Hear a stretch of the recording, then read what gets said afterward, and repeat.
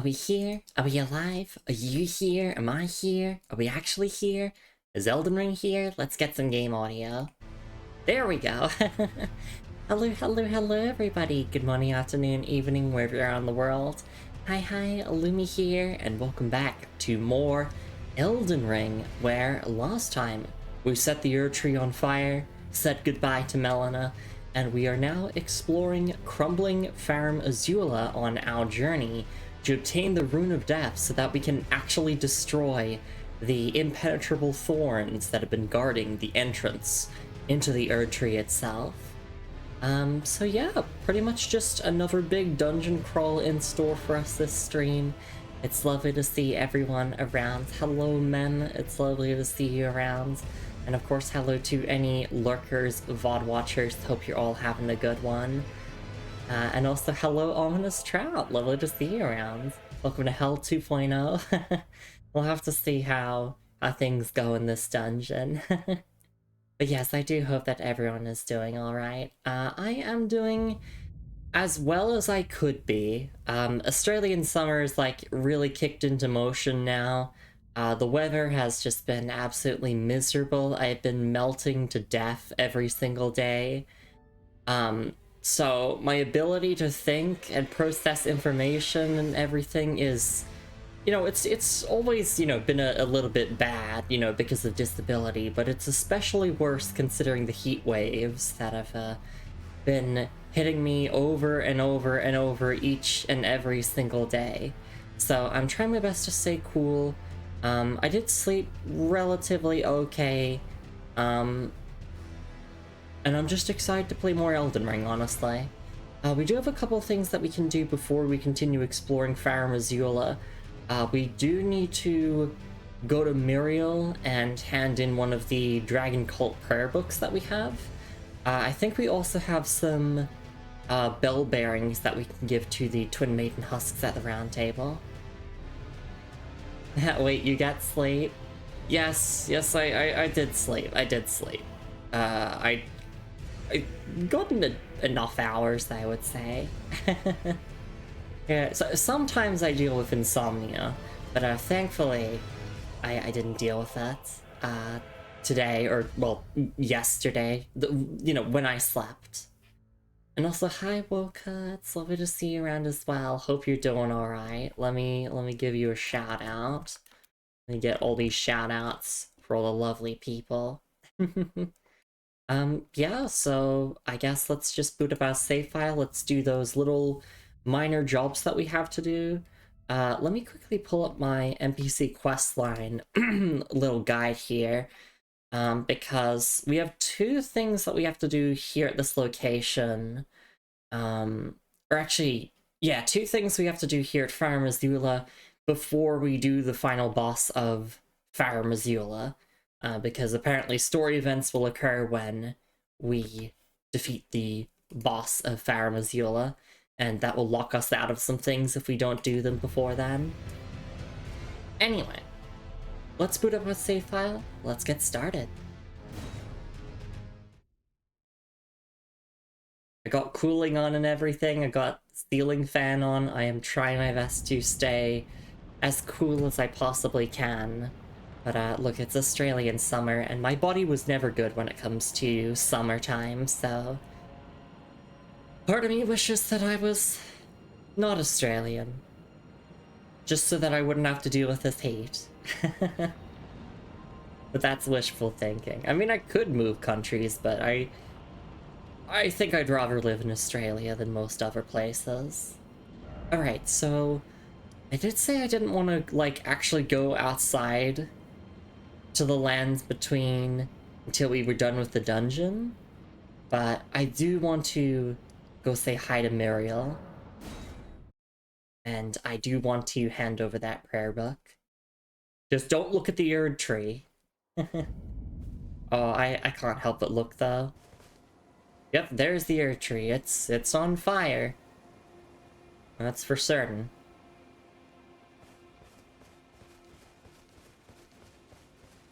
Alright, before we hand over the prayer book, I just want to quickly read its item description again. Which should be here. Ancient Dragon Prayer Book. Prayer Book of the capital's ancient dragon cult. A lost tome that never reached the lands between. Contains red lightning incantations. Can be given to a learned cleric to gain access to the following incantations: Ancient Dragon's Lightning Spear and Ancient Dragon's Lightning Strike. Alright. Greetings. Do you need anything? Yes, give a prayer book, this one. Oh, what have we here? Very well, let us both learn together. Heresy is not native to the world. It is but a contrivance. All things can be conjoined. Alright, so let's see. We have 2 new incantations to grab here. Oh, we're 1 point away from using Ancient Dragon's Lightning Spear. Let's take a look at this. Ancient Dragon's Lightning Spear. A secret incantation of the capital's ancient dragon cult. Creates a spear of red lightning and stabs it into the ground from above. On impact, the spear will burst into trails of lightning covering the area. Spoken of in legend, red lightning is the weapon wielded by the ancient dragons. And Ancient Dragon's Lightning Strike. A secret incantation of the capital's ancient dragon cult. Summons a red bolt of lightning that scatters and spreads around the surrounding area. Charging enhances the range of the lightning bolt. Spoken of in legend, red lightning is the weapon wielded by the ancient dragons. So hi, Violet. Yeah, this is Dog. We're talking to Dog.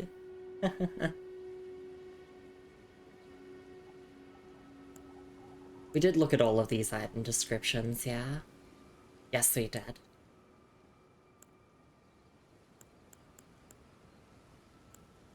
But just looking at Radigan's Rings of Light again. One of the incantations of the Golden Order Fundamentalists. A gift of gratitude to the young Mikola from his father, Radigan. Produces a golden ring of light and fires it across a wide area. Charging enhances range. And yet the young Mikola abandoned fundamentalism, for it could do nothing to treat Melania's accursed rot. This was the beginning of unalloyed gold.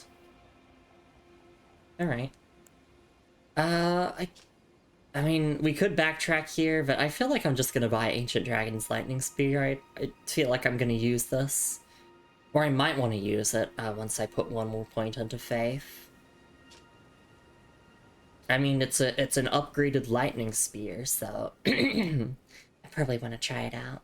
Yeah, sorry, I gotta clear my throat. Blah. I did drink some water before, like, starting the stream, but I'm gonna have to drink lots of water throughout the stream, just to make sure I'm taking care of my throat and also so I'm not dying from the heat. Alright, yeah, let's get this.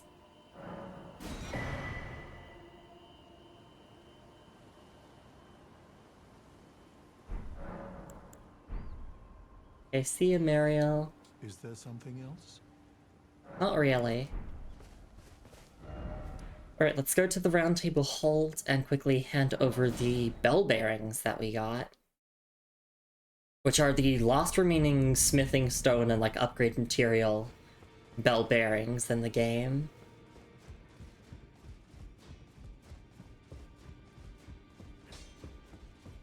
Oh wait, oh my gosh, I keep going the wrong way. I always keep going to the room where the assassinated D. It's this way.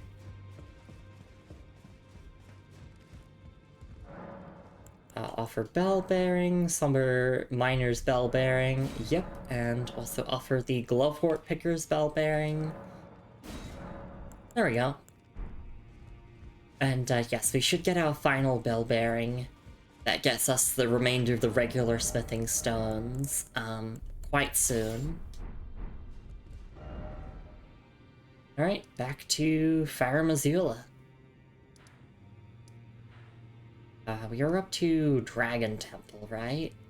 Yeah.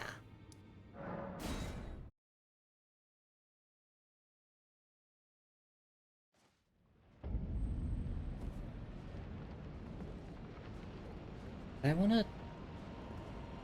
I didn't go down there, did I? Yeah, there's items and stuff. I definitely want to check all of those out. Hey Talv, it's lovely to see you around. Hope you're doing alright. We're just getting started here with some more dungeon exploration.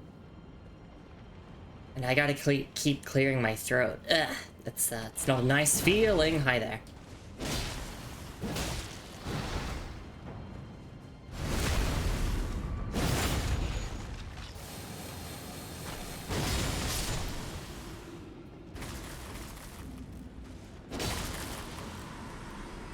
Right there with you.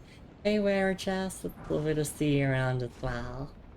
Dunk season, it sure is. Gonna get your shout out as well. Hope you're doing alright, it's lovely to see everyone around. There we go. Alright. Yeah, my throat is not feeling the best, and also it's summertime, so feeling quite miserable with the heat as well. But I'm just happy to be here. I'm happy to be playing more Elden Ring. Be wary of right. Be wary of right. Yep.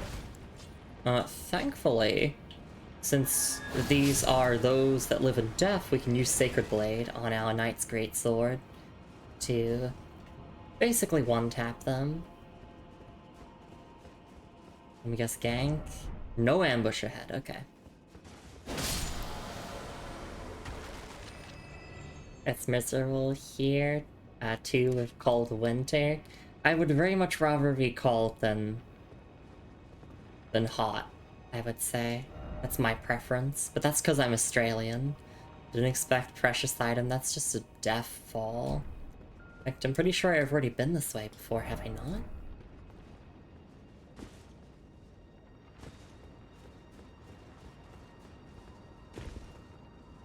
It doesn't hurt to retrace my steps here and there. Seek revenge. Oh yeah, I've definitely been up this way, I think. Because this is where one of the archers were, right?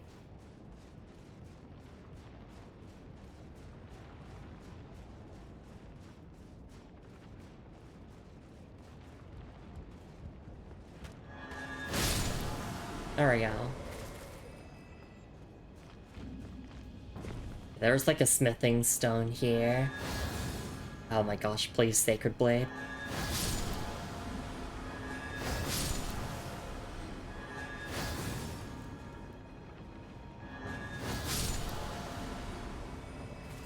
Yeah, we already got everything here. Intel says, bought 2 of the Guild Wars 2 expansions. Hope they are more fun for me, or hope they are more fun for you. Yeah, I hope so as well. Violet says, usually me too, but I got splash zoned by an incoming truck driver, and it was windy as well. Oh, I see. Yeah, that's not nice at all. Obviously, they didn't do that on purpose. Still not nice to have to experience that. Oh wait, oh, I can't jump up that way. Okay. Yeah, I don't mind retracing my steps a little bit. Also, I did do my research, so there are a couple of ancient dragons here that you can find throughout this dungeon. They don't respawn when you kill them, and one of them does drop a somber ancient dragon smithing stone if you kill them. But I can't be bothered.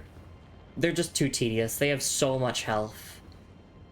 And it feels like the best way to kill them is just to use bleed. But my arcane stat is non-existent, so I'm not bleeding anything to death.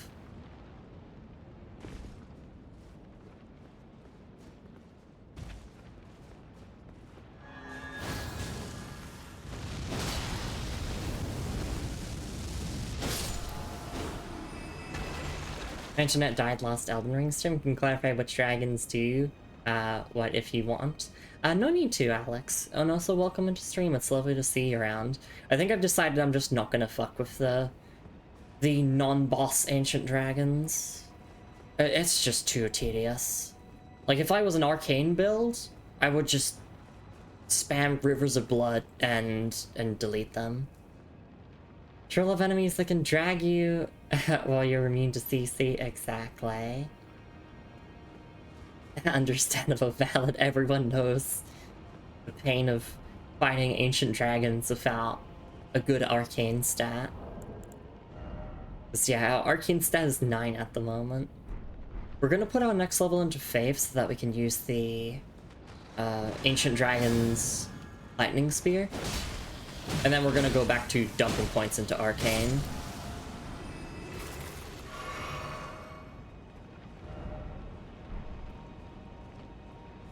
Yeah, just retracing my steps here. We already dropped down there. We did the exploration there.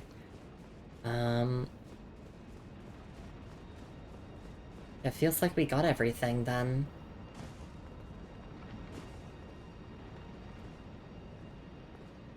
Alright. Well, let's just continue ahead then.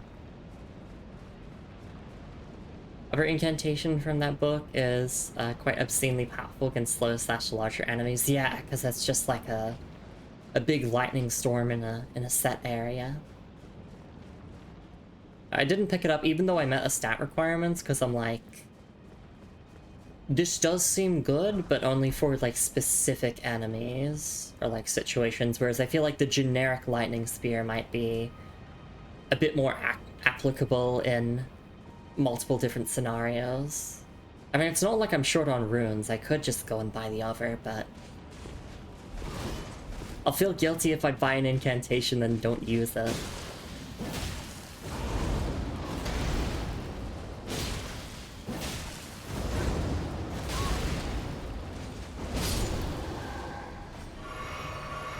That was funny, I hit that Banished Knight out of the air, or as they were trying to go into the air.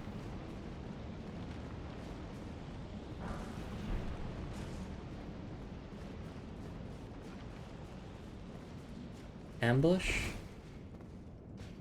Oh yeah, hi there.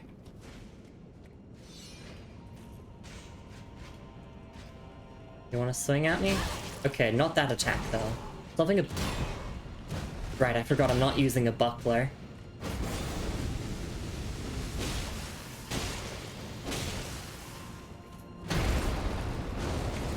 I'll just go for the standard backstab kill then.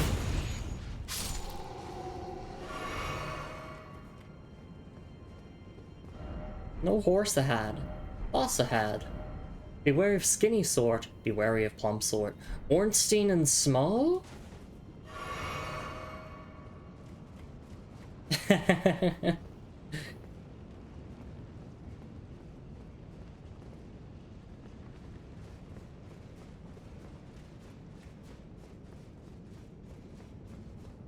I can just jump down there if I want to.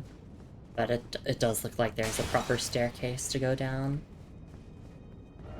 First off left, and then seek ahead. Okay.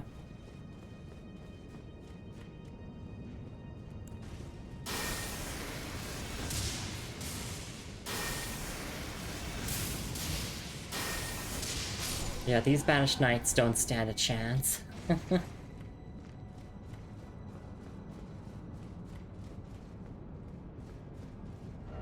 No horse ahead. Damn. They keep getting my hopes up. What if there is horse ahead? Lord ahead? Yeah, the dual-wielding Banished Knights tend to be the scariest ones for, like, the average player. But, they're very much backstab food. If you know what you're doing. Except the game didn't give me my backstab there, but that's fine.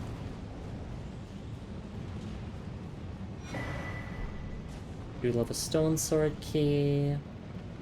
Time for ranged battle. Why is it always weak foe? Because I'm over leveled.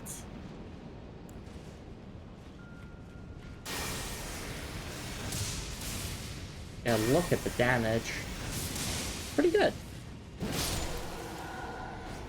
I might be able to unequip the Prince of Death's talisman now that we're not dealing with Death Blight.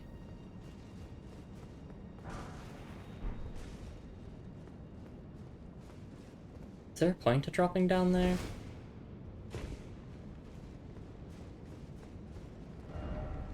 Okay, yeah, we'll just pick up the item here.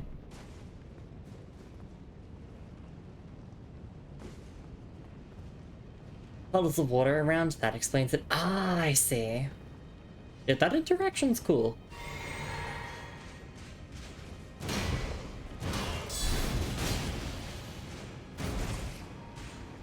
Oh no.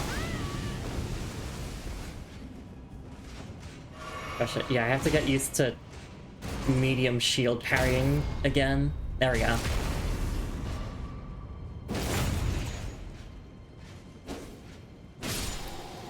Oh, nice. What drop do we get? Yeah, we get the altered bit there, and also the Banished Knight shield. Nice. Banished Knight armor altered. Thick, full set of armor covering the entire body. This armor was worn by knights who, whether by misfortune or misdeed, were forced to abandon their homes. These fierce warriors were each and all accomplished. Perhaps that is why, despite their territorial losses, they were still named knights. Alright, and then we already read the description of Ancient Dragon's Lightning Spear. Yeah, we're one faith away from being able to use that. Hey, sharks! Have a lovely lurk. Thank you so much for stopping by. Oh, so this armor's cool. Like, if I wasn't using the Crucible Knight armor, I'd say my second go-to would be, like, the Banished Knight armor set. Because I'm an edgelord. That's why. Using the Fallen Knight armor set in Dark Souls 3 and all. Despite the fact that canonically the Fallen Knights wet their pants.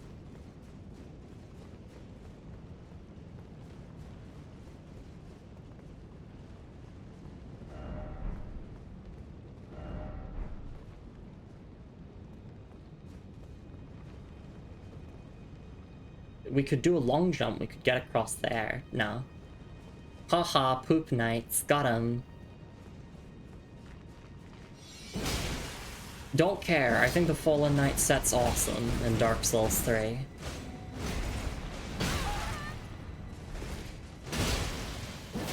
Yeah, I like edgy looking stuff, what about it? I'm dead here.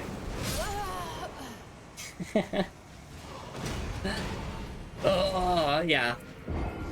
Those storm-infused attacks are a bitch if you're too close to them.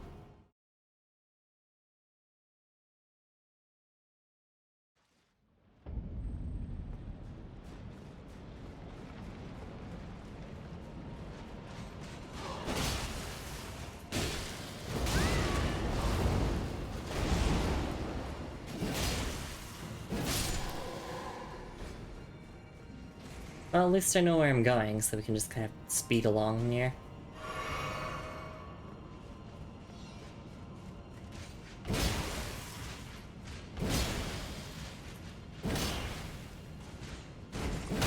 Elden Ring combat is so sophisticated.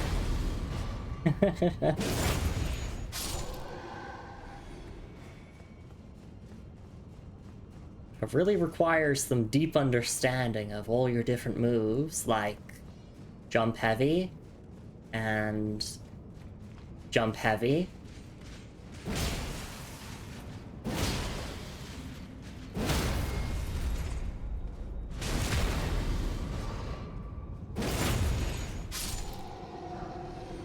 Oh my gosh, I got the same armor piece. What are the odds?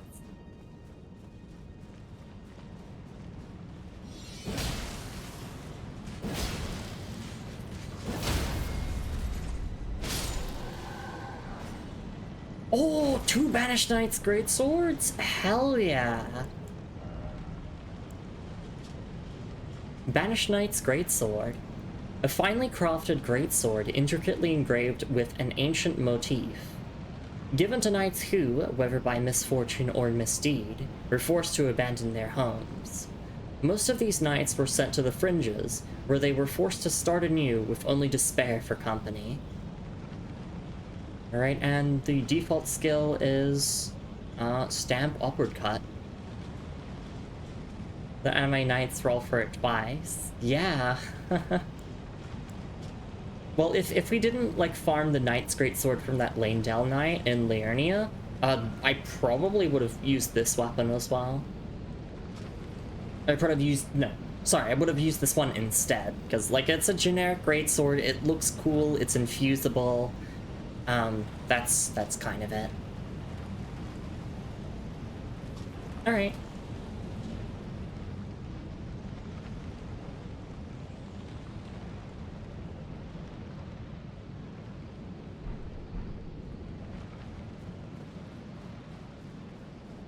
Now, I can be a banished knight.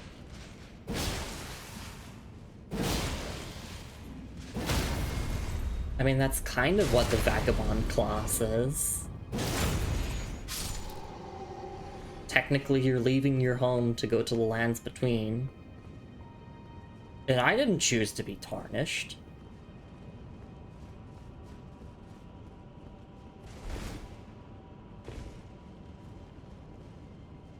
Banished Knight Greatsword infused with Sacred Blade is just a better inseparable sword, in my opinion. I don't have an opinion on the inseparable sword, but Sacred Blade is peak. That is for certain. It is such a good skill.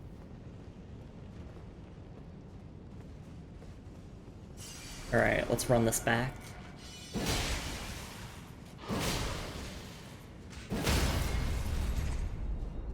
See, I was trying to fight in a smart way before, and that's the problem. Sometimes the solution is just 3 jump attacks.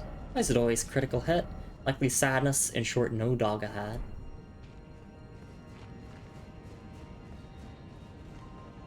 And also, yeah, the Banished Knights do use the...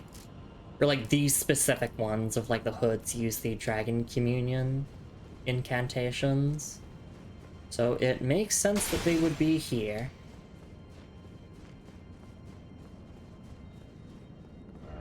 Dog. Likely beast. Mist or beast. Oh my goodness. Yeah, that's a joke that started with Shadow of the Earth Tree. Be wary of secret pickle. Enemy and then enemy. Also had. Recusant Bernal. Yeah, so my guide here says that you have to summon Bernal for this boss fight, but that's not true. None of the bosses in the base game require you to summon for quest lines. In fact, the game treats it as if you summon the NPC, even if you didn't. Yes. I think the only time where summoning an NPC for a boss fight actually counts is in the DLC, and technically it's still optional then, because I've done a bit of spoiler-free research on DLC questlines. Basically, the questlines have, like, multiple different paths that you can take with them. So technically, you don't have to summon NPCs for certain boss fights in the DLC, it's just... it depends on what path you want to do with that character. Airhead and then summoning ahead? Okay. I just want to see what, like, the standard way ahead is. Oh, I see. So yeah, we went this way, we got all that loot, and then we're here.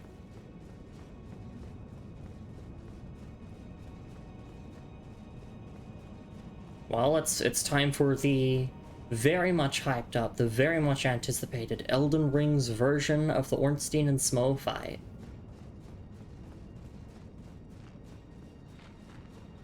Well, I know it's both of the Godskins. It's kind of impossible to dodge that spoiler. It is the Godskin duo. You know, the slow but big one and the fast but tiny one. Or in Elden Ring's case, the big but fast one and the small but fast one. They're both fast. I don't know how to get over to there.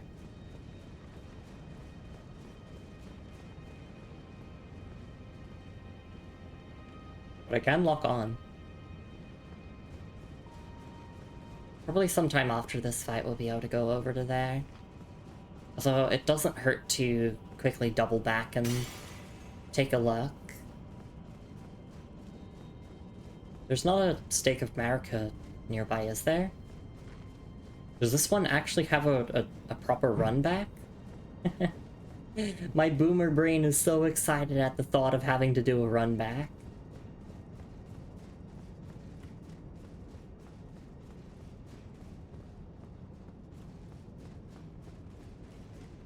I'm wondering if, like... I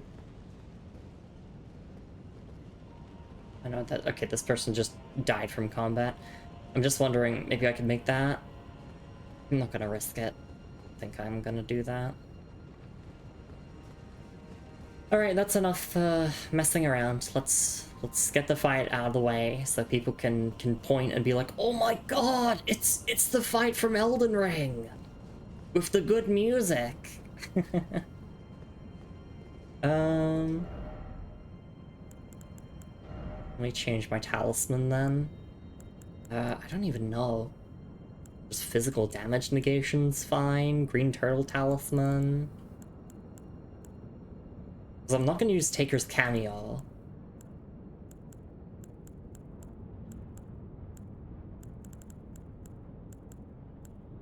I'll just use... No, I'm indecisive. Erdtree's favor? It's not really much. Although Rodden Winged Sword Insignia could be nice. Let's just play it safe and go with, like, some damage negation. So we'll just go with the Dragon Crest Great Shield. Alright. Let's do this.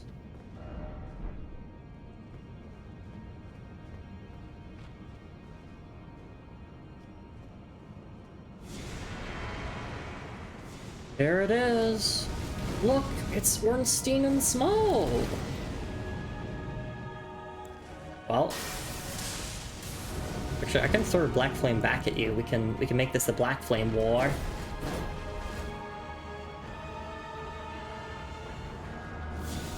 I do think it is pretty cool that you get to fight them individually and then together. And if you've been skipping most of the content in the game, then this will be like the first time you fight both of them, I think.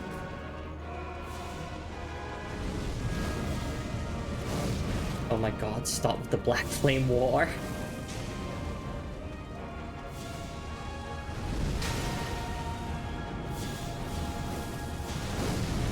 Oh my god.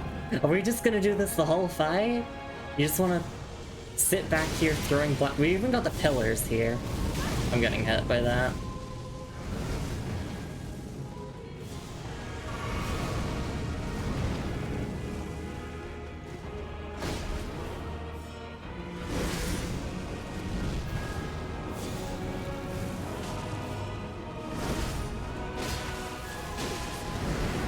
Okay, that one's going into phase 2.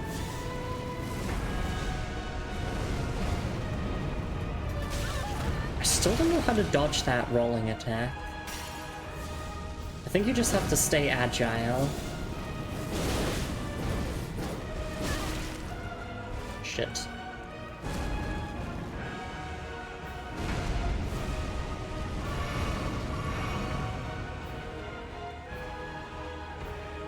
Hey Creeper Kev, it's nice to see you around. I've done this fight countless times before. It's called Ornstein and Smo. Except this one seems easier? Because the Apostle isn't, like, rushing me down, per se. It's actually the Noble that's on the offense, really. Yeah, I also do have the Night Rain experience. Yeah, they do have the duo in Night Rain.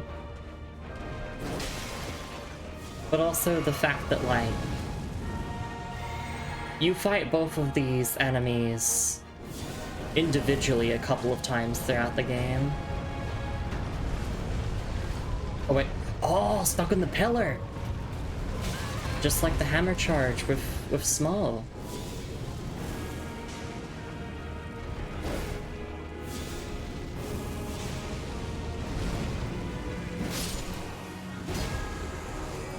So, do you become, like, powered up now or something? Or is that it? Okay.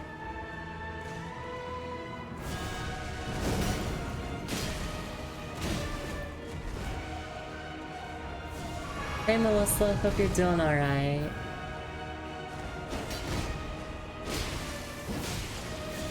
Oh, oh, that's new. Oh, I see, they resummon. And there we go, there's the phase 2 music. It's not ODS, it's 4 kings, fuck me.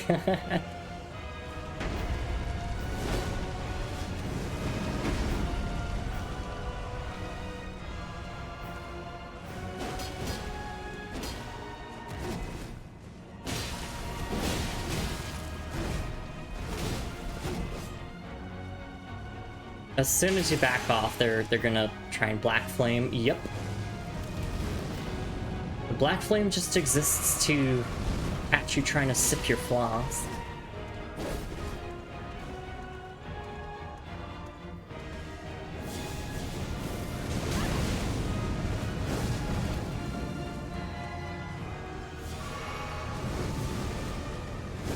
And normally I do these duo fights without lock on, but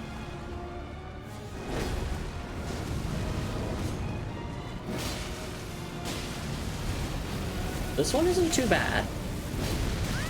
Damn, I need to get away from that.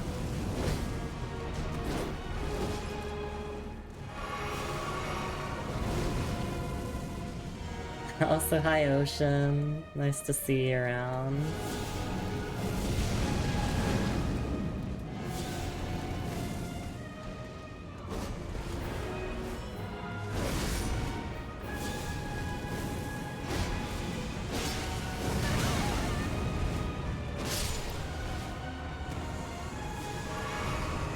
Alright, there we go. I'm out of flasks now, aside from my wondrous physic.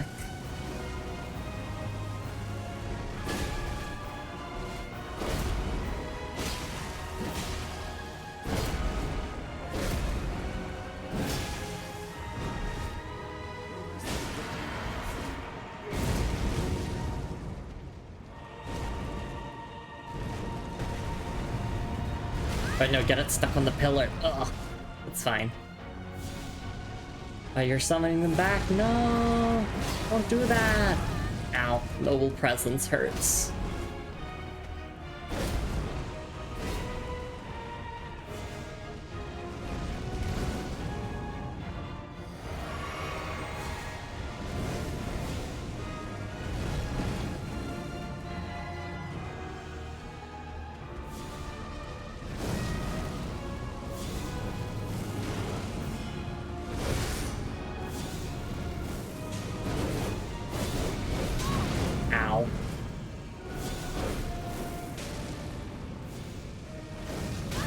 Oh, I'm dead. Yeah, got comboed. Oh, very, very good for a first try, though.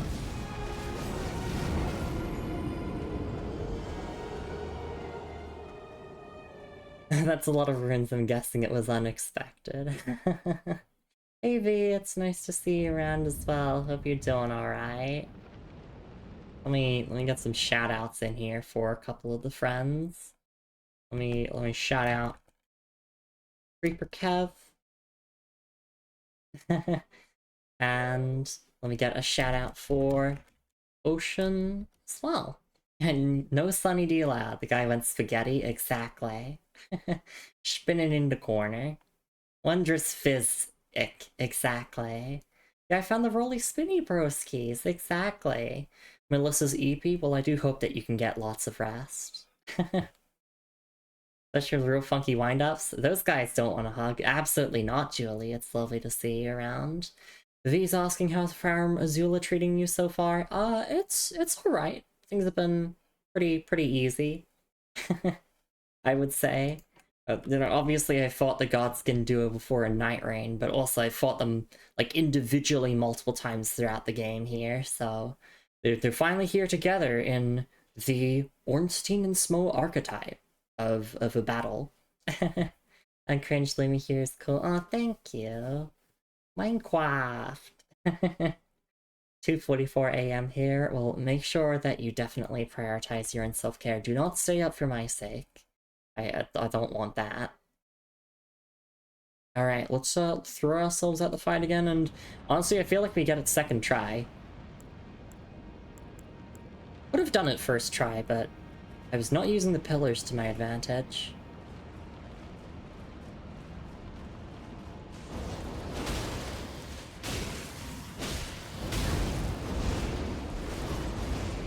Thank you for the self-care reminder.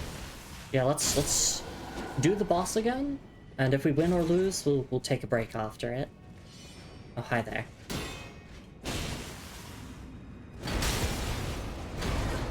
Right, those storm attacks are so annoying because they're basically get the fuck away from me moves.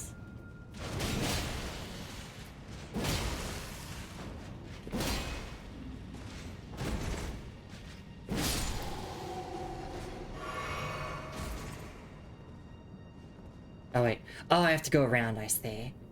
Love a door you can go to that has a grace that's 10 times closer to. Oh, okay. I can't believe I missed that then.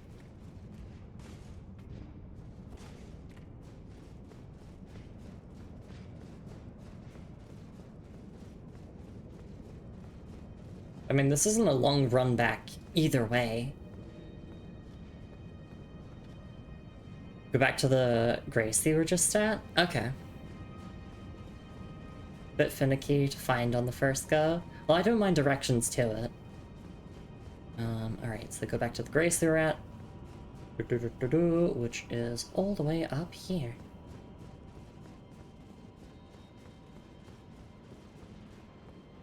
Right, we did explore the path down that way. But you were excited to have an extra run back, so I didn't say anything. Yeah, it's true, it's true. I've gone to the stairs and carefully climbed down. Oh, there? Oh, right, yes. Right, because I explored up this way, but I didn't go down this way. And I was wondering how to get down to here at a later point. God, yeah, Elden Ring is dedicated to not giving the player any runbacks. I miss my runbacks.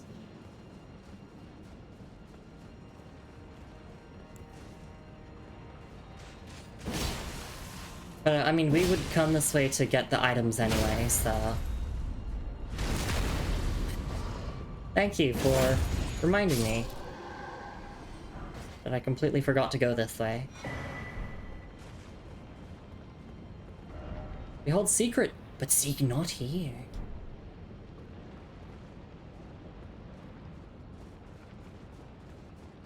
Follow path, and there's the grace. Thank you.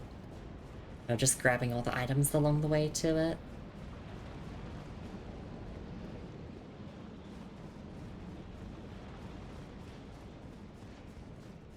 Here another Banished Knight. Hi there. Boop.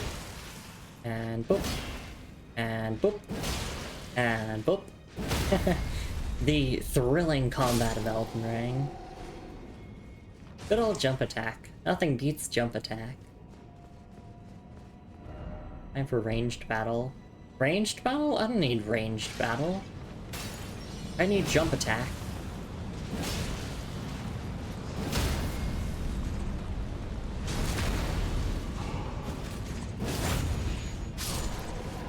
And for you, you can have a backstab. And a pancake.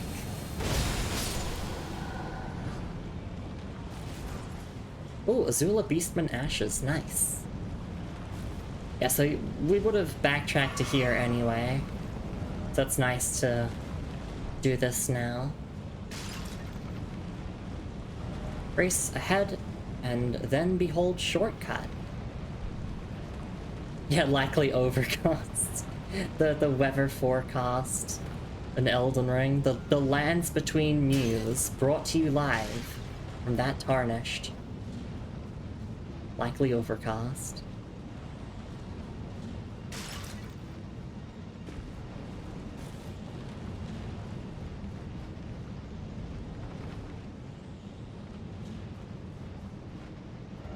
Ah, dragon. Oh my gosh, I could drop down there! No.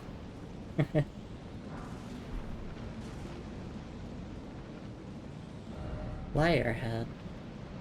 It seems like there's nothing else here other than just that smithing stone, which is appreciated. Mist or beast ahead. Okay.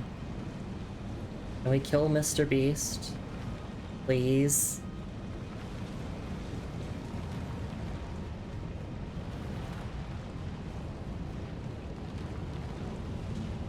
For legal reasons, that's a joke.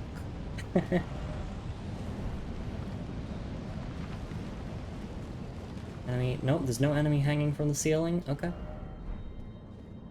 Enemy ahead. Plump sort of head and then skinny sort of head. Okay. Why is it always head? Why is everything always ahead? Like, why aren't there things behind us? Or around us? Alright, let's take a look at the Spirit Ashes, since we can get some more lore on the Beastmen of Farum Azula, and then let's get our run back. Azula Beastman Ashes. Ashen remains in which spirits yet dwell, used to summon the spirits of 2 Azula Beastmen. Spirits of Beastmen from doomed Farum Azula, the slowly crumbling ruins in the skies. These ruins are said to be the remains of a giant mausoleum enshrining an ancient dragon, guarded by chosen beastmen who wield weapons clad in lightning. Okay. So, wonder if we're gonna fight the Dragon Lord. Because I think the smithing stone, like the max smithing stone, talks about like the Dragon Lord or whatever, unless I'm misremembering. But I mean, that's the game setting up a potential boss, so I'm keeping my eyes peeled for it. Alright.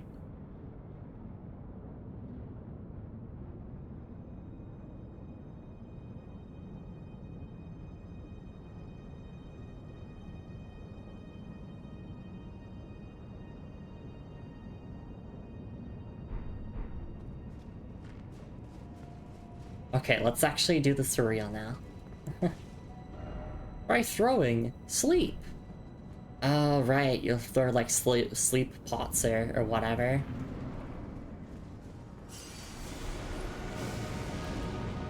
But, this isn't my first time doing a gank fight like this.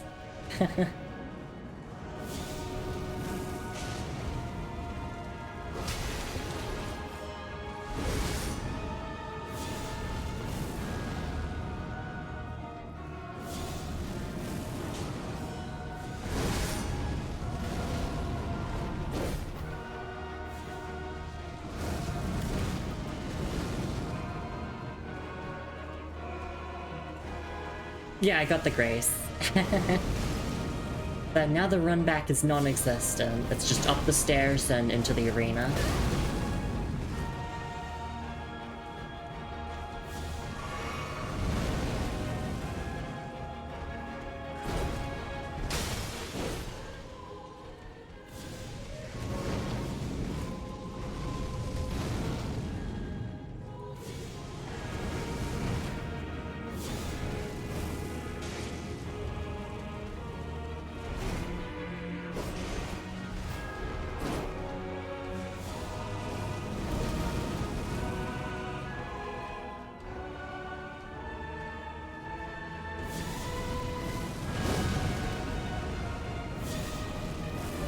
I like that this fight is basically just turned into a war of black flame. Yeah, that's hitting me.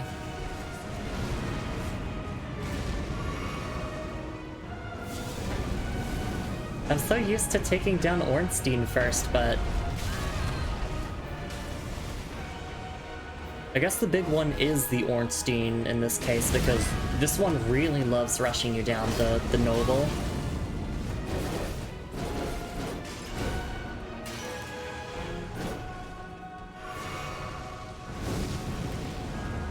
It's the weapon of the enemy, and we will use it against them, exactly.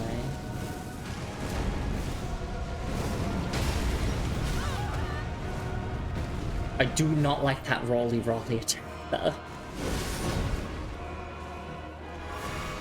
Painstein and smoke. Exactly.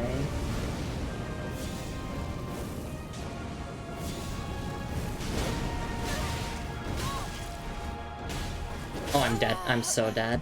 Ugh. It's always the curse of the first attempt. The first attempt is always, like, the best one.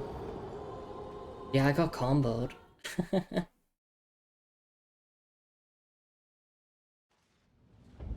Thank you for the 25 stream streak as well, Melissa. Do appreciate it. Alright, let's do one more try and then we'll take that stretch and hydrate break.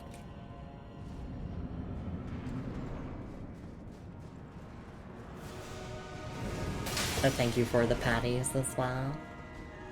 I just gotta find my runes. Since I didn't actually notice until V pointed it out, but we do actually have a decent amount of runes on us.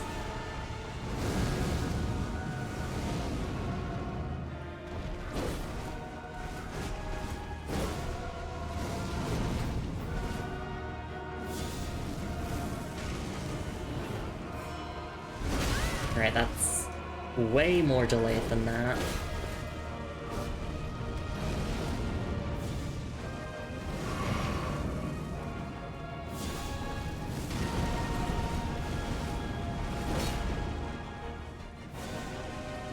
If I had that many on me, I'd quit out with no shame.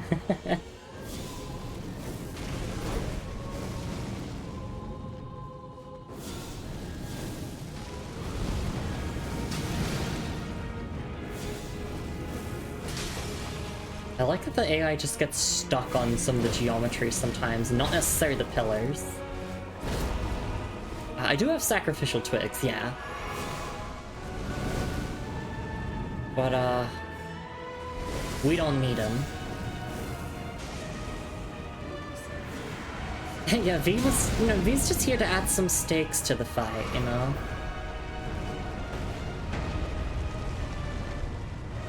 Now you'd win, exactly. Aside from this fucking attack. I had them stuck on the pillar, which is good. And then, of course, Noble Presence. Oh my god.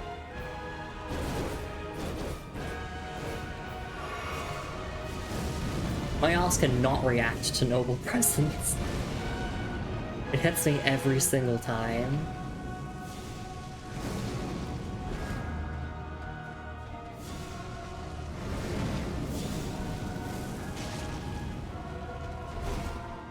Welcome to Black Flame Wars.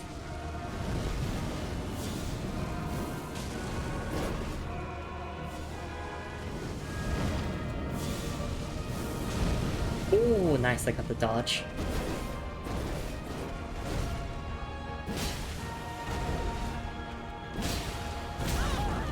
Thankfully that doesn't do damage, but this does. We're just gonna Unga Bunga. Please. I can't see. There we go. Oh my gosh, they stuck me in the corner. I could not move out of there for a moment. I'm getting hit. Yep. Get behind the pillar. Alright.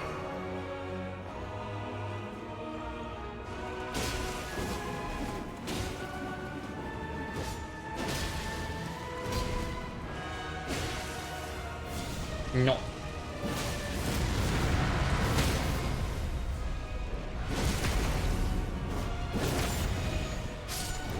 There we go.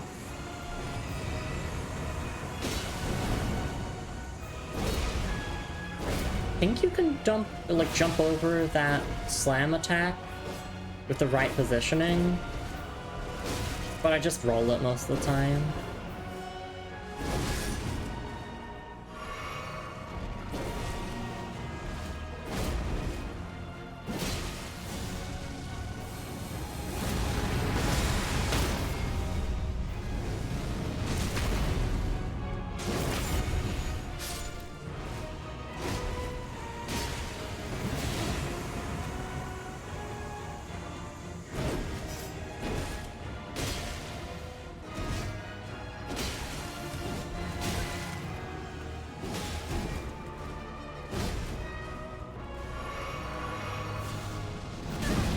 No, I didn't get my roll out.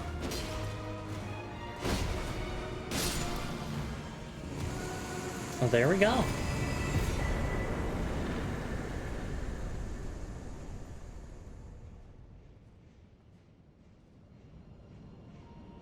No cutscene or anything? Alright.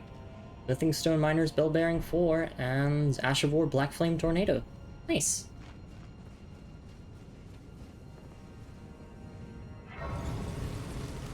Want a funny haha fact about this boss?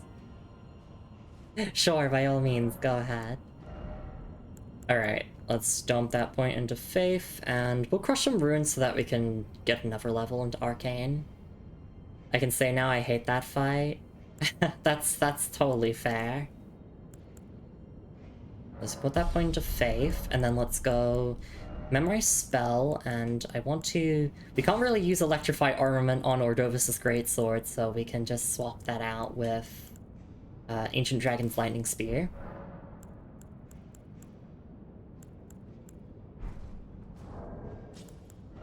Alright, and then... let's just crush some runes. How many do I need for my next level? Okay, just doing the rough numbers in my head, so like... 20,000? No, like 40,000, more like, just for safety. So just 2 of these will do.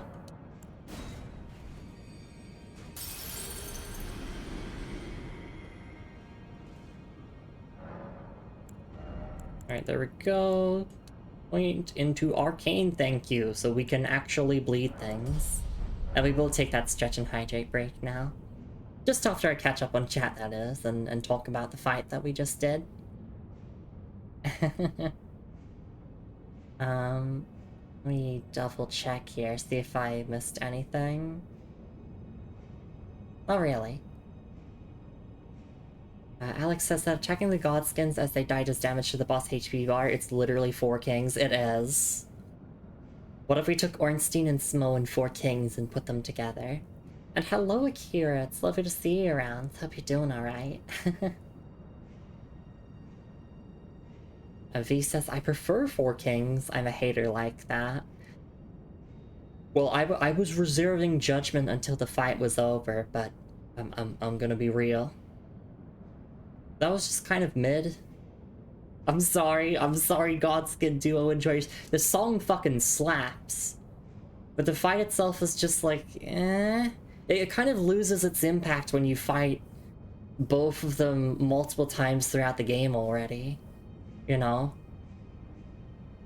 The chorus is a banger, exactly. I feel like this is the hype moments in Aura fight, where it's like, yeah, it's cool, but it's also, like, kind of flat and boring. This is like Weenie Hut Jr., Ornstein, and Smo. This is like, we have Ornstein and Smo at home. This is worse than anything in Dark Souls 2, an SL1 runner doing this encounter. Because I cannot say that word for the next 5 minutes. Thank you, Ominous Chat, for the redeem. Well, I'm about to take a stretch and hydrate break, so how about we resume that 5 minutes when I come back from the break, just so it's not like I'm cheating or cheating the system by taking a break now. Yeah, I don't know. Okay, I'm not gonna call out anyone by name. I'm not calling out anyone by name. But I have a friend who said they think that the Godskin Duo is a better encounter than Ornstein and Smo, and that they find Ornstein and Smo disappointing. And I'm sorry, it's okay to be wrong sometimes. It's okay to be wrong sometimes. Ornstein and Smo, you know, even if you hate their encounter design, it's still way more unique than this ever was. You know, at least there's like a completely unique second phase based on how you do the fight. And they both don't just hang back and shoot fireballs at you the whole time. V says, I think the fight is mid and bad design. How does killing both of them fast enough? They don't resurrect not enough for the boss to die. Yeah, exactly, that is true. The name say the name, I can be trusted. No, I'm just gonna say, if that person is, like, theoretically watching the stream or the VOD, I'm calling you out. Shit opinion. shit opinion. This is Weenie Hut Jr., Ornstein, and Small. Literally the only reason why a lot of people would like this fight is either A, they haven't encountered either of the two of the Godskins before, or B, the music. And that's it. It's one of those two. Because other than that, it's just kind of a generic fight. But apparently that was worth a Steam achievement. So, I don't know, maybe From Software expected this to be the magnum opus of... I nearly said the word, I didn't say it. The magnum opus of fight design. Everyone's a unique individual, everyone has their own opinion. Some people are just really fucking wrong. No hate if you like this fight. If you like this fight, I can see why. It's just like, as someone who played the Dark Souls trilogy before then, I feel like From Software have done better. I feel like From Software have done better duo fights before. I was really expecting, like, to defeat one of them, and then, like, the other one would go into, like, a completely unique, like, third phase or something. And then it just didn't happen. It's just like, oh, I'm just gonna respawn the other one. It's like, okay. So what you're saying is that when you go to respawn the other one, I can just do a full charge Ordovis's Vortex and kill the summoner. Yeah, it, like, I don't know. I've never liked Four Kings, you know, being a stupid DPS fight or DPS check fight. This is just kind of disappointing. Killer music. I love the Godskin designs. I love the lore of the Godskins, but yeah, this just feels not as hype as I was expecting it to be based on how certain people talked about this fight. And hey Looney, it's lovely to see you around. V says he gave me an idea. What if you gave this music to Ornstein and Small? Oh, that would be absolute cinema. Without a doubt. And the jerk, I respect it if someone likes it. I don't like it, but that's just me. Mem says you have to wait for next week for that. Everdark Godskin Duo is not out yet. So true, so true. I did do the Everdark Balancers yesterday off stream. Good fight. Good fight. A lot better than this. I'm sorry for the slander. I'm sorry for the slander. Alright, I'm gonna go for that stretch and hydrate break now. And when we come back from the break, we will continue exploring Crumbling Farum Azula. And I believe we have an encounter with Pot Friend coming soon, because my notes here do mention find Alexander by using a stone sword key just past the Dragon Temple Altar Grace. So that'll be very, very exciting. The next, yeah, next word ban next word I'm gonna ban will be fight. And then I'll just go back to saying what was banned currently. Alright, alright. Yes, I will be right back in a couple minutes. Please take care of yourselves, everyone. I will read the item descriptions of the stuff that we got once we come back from the break, and we will continue exploring. So I will see you all then. Take care, everyone.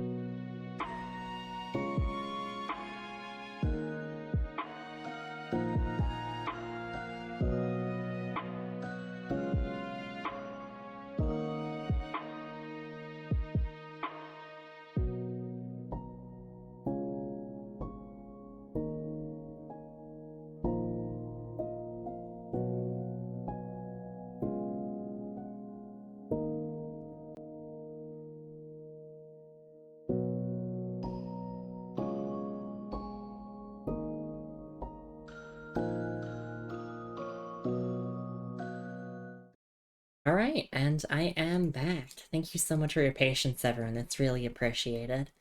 I will still honor the word ban for, like, the next few minutes.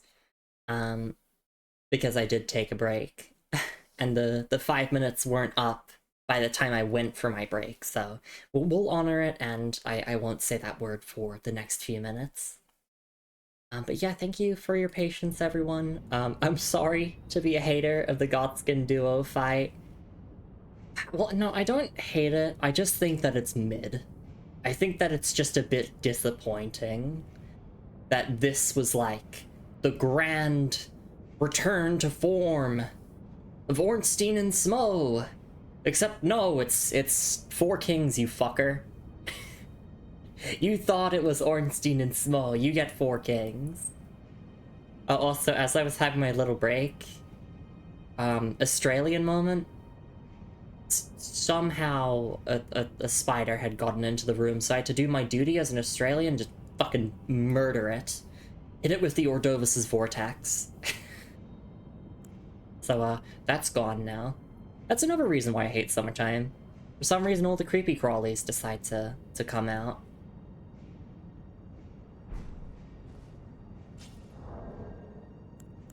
Alright. Let's look at our item descriptions. Starting with Ash of War Black Flame Tornado. This Ash of War grants an armament the Flame Art affinity and the following skill. Black Flame Tornado. Spin armament overhead and then plunge it into the ground to summon a raging vortex of black flames. Pull to create an initial flame tornado while spinning the armament. Usable on polearms and twin blades. And Smithing Stone Miner's Bell Bearing 4. The bell bearing of a miner who once dug for smithing stone. Offer to the Twin Maiden husks at the Round Table Hall to gain access to the following items. Smithing Stone 7, 8, and Ruin Fragment. Okay, so they don't let you buy ancient ones. This is the Ash of War I used against Melania in my first time. Oh, because, yeah, I could imagine it would just stagger her a whole bunch since it's, like, multi-hit. And also Black Flame good. The Godskins are awesome. I do like the lore of the Godskins and the Glowmite Queen and all that. Poor spider, emboldened by the land of Australia. Someone had to extinguish its flame. Let it be Lumi, the last of knights. I love Margot. Margot's definitely one of my favorite demigods, if not my favorite demigod in Elden Ring period. I mean, it's like Ronnie and Morgott for me, those two. I think those are my favorite demigods in the game. Just like, firstly, Margot's fight is awesome. His voice is awesome, his design is awesome, his lore is awesome, and then of course when it comes to Ronnie, her questline's awesome, her voice is awesome, her design is awesome. You know, like personality, all of that stuff, it's all great. Yeah, let's go and upgrade our Nagakiba now. We can actually get that to plus 25. And thank you for the welcome back, Lumi. Alright.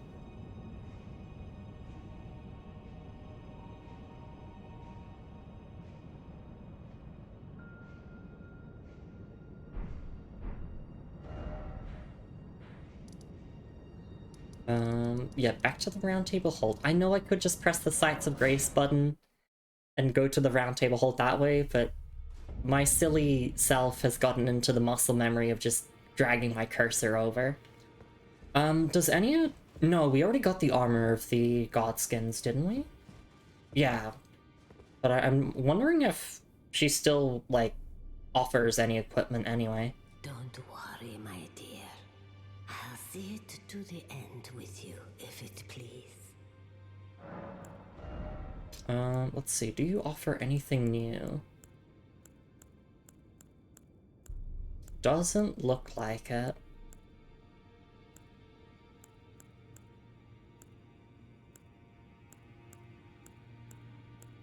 Alright.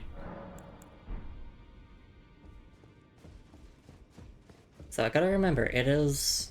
like, go towards Gideon. That is the direction of the Twin Maiden Husks. Because I always end up going in the direction of Hugh and Roderica. And thank you for the patties. Alright, so we only needed 8 Smithing Stone 8s for our last upgrade. Right? We have 5 of them at the moment. Okay. Oh my gosh, finally, a use for my consumable runes! I've been waiting for this! I can actually use... Oh wait, let me just use all of these ones, the golden rune ones.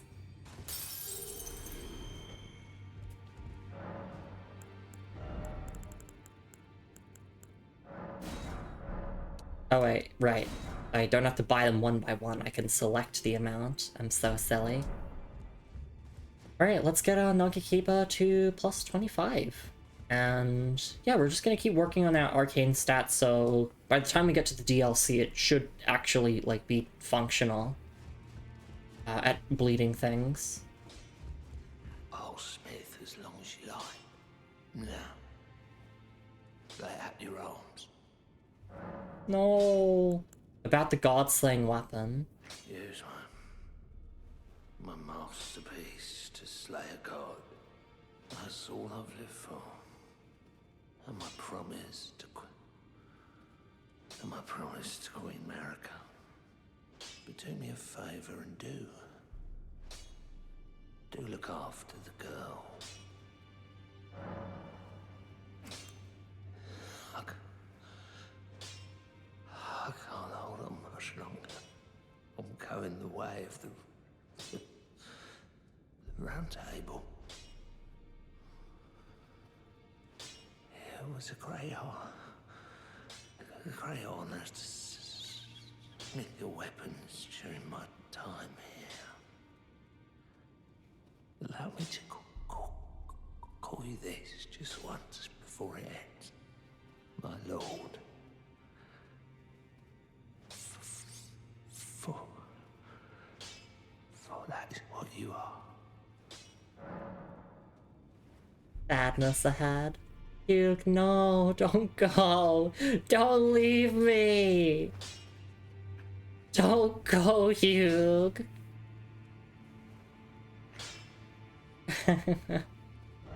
That's dab emo. Alright. There we go. That's our Nagakiba fully upgraded. You did it, Hugh. You smithed not only one weapon capable of slaying a god, but 3. Actually, no, but 4, if you count my seal. My sacred seal as one. Can you take that great sword off of me? And can you take that off of me as well? I'll smith as long as you like. Now, lay out your arms. I like that the tarnished like keeps following his movements with smithing. I'll smith as long as you like. Now, lay out your arms. I'll smith now. Alright, that's everything. I want to talk to Roderica again. Maybe she has something new, but I highly doubt it. Well, check in with Gideon as well, because, like, if Hugh had something new, then maybe Gideon might? I don't know. I see. You're here for some spirit tuning. Okay.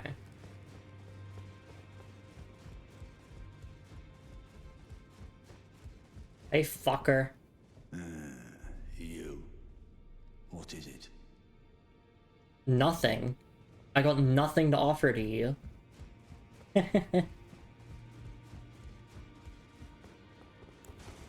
Alright, back to Farum, Azula, where, yes, we will, finish Alexander's questline now, I believe. So, Dragon Temple Altar. It's just the path that we take the Stone Sword Key with.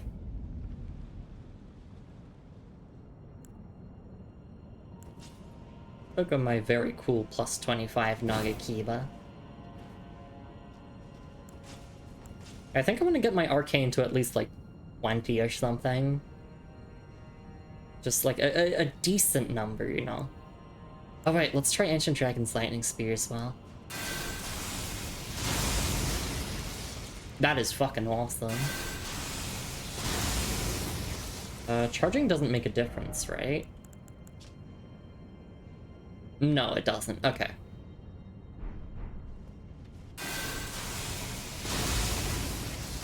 That is very, very cool.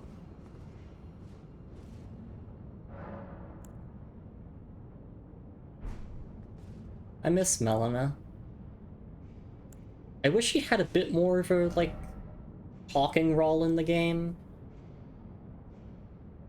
I mean, she has a decent amount of dialogue, especially, like, we did go out of our way to get all of her dialogue before, you know, she sacrificed herself.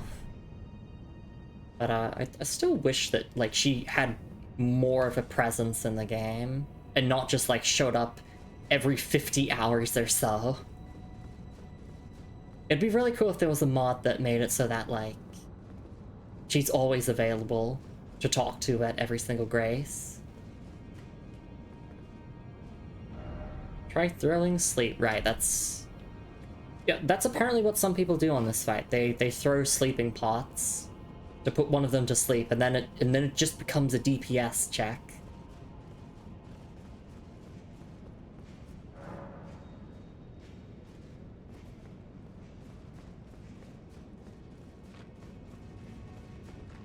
She still has by far the most agency in any level up lady in the series. Oh, absolutely, yeah.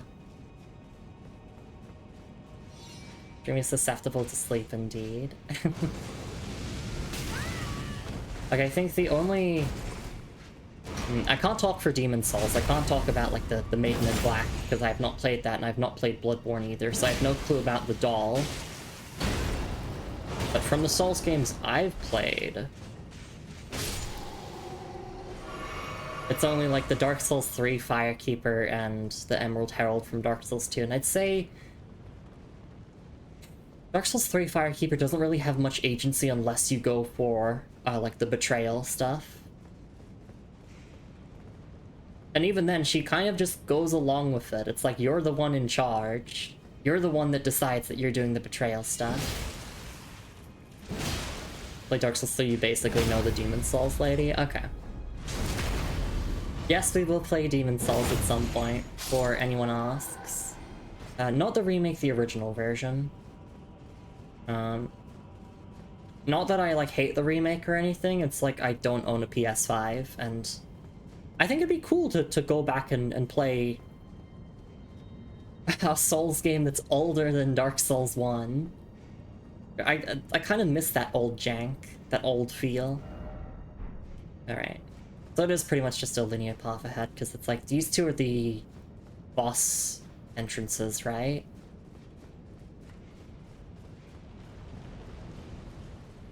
Or, you know, this leads to a new section. Yeah, this is new. I mean, I should have been able to tell it's new because I could activate that there. The whole gorgeous view. Yeah.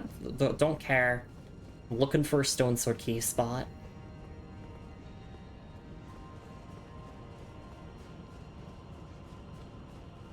But I'm guessing it'll be along the main path a little bit, rather than anywhere in here.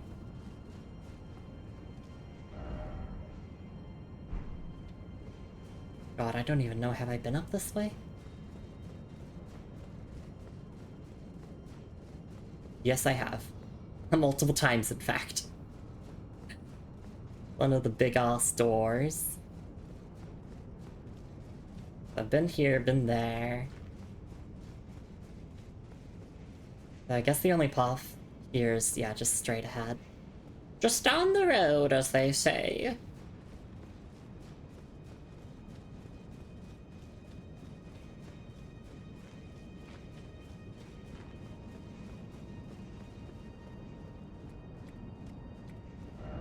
Oh my god, yeah, I keep going this way. Okay, yeah, so let's go to the path ahead and continue on.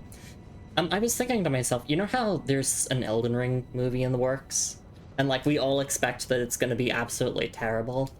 I was thinking that the movie would be a great opportunity to give Melina more of a speaking role, because she could basically serve, like, both her and Gideon could serve as lore dump characters in the movie. You know, because obviously you can't read item descriptions. The Tarnished can't canonically read item descriptions. So it'd be cool if in the movie, like, Melina would, like, see an item that the Tarnished has picked up and be like, oh, you know, this is this and this, I feel the vestiges of this on it. And I think that'd be cool. It's like a way of delivering the lore. That is if the movie is trying to be a one-to-one adaptation of the game. It's either going to be that, or it's going to be its own separate story. Either within, like, the canonical timeline, like it might be a movie about the Shattering, or it'll just be something completely original that just happens to have the name Elden Ring slapped on top of it, which I fear that is what we're getting with the movie. It's gonna just be a generic fantasy movie that has fucking nothing to do with Elden Ring. And they'll, like, throw out the term grace and tarnished to trick you into thinking that they did their lore homework. And it'll be miserable. But yeah, I was thinking if, like, you were doing a one-to-one adaptation, I think giving Melina more of, like, a speaking role and maybe having her, like, actively travel with the Tarnished would be good, because then you can really focus on her character development and her interactions with the Tarnished.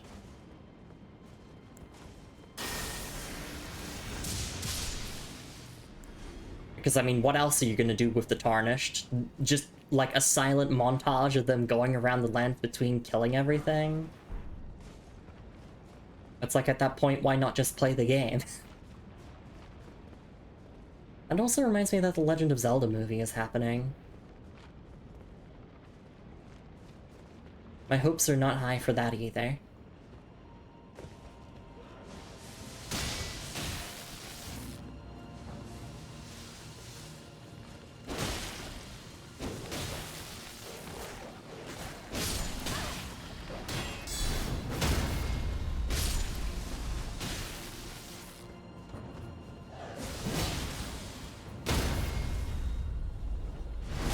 Tag voiceover, the movie opening. My name is Isht. Tarn Isht. Oh god. Also, my hope is that it's animated and not live action, but like, it's gonna be live action with shitty green screening. I'm fucking terrified what Godric would look like with CGI. My fingers. Oh, let's get it. It's a butthole joke. Never heard before.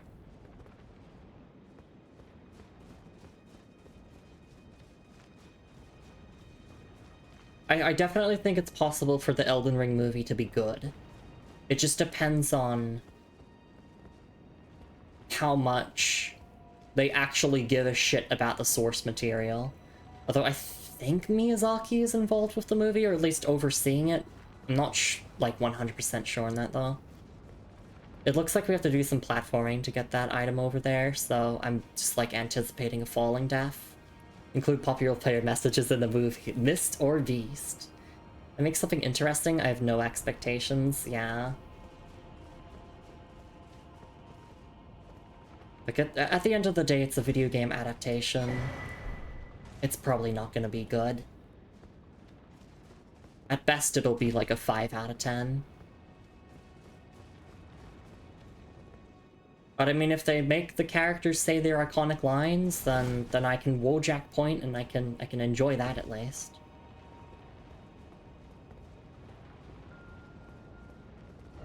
Visions of Death. Yeah. We're here to get the Rune of Death if that Tarnished remembers. I want to try this on you. Not bad damage. Beastman's Cleaver? Hell yeah.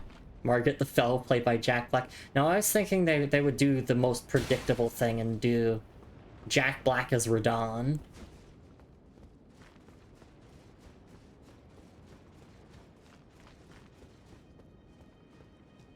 Like, it's such an obvious pick.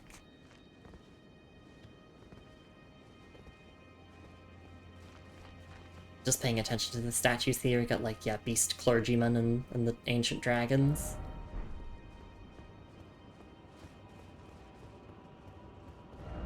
Lightning ahead. Pincer attack ahead, okay.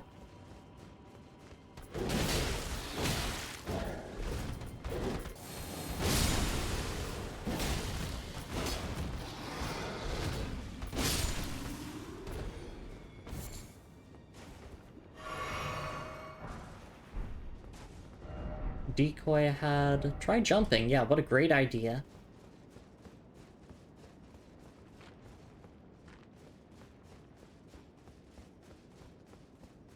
We'll look at the Beastman Cleaver, like, in a little bit. Retreat ahead. Oldemore Fire. Oh, fire. Yeah! Burning the Erd Tree is, like, the biggest fuck you to the Greater Will. So I'm glad that you have to do it as part of the main story.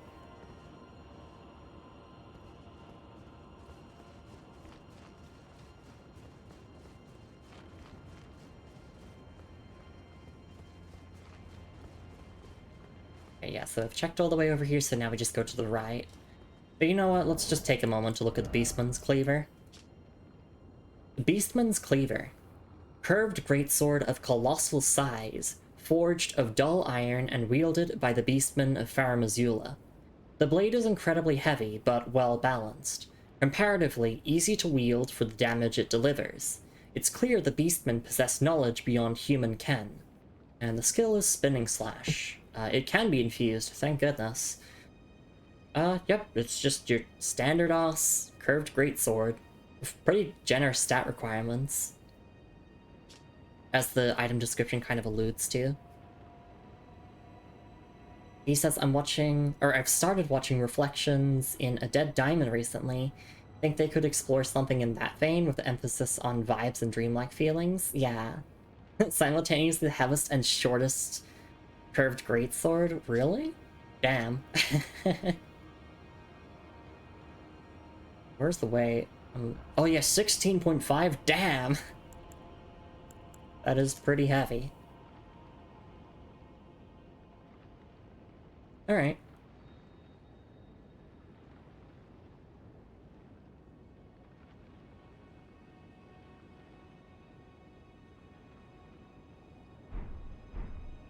Place more than the Zweihanser? No way. Well, the Beastmen aren't the best smithies, but they can smith. Enemy ahead. Where? Where's the archer? Where's the fucking archer? Yep, there's the UI. I know that I'm in combat. Ooh, Dragon Crush Shield Talisman +2, I will take that. Then it... I'd die if I dropped down there. It looks like we'll get to there later. In fact, I couldn't even make the jump if I wanted to.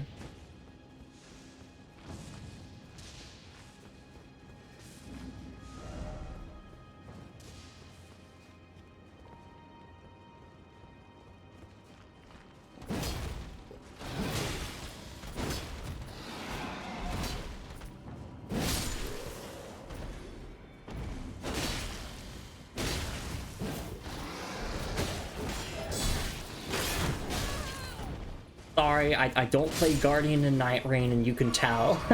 Because that was a shit guard counter attempt. We're jumping. Oh my goodness. Daring today, aren't we, with the player messages? I'd be afraid of someone swinging a scooter in front of me. It does kind of look like a scooter.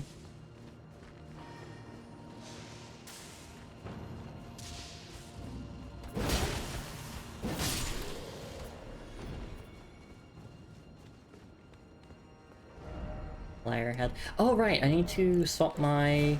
Oh. Hi there. Hi, dog. It's gonna swap my talisman back to the Taker's cameo.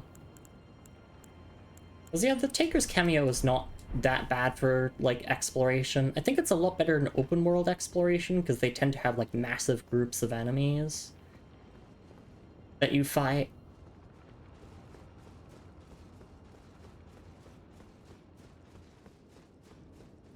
But it's not bad at all here either.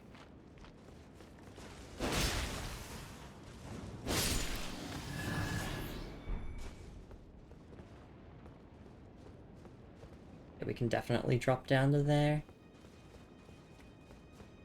But first we want to check over here. We gotta find our boy Alexander. We gotta find Pot Friend. No item ahead.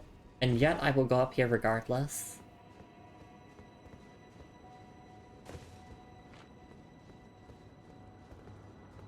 This just loops back to the start here.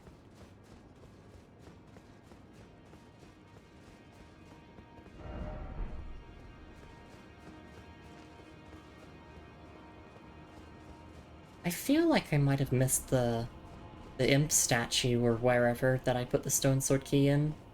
Go and see Alexander. Oh, we haven't been up this way. I'll just keep looking around and killing enemies, and we'll find more stuff as a result. I've been all the way over there. What's the start of the section over there? So did I go down to that part? Oh, that was scary. I mean, this part is a little fuzzy. I don't blame you. Oh, yeah, this is new stuff.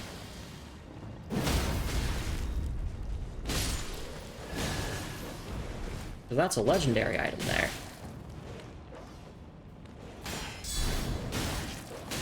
Oh my god, please.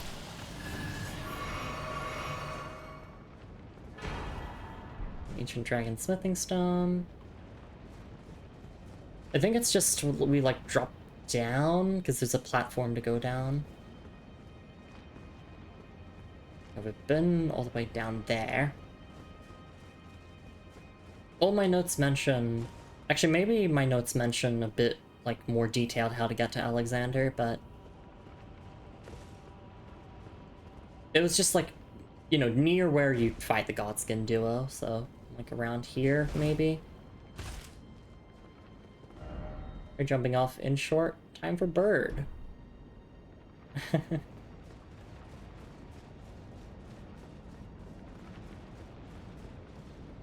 Strategy in Farum is just to run around. That's my strategy all the time. Run around until you find stuff. Even on consecutive playthroughs, even when I know where I'm going, I'm like, yeah, I'm just gonna keep running around though. Well, we can tell from all the corpses that we've been this way.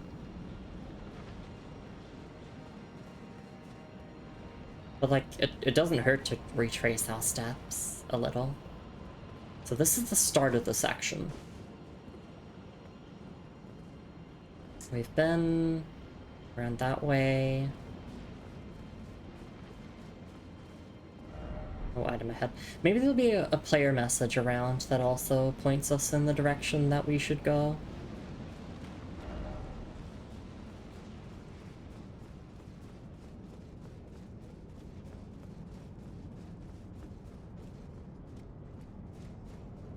Alright, this is just the grace there.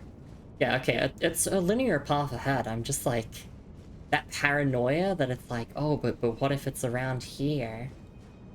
I'm assuming if, you know, obviously we need to use the stone sword key to get to Alexander, that there'll be like a little fog wall, maybe? But that's my hope anyway.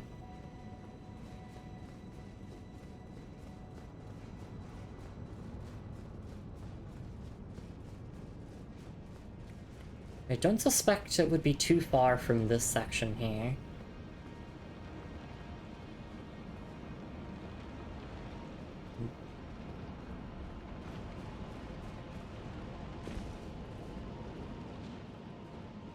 But like, I'm fully expecting that we're gonna spend a whole stream here and then like another stream tomorrow to kind of like wrap up the area. Although it depends on like how hard the other bosses in this area are. But, I mean, we've conquered Millennia, so I feel like everything else, aside from DLC, is comparatively going to be a pushover. You know, it's like when you beat Ornstein and Smo in Dark Souls 1, and it's like, well, that's the hardest boss of the base game over and done with.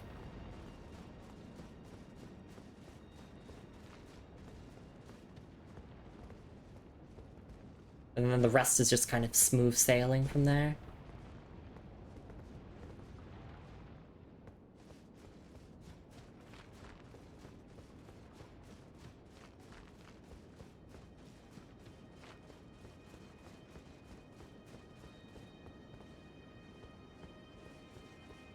Oh, there was the ambush over there, but I mean, it doesn't hurt to double check.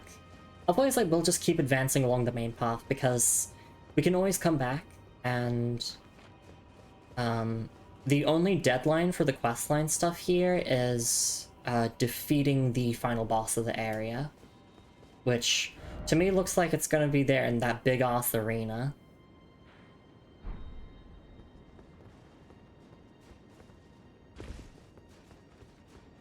But also, I feel like Elden Ring does a pretty good job at letting you know, like, hey, you're about to go into a significant boss fight. Because every single fog door in this game leads to a boss fight. Oh. I believe we didn't find this one.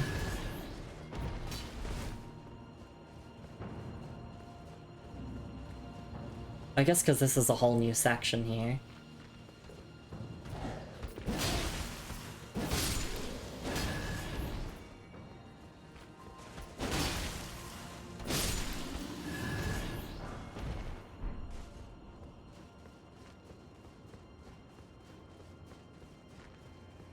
Oh, here it is.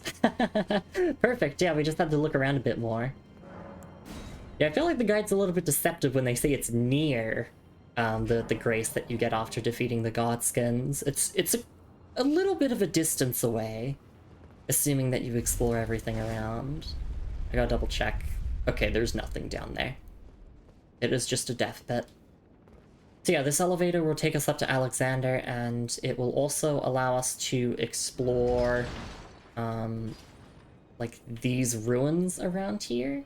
I think Alexander's right here, if I recall correctly. Basically lets us explore the upper section of the ruins.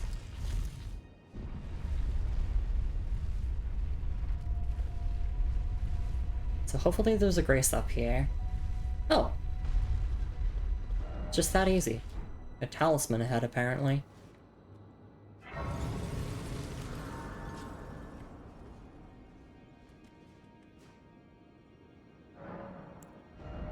Right. No need to level up.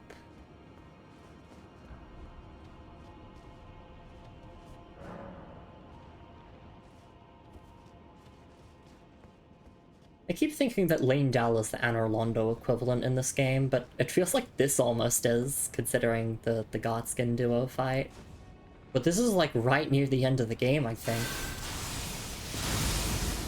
Well, of the base game.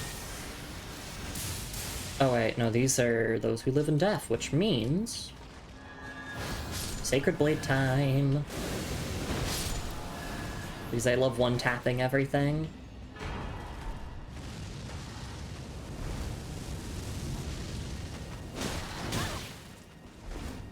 Well, not quite everything, but almost.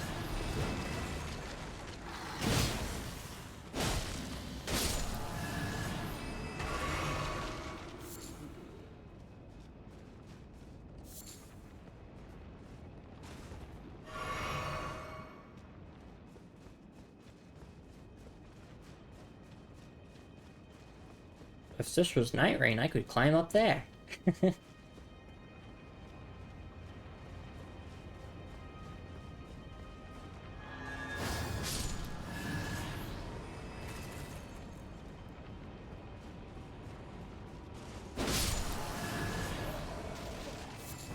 Right, I also finished the Scholar's Remembrance in Night Rain yesterday, so I have done all of the story stuff in the DLC. And the Scholar and the Undertaker stories are... they're pretty short, actually, but they're nice. There's not like any mind-bending plot revelations about like the overall Elden Ring lore from them. At least not that I can think of. I guess there's some Albinoric lore, if you're big into the Albinorics.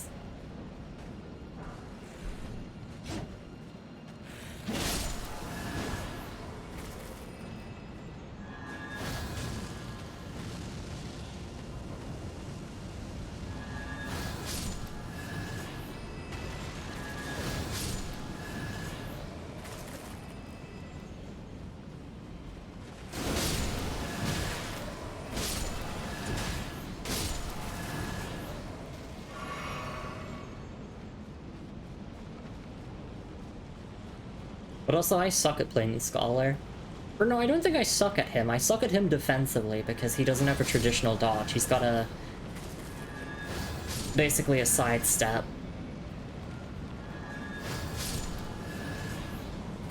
Kind of like how Guardian and Recluse have their sidesteps that aren't the best at dodging. So I just try to stack as many passives that have less likely to be targeted on them, so I just don't get targeted at all. There's the golden seed here. Dodging? Nah, throw rocks. It is so funny how if you play Scholar, you get to day 3, everyone just buys fire pots and they just look at you like, pick it up? Pick it up. Like the clip from Puss in Boots. Well, you don't need that golden seed. And I'm like, I didn't level up fire pots throughout this expedition. I've been working on throwing knives. Too bad.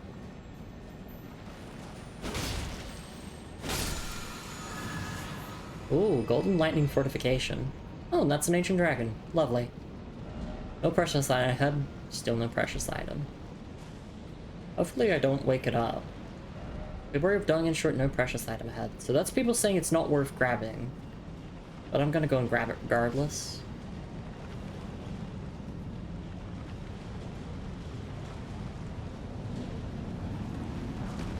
Okay, yeah, smithing stone 8. Time for regrets. And that was another likely overcast message. I might get hit. Or not. No. No, I'm fine. Everything is a-okay.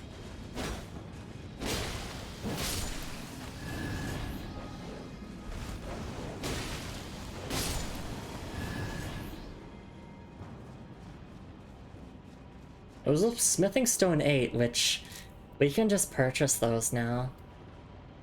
And there's no way that you wouldn't have the bell bearing. Like, it's literally shoved into your inventory as part of main progression.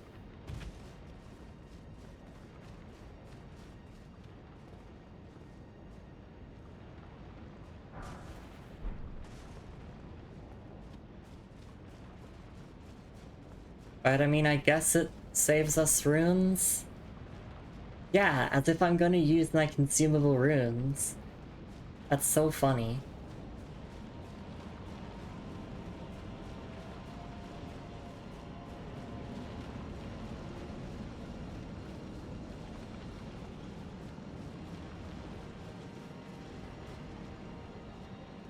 Just making sure to get everything along here. Watch out, Lumi! Pillars! I'd like some pillars inside me. I mean, what? Oh wait, we were talking about Elden Ring? I'm so silly.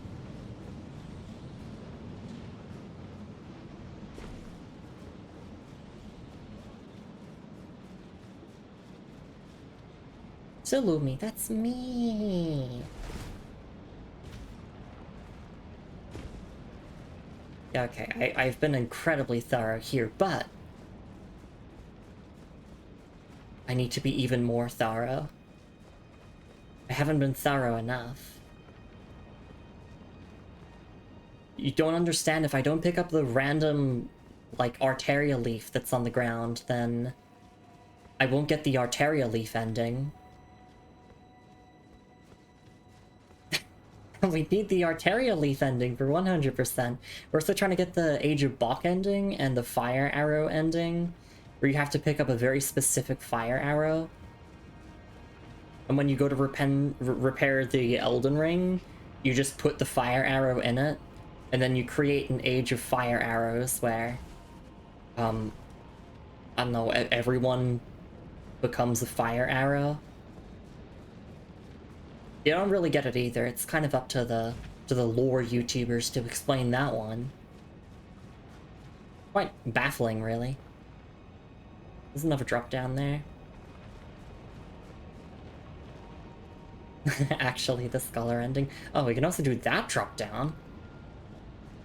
But yeah, it does help to be extra thorough. The lore knowers.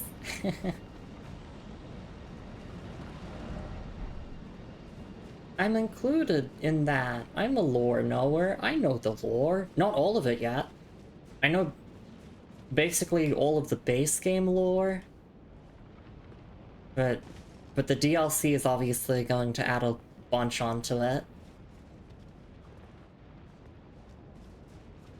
A lore knower or lore reader. That's me. Okay, now I'm confusing myself. Where do I guess I dropped down where that player message was. I cannot go down this way. And I should watch my step before I fall to my death.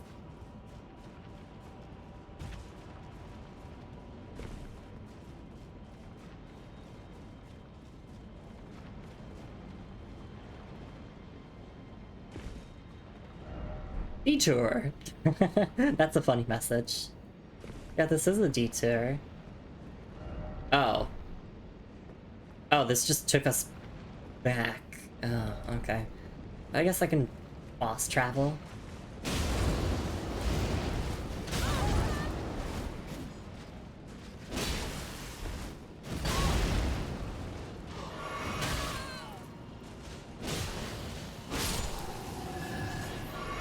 Thank you, player, for that message. Yeah, why do they give you the option to come back here? Yeah, for what function? What's the point of doing that?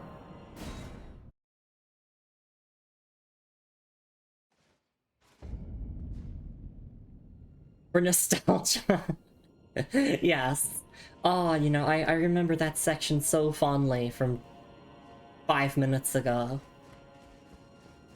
It's like the average gamer playing a From Software game does not play as slow as I do. I am the exception, I am not the rule. Short-term memory nostalgia.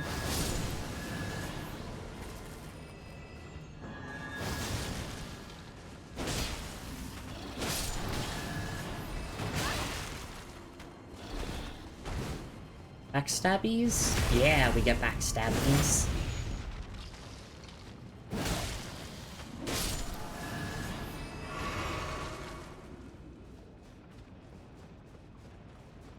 You know, I really thought that I was clever there. You know, I thought I actually found something, but no. It really was just a detour. We know to ignore that now. Oh, how I love you jump attacks. And I love how accurate these hitboxes are. Because, yeah, your character ducks down a little bit when you do a two-handed greatsword attack. That allows you to duck under some moves. And that's awesome.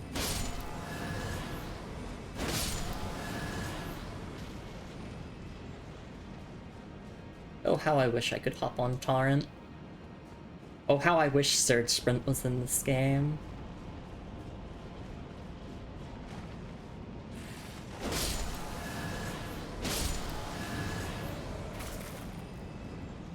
I want to zoom around, go at full speed.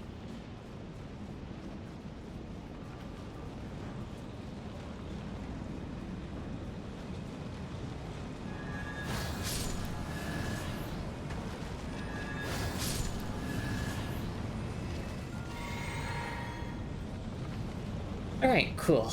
That is enough of just the detour. Let's continue on the path ahead. Because yeah, if there's anything significant that I miss, we can always backtrack. I want to go say hi to Alexander.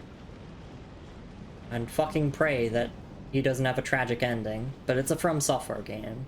But also it's Elden Ring, so it's kind of 50-50 now. Because Elden Ring actually does have happy endings in it for characters. Not all of the characters, mind you, but some of them get happy endings. Yeah, pot friend. Oh god. I don't want to alert the dragon.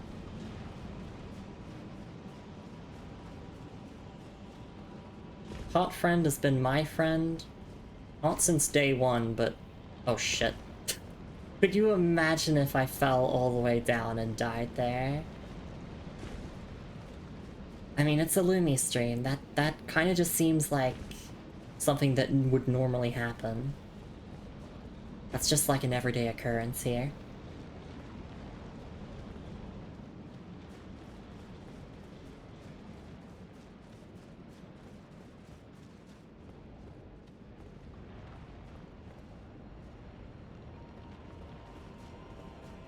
Alright, seems like a fairly linear path up here. Friend! Visions of sadness. No! Don't do this to me! Let's head over and let's talk. I will put my weapon away. Ah, I see you finally made it here yourself. The city hanging in the air is slowly crumbling. What an incredible place we find ourselves. But that aside, I can't believe you felled that giant. It was practically a god. I doubt there's another soul out there who could have done the same. Of course, I count myself, the great Alexander, among the many. Which means I've but one thing to ask of you. Would you kindly undertake my ordeal? Come and tell me when you're ready. I've been longing to fight a warrior as accomplished as you. Oh. Okay. I'm ready. You are ready then, I take it? Then let us begin. I am the great Jar Warrior, Iron Fist Alexander. Lend me strength, O warriors within. Let us become one champion together. I'm so sorry, friend. Holy shit!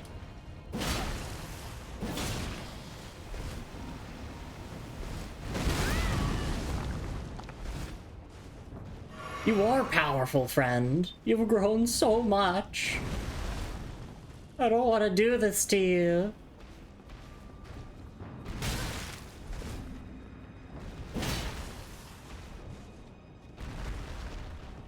He's not dead. As I suspected. Victory was impossible.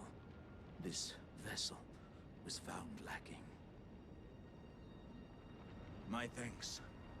I knew you were the stuff of champions. It was a marvelous battle. I implore you, take what I bequeath from inside me. All vessels are destined to one day break. But the great Alexander lived as a warrior to his last.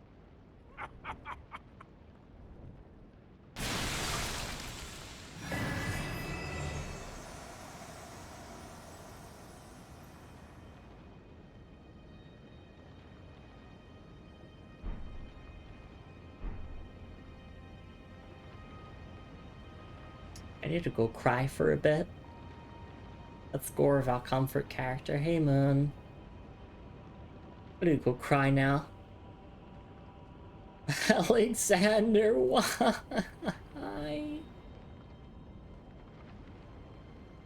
Oh. That's Gore. That's Gore of my comfort character, exactly. It's Gore of everyone's comfort character.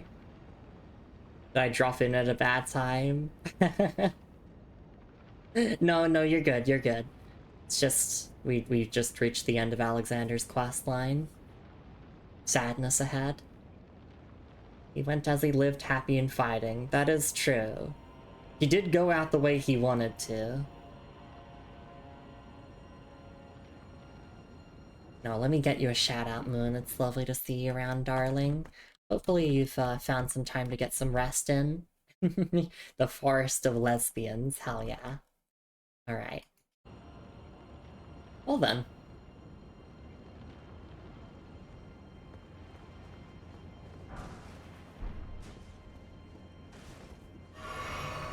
Let's take a look at the item descriptions of what Alexander... In fact, we have a couple of item descriptions to get through.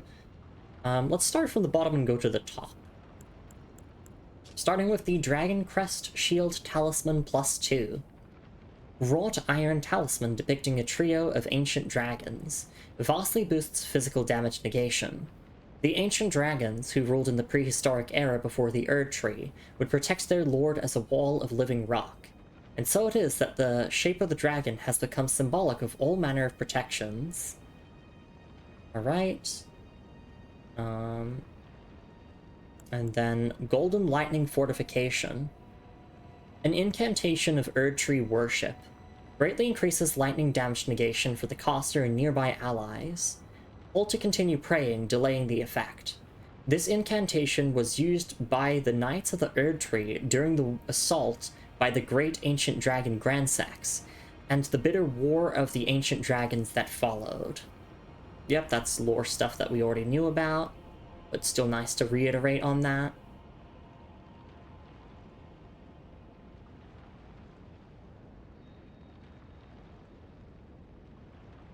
Alright. And then finally we move on to the sad, the sentimental item descriptions.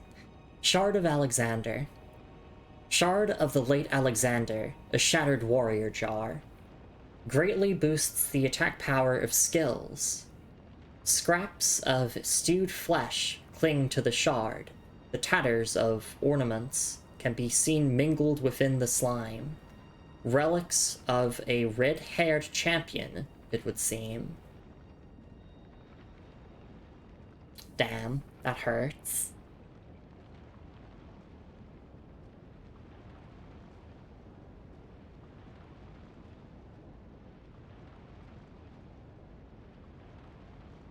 Alright.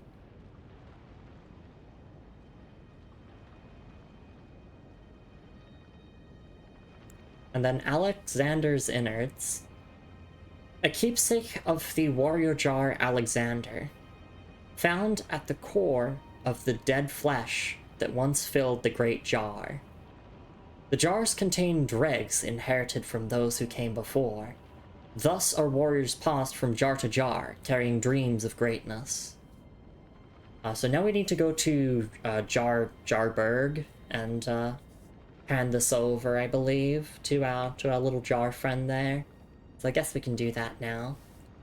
I did say I wanted to use the warrior jar talisman. I didn't realize it was Alexander. It hurts. But this would make Ordovis's greatsword a lot, or like Ordovis's vortex a lot stronger, so... You know what, to honor the great warrior Alexander, we will use it. And then swap it out based on our needs, but we will use it. Alright.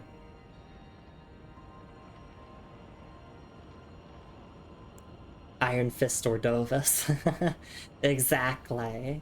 That's us. Well, no, we're Lumi. But we've inherited the powers of both Ordovis and Alexander.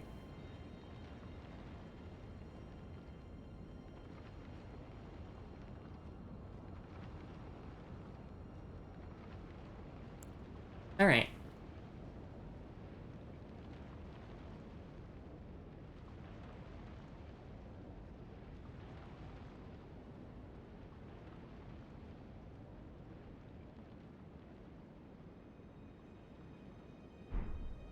Alright, sorry, looking at the description again. Yeah, warriors passed from jar to jar, carrying dreams of greatness. Alexander was great. The greatest of all.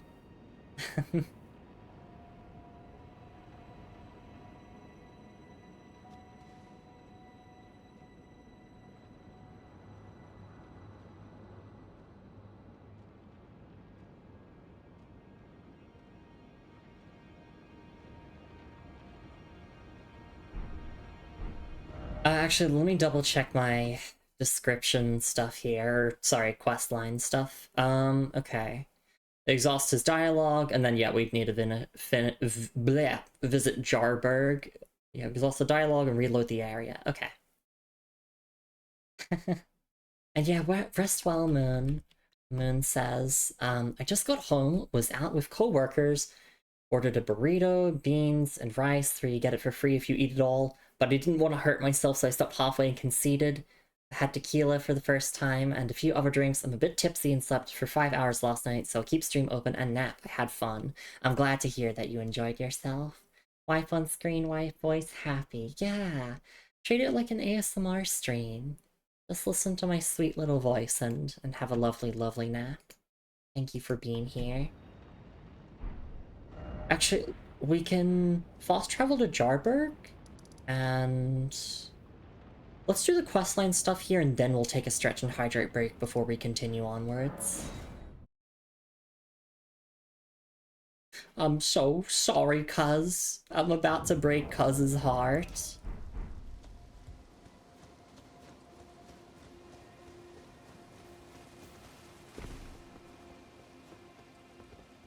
I'll begin my journey once I'm ready to go, as a warrior jar, in search of glory.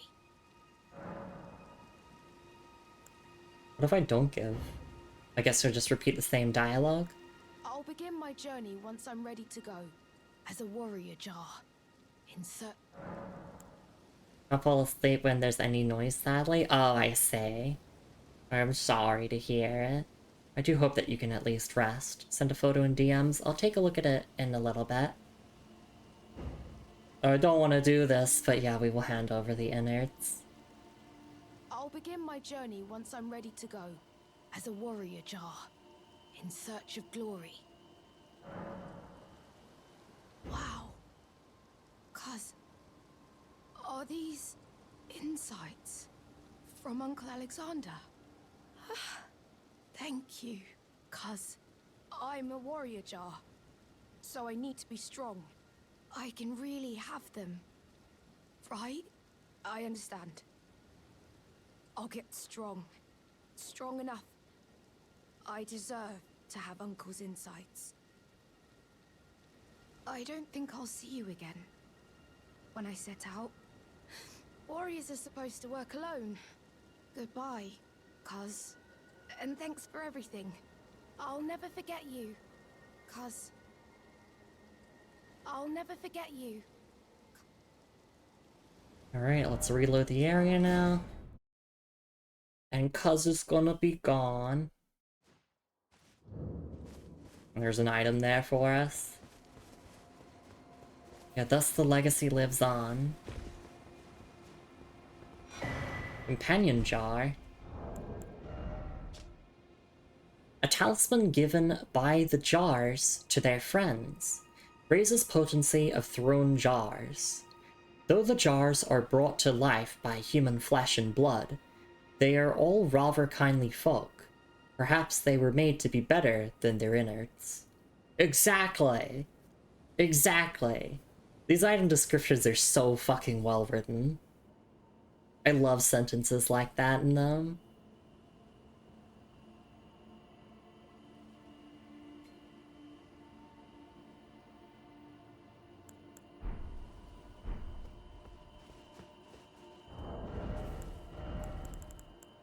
Alright. Well, time for that stretch and hydrate break now. And just like that, Jarberg is empty. Because they finished Dialus's questline and sadly some jars died in the massacre from the poachers.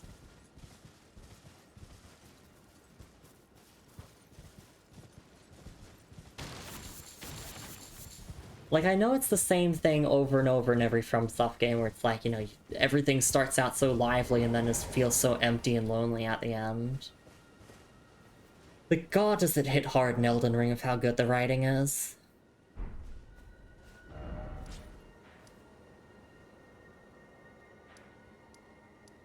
Alright, let's go to the Dragon Temple Lift Grace, and we'll take a stretch and hydrate break, and we will explore beyond where we had our duel with Alexander.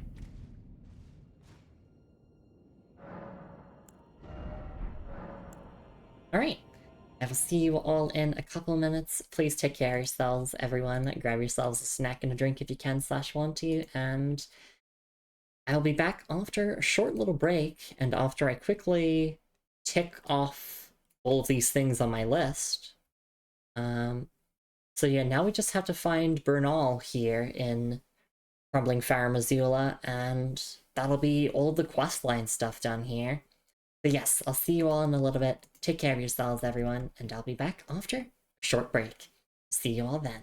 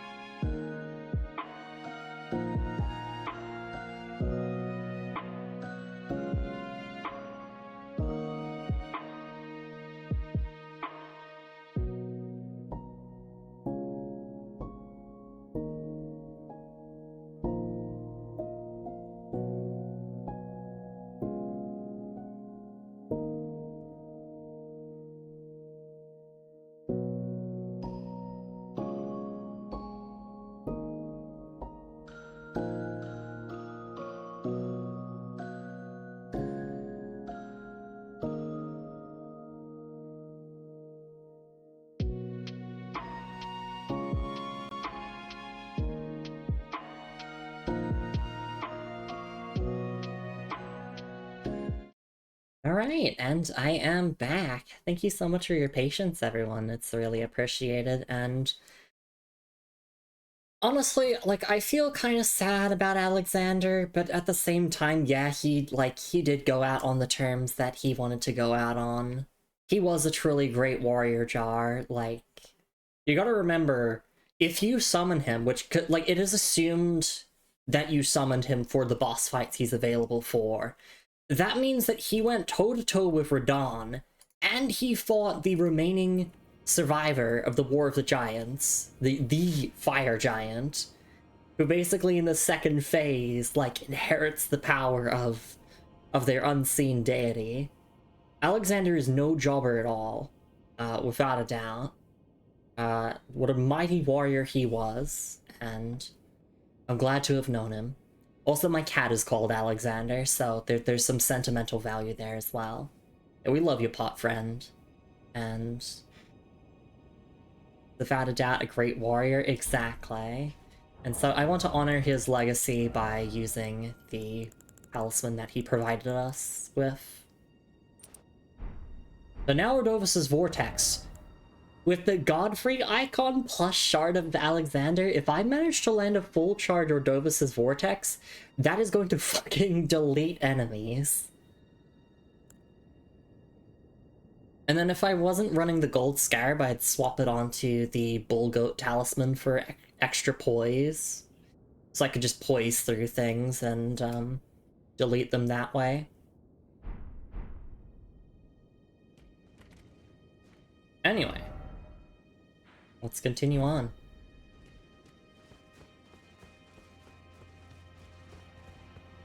I think I can just run past these enemies. They shouldn't be too much of a problem. I hope. I hope I don't suddenly get proven wrong.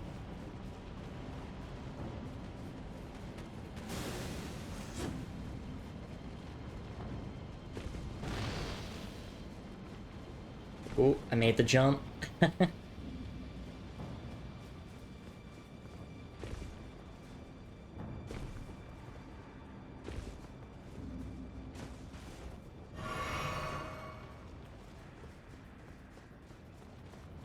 Alright, so this is where sadness happens. Friend. Yeah, that deserves applause for me. How are my own messages going? Damn, people like my hidden path ahead message from Ria Lucaria. And only one person liked my message in the yellow annex tunnel that points to a smithing stone. Thank goodness for online mode. I would not have found those smithing stones without player messages, because they blend in so well with the environment. Speaking of which, the game keeps giving you smithing stones. I guess there aren't really that many other rewards that they can give me at this point that aren't just like a new weapon or a new talisman or whatever. Still no Elden Ring. Yeah, I can't believe it's been nearly 200 hours and there's been no Elden Ring in this game.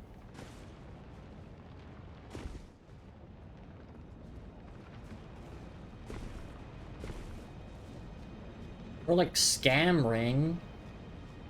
False advertising. There is no Elden Ring in Elden Ring. I'm kidding, I'm kidding.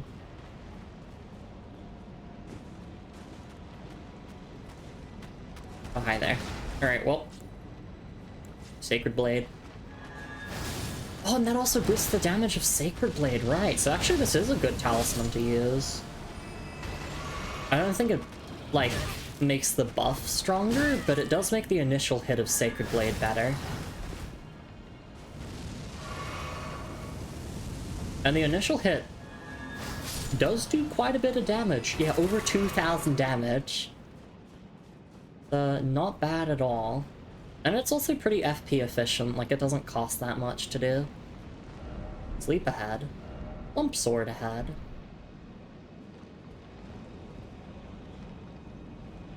I'm just happy to be a paladin. I'm so happy to be a paladin. Ancient Dragon Apostles Cookbook 4. A record of crafting techniques taught by the capital's ancient dragon cult. Details techniques that harness lightning, the weapon of the ancient dragons. Acquire the knowledge to craft the following: ancient dragon bolt pot and lightning-proof dried liver. Okay, nice.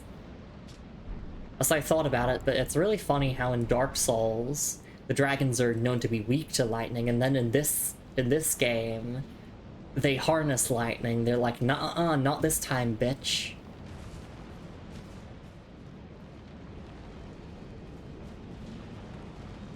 They adapted to the matchup.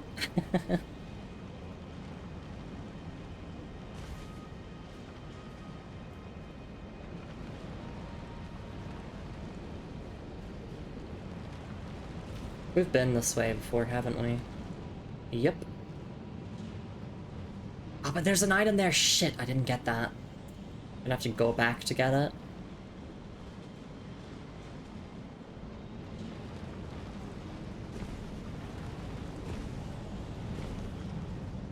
Oh, we're back here now, I see. So I don't have to, like, go and kill those enemies again because I've done that before. Go along there, and then, yeah. Okay, so let's just fast travel back. And we can just run through and grab the item. And then we can continue on the path ahead.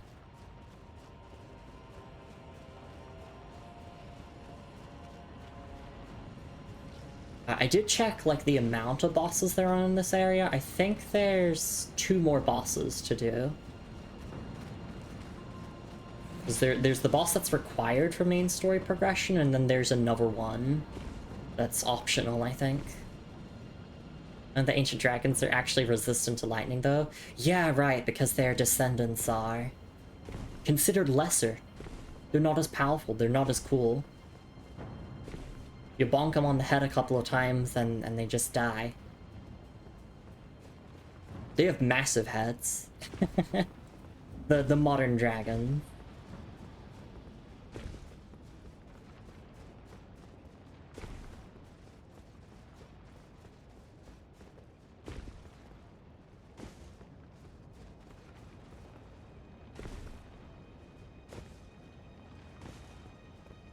Also, I think we will be getting our final legendary armament for the achievement here.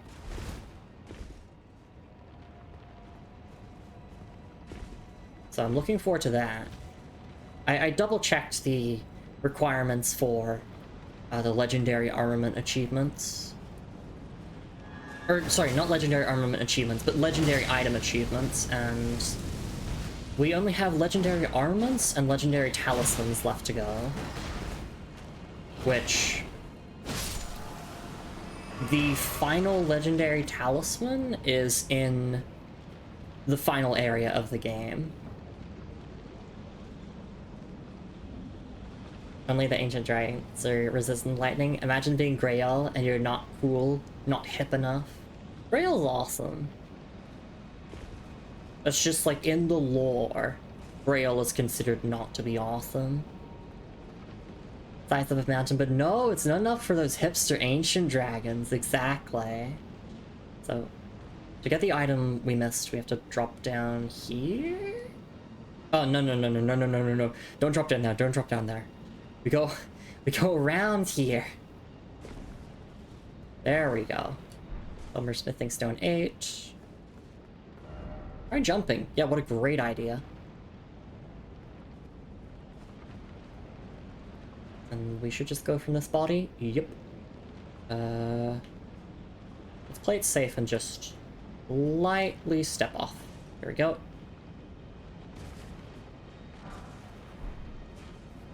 Cold Ruin! Right ahead? What do you mean? Oh, like as in literally right ahead is your item that you're looking for. Cool, so now the path for actual main progression should be from the Dragon Temple altar.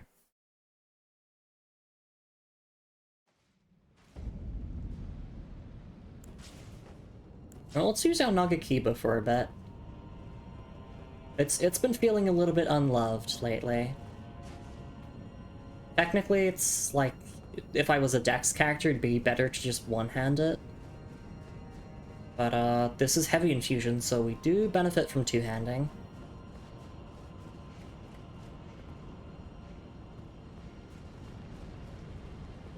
And also the Jar Shard will help with blood tax to be more effective. So Alexander's Jar Shard is pretty good.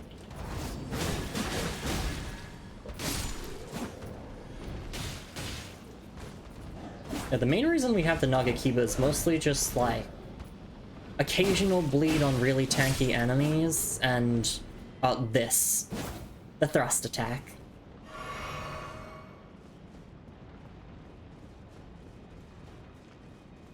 Because I adore the Nagakiba's moveset.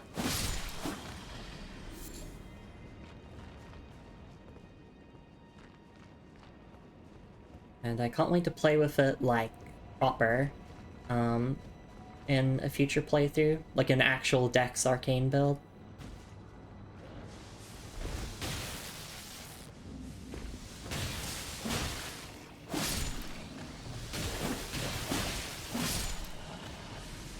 It's so fun with Scholar and Night Rain, just like hitting an enemy once and it immediately procs bleed.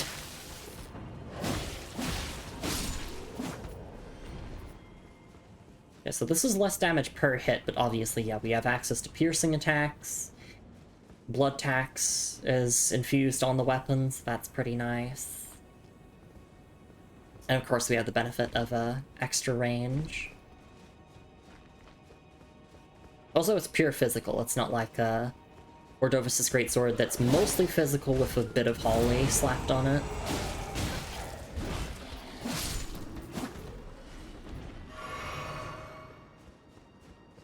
Which honestly, I feel like that's how I would prefer my weapons to be. Like, pure physical, but with, like, a little bit of spice on the side. Not too much of it, though, because committing too heavily to poly damage is not the best idea.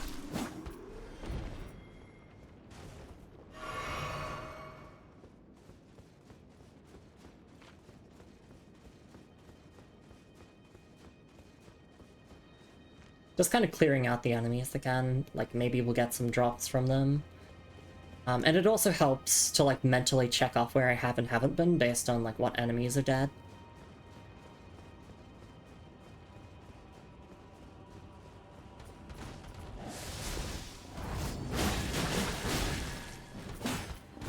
Also, I did learn that these beastmen can drop that jar shield, so maybe we'll get that as a drop.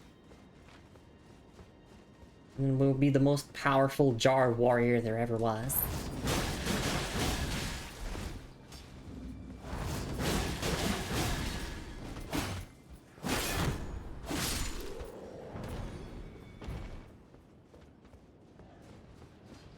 Right, so that was the imp statue of the stone sword key.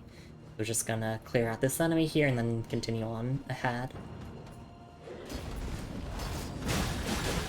See, once we get our arcane stat up a little bit, when I use blood tax, it will actually proc bleed before the enemy dies. That's the problem with having only, what, 9 arcane?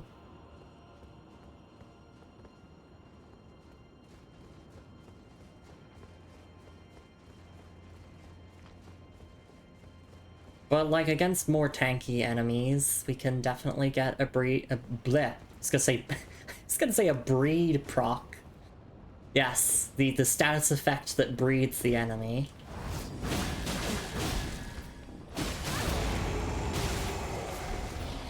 That's for a different type of Elden Ring game. That's for the Not Safe for Work edition.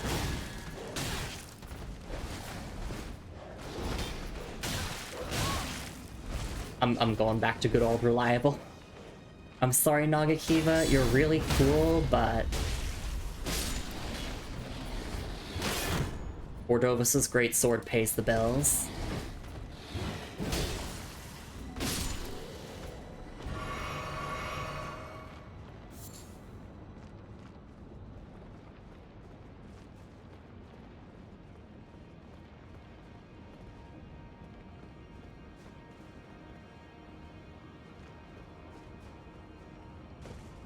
Right, so now it's just down like this way, I think? Or no, we go down a little bit. Yeah, this way. Am I remembering this correctly? I think I am.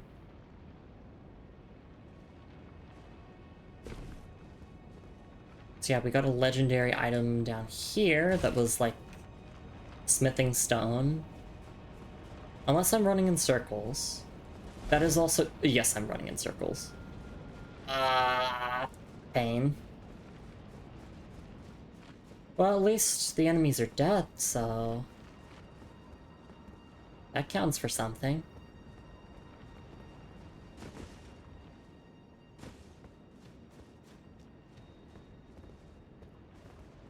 Here's the problem. I found the path to Alexander, but I never found the path forwards. Because meeting him here is like completely optional. Oh. It was really that simple? It was just through here? Huh. The more you know. Because yeah, if I go up this way... then yeah, okay, I know where I am now. I know where I am now. I understand where I am and where I have been, and where we shall go. I'm putting on a funny voice. I don't know why. Well, funny in quotation marks. It really depends on your humor. Oh, right, this is where we picked up... yeah, we picked up some stuff here, and there's the one that was throwing lightning over there. Okay, yep. Yep. I know where we are now.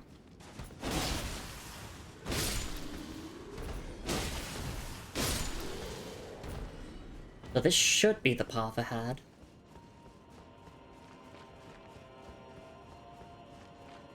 What does this say? Dog? Yeah, the beastmen kind of do have, like, dog-like traits. So it's not inaccurate to say dog. And then there are literally the dog beastmen here. Although it might be more accurate to say that they're wolves. Like a human-wolf combination.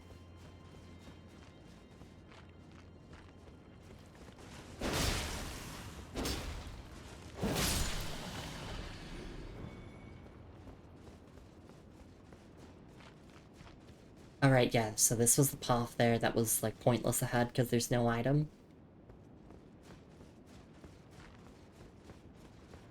Just feeling my way around, and then on future playthroughs, hopefully I'll remember this location a bit better. And I'll be able to save time. But that way is the path ahead.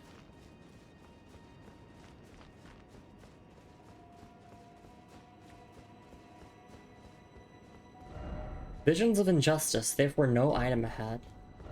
Why is it always night? Oh, it's a Crucible night! Yeah! Oh boy, I'm excited. I love Crucible nights. First off, right? No. First off, night.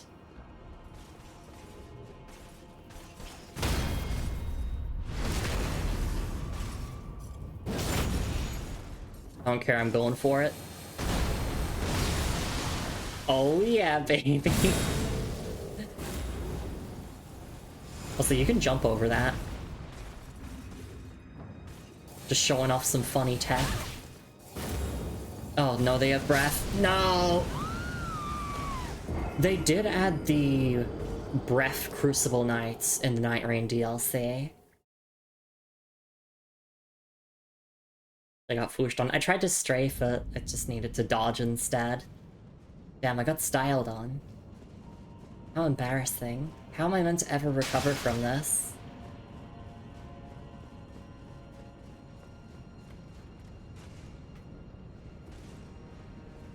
The pancake counter. I think they got really mad because I went for the pancake.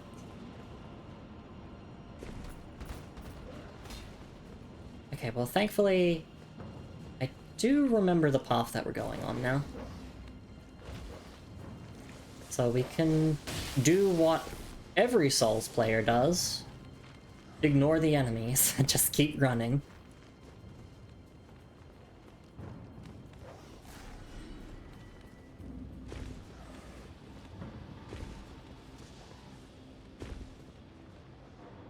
Oh, that could have been close.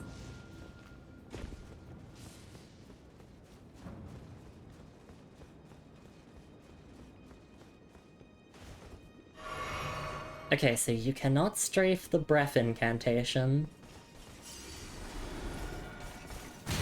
Oops.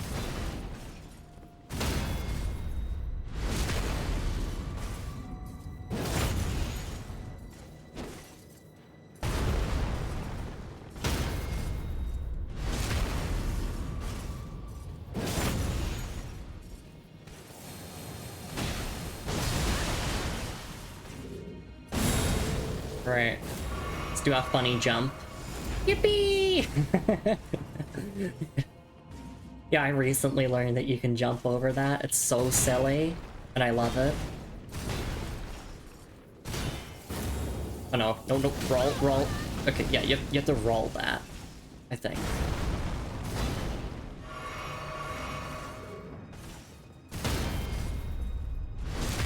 Or like roll forwards, most likely. I just don't have the timing for it.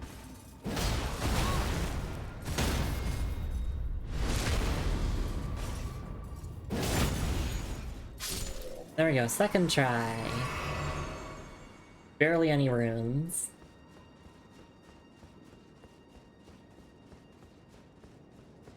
In my head, I still think of Crucible Knights as like little boss fights. But no, they are just kind of regular enemies at this point in the game. We can go that way and there's a Grace. Yay! I love Graces. Yippee! I love touching grass. I mean Grace. Oh.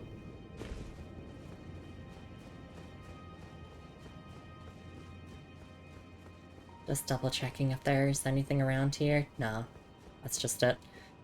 They really want you to pay attention to the environmental storytelling of this dragon that's been turned to stone and very obviously is dead. Wondering if this would be like a dragon communion thing here, but no, it's not. We can also, yeah, we can drop down here instead of having to go along this path.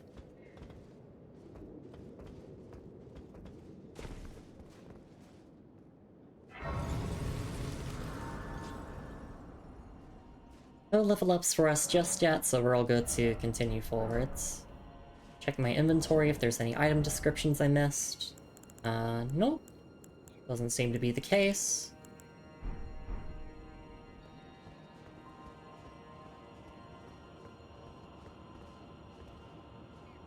Oh, bird. I see bird ahead.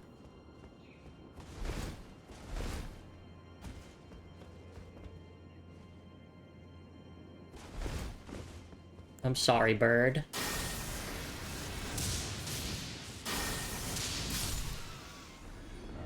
You worry you've left.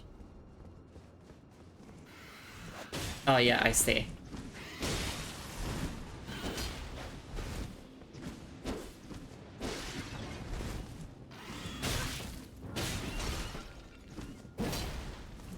I love fighting these birds.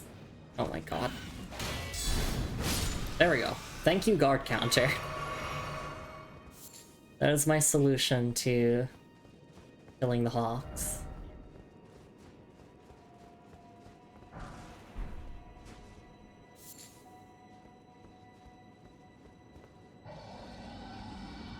Oh shit! I'm sorry, dragon. First off, tarnished, jumping ahead. Okay. God, kind of the flock approves. I'm glad.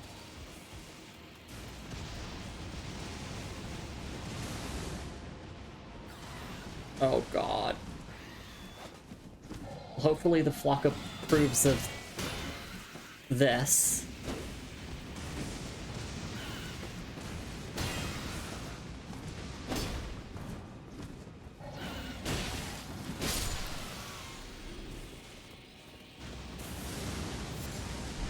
Really?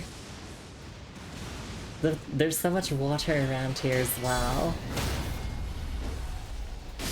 This section is designed to kill me. And me specifically, no one else. I want to explore, don't do this to me! A ranged battle? That is an option, yeah. Behold dragon! First off, stay calm and short praise to safety. Oh, it's safe here?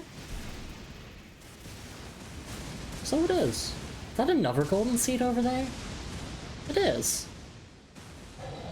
I'm gonna go back though. So there's another drop down that we could do. Let's see where that leads. If to anything at all. And also I want to check out that lift. I'm guessing that's just a shortcut lift though. But it never hurts to check. Yeah, like we can drop down there. And check that out. Oh, I also missed this. Gotta activate the summoning pool if I want to help people out here, I guess. Or have people help me. But that is a death fall. No lever ahead.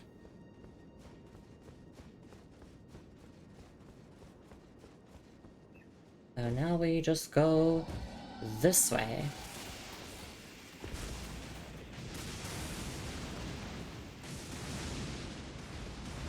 Why is that you don't have the right? Yeah, okay, I don't have the right.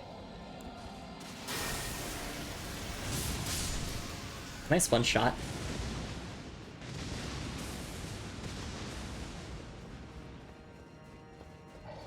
Been meaning to get back into Night Rain, but already have so many games, so little time. Yeah, that makes sense. Now that I've, like, properly finished the DLC, I'm gonna go and do the other remembrances of the remaining 3 characters I haven't done yet, so that includes Guardian. I will have to become one with the flock in order to finish his remembrance. And once I'm done with everyone's remembrances, I'm just gonna focus on getting to Deep of Night 5. Like, that's my goal. That's my endgame goal.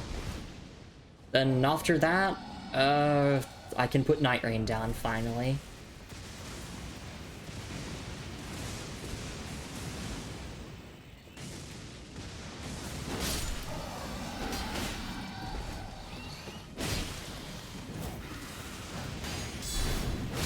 Ooh, nice guard counter. So yeah, this might be a case where we actually want to use bleed. Hi there!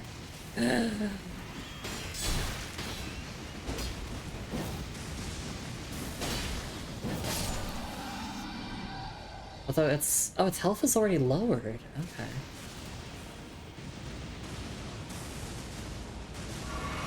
Maybe I don't need bleed. Maybe I just need a good old smack with Cordovas's Vortex. Oh yeah, baby. Look at the damage! Goodbye. Nice.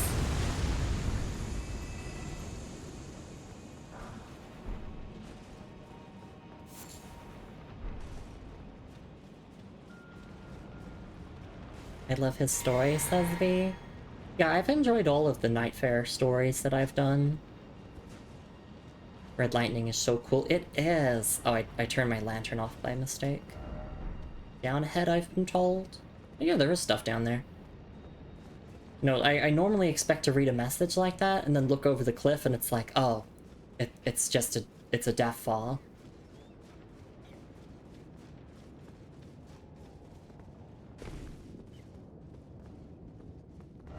Praise the gorgeous view. Time for introspection. That is a funny word. Okay, yeah, so there's the golden seed over here.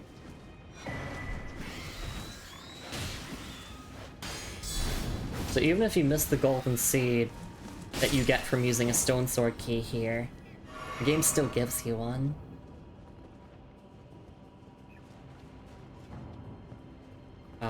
And for those who don't know or don't remember, golden seeds allow you to increase the amount of healing and blue flasks that you have. But we're maxed out. We've capped out on it, so The game does give you more than you actually need. You know, to account for the fact that not everyone plays Souls games like I do. Nor should anyone be expected to do that.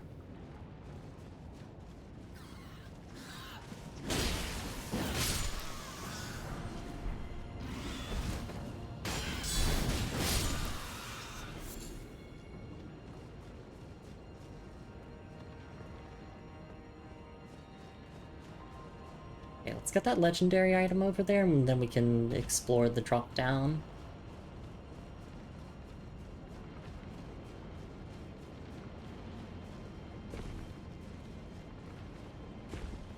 Time for God. Yeah, we can make a God-killing weapon. Or God-slaying armament.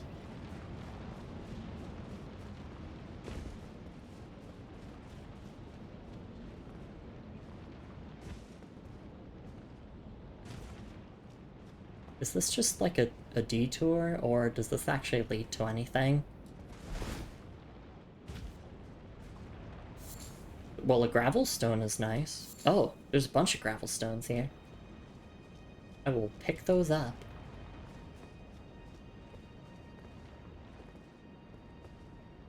It's kind of hard to spot them on the ground, though. I'm used to picking up gravel stones as like, you know, like in a bundle. Oh, okay, that's what they kind of look like.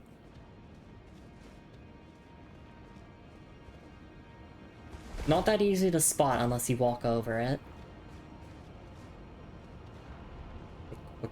I don't see it here. Oh, that apparently. Oh, I see. Yeah, it's the big spikes on the ground. And then when you collect them, they become little spiky spikes.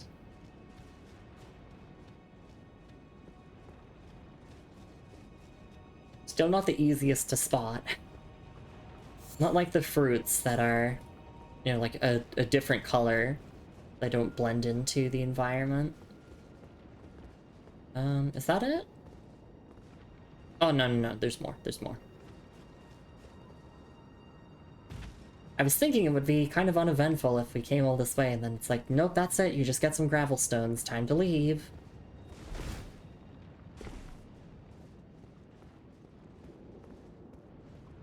This screams optional path to me. And maybe optional boss, pretty please? Oh, hi there. Ow. You hurt my feelings. Now I hurt your life.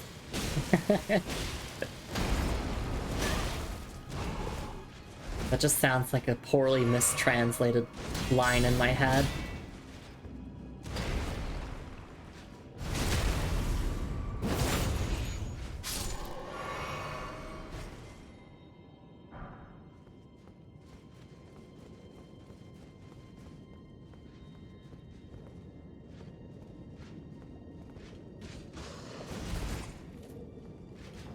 I can't be bothered to parry these ones.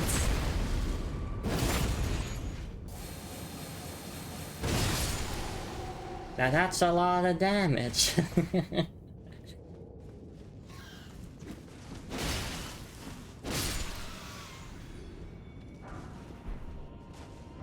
Tree?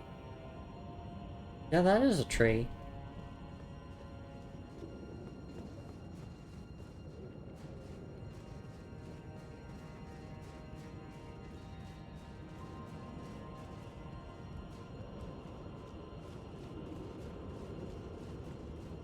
Is this the shortcut lift? Or does this go to somewhere else? This looks like it leads to somewhere else.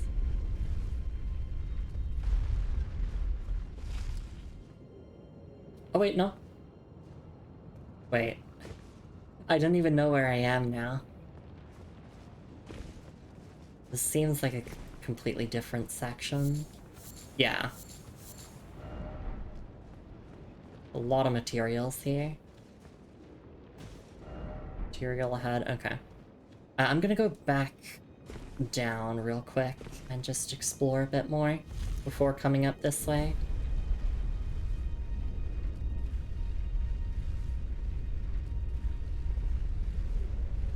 And of course, I gotta check to see, is there anything below this?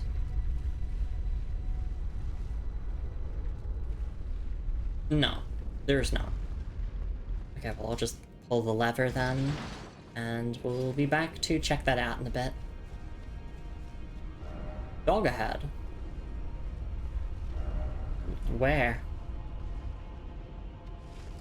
Where's the dog?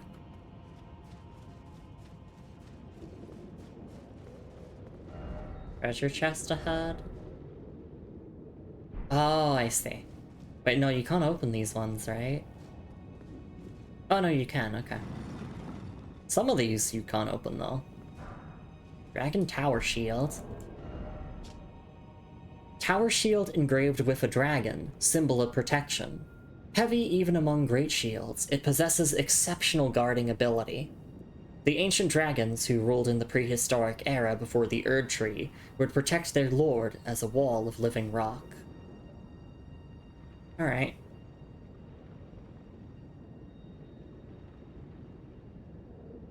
And the skill is Shield Bash. Yep, it's just a pretty standard great shield. And obviously it can be infused. I got this and the fingerprint shield as like some really good shields if I wanted to use great shields. Is there a princess at the top of the tower shield? I hope there is. And give my girlfriend lots of smooches. My wife, my girlfriend, my significant other. All those lovely things. Alright.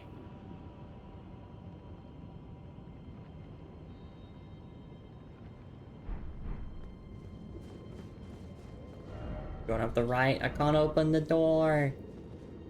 I mean, you could carry Moon on that shield. I feel like she would be the one princess carrying me.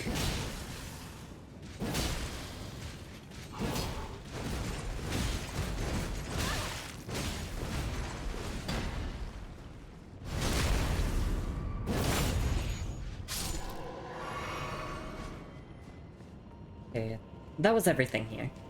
So there was just a single chest that I didn't open. Could this be a detour? All the more. Try grass. Okay.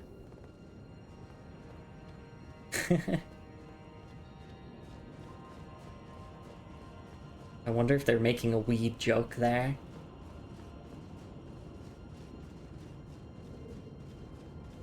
I'm like, what else would you mean by try grass?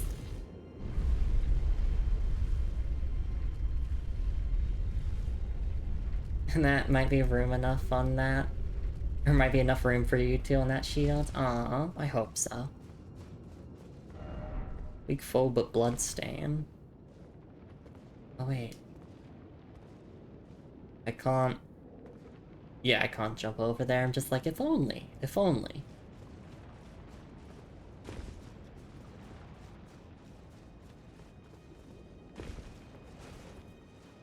Oh, I'm out of crimson flasks. Okay. Night ahead. I've been promised a night. But I'm the knight, so I'm always night ahead. Because I'm ahead of the game, baby! Got him! Okay, now let's head over here and see what's going on. What the hell? Cavalier head? Whoa! Ranged battle ahead. Whoa, look at the Crucible Knight just ore farming on them all.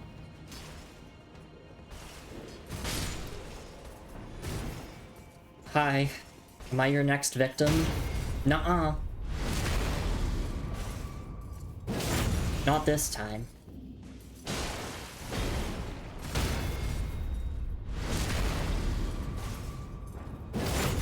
Although fighting its second phase is gonna be a little bit awkward.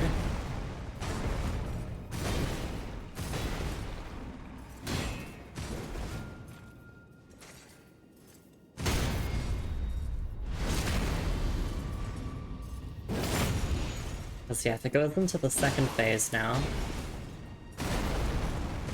Although I do think some Crucible Knights are programmed to not go into their second phase. Nope. Sometimes the AI just doesn't go into it. Please don't have breath. Fuck! The one incantation I'm bad with.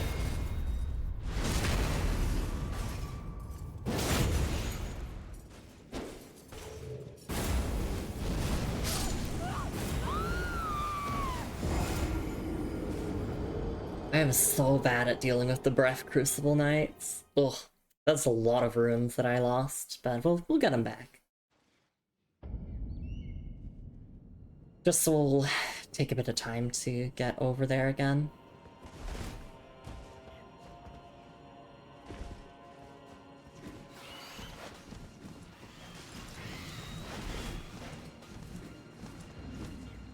Thankfully, I'm just gonna run through and get back there.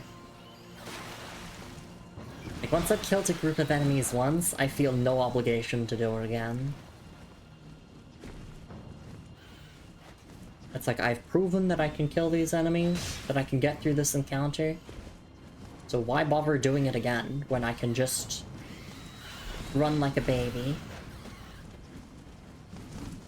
Samurai time redeem from Lumi? Sure thing.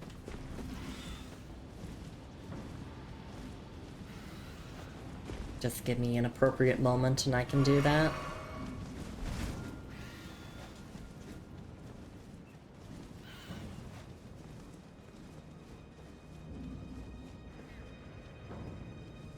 Alright, I have to do the drop down thing again, don't I? Yeah.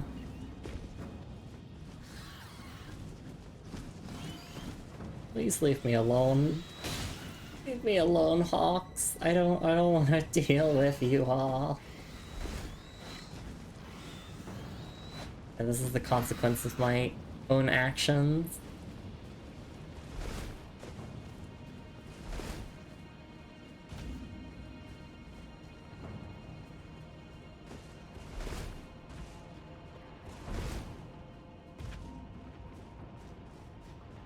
Because we died, the crafting material should be back here, right? Unless they don't respawn.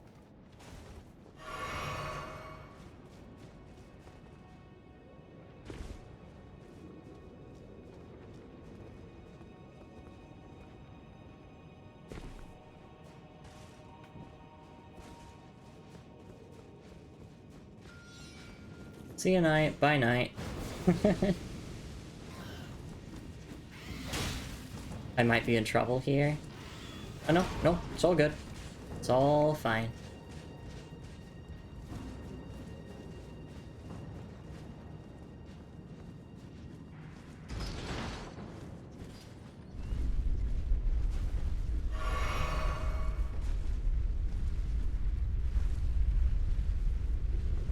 I guess I could also just use my shield to block the breath incantation. That's an option.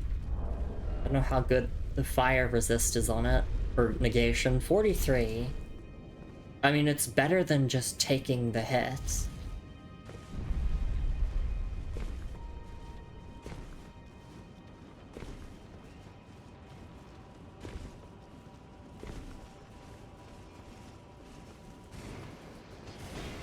Yeah, also, we can do what messages were suggesting and just get a little head start.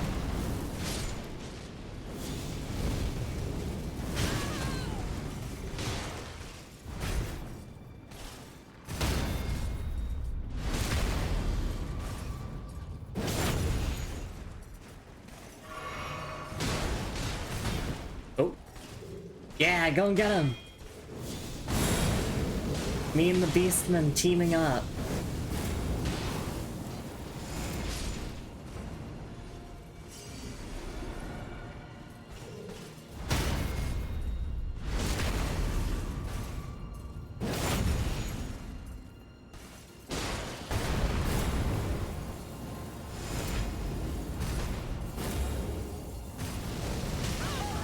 Yeah, my problem with that is that it's an active hitbox.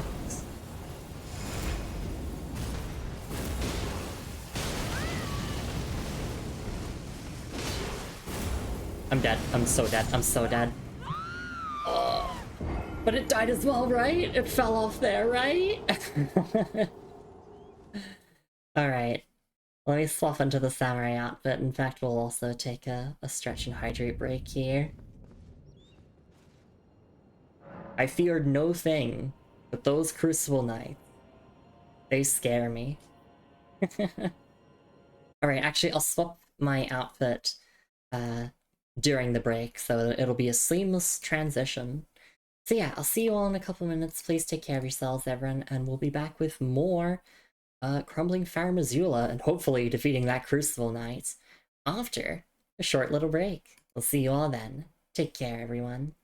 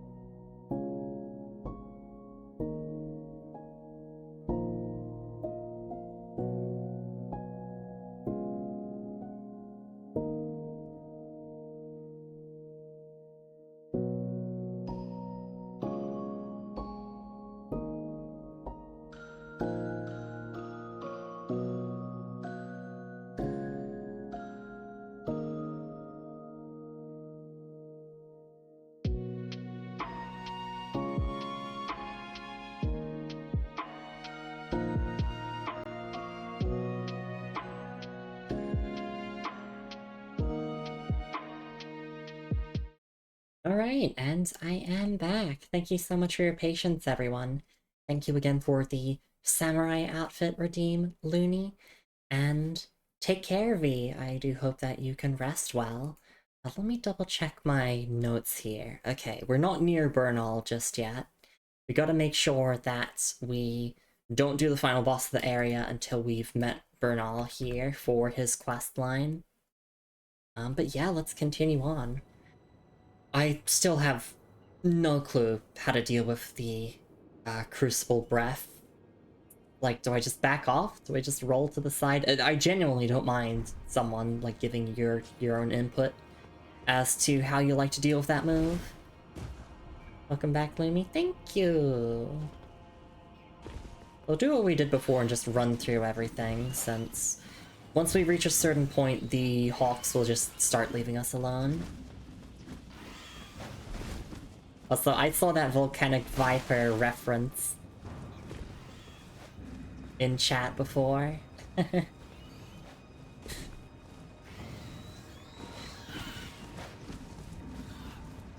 And Alexander did have the Shoryu as well. Alexander the Warrior Jar is just a fighting game character. Which, hey, I mean, an Elden Ring fighting game spin-off, I would be so down for.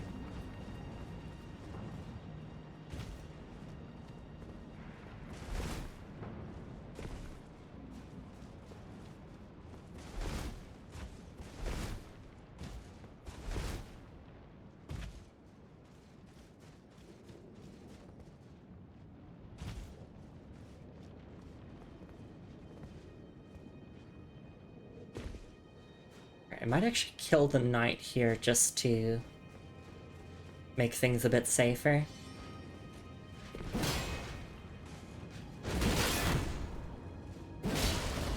Oh my gosh, please fall off. Never mind.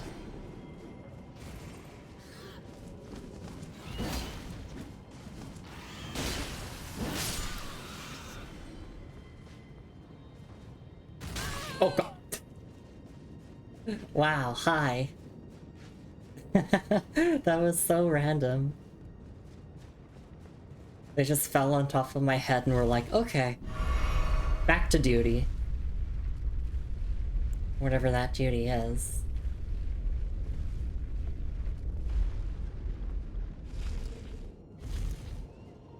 Okay, let's try this again. Third time's the charm. We got Black Flame equipped. I'm just gonna hurl it at the Crucible Knight. Oh, wait, they die! They did fall to their death! Oh my goodness. Thank fuck.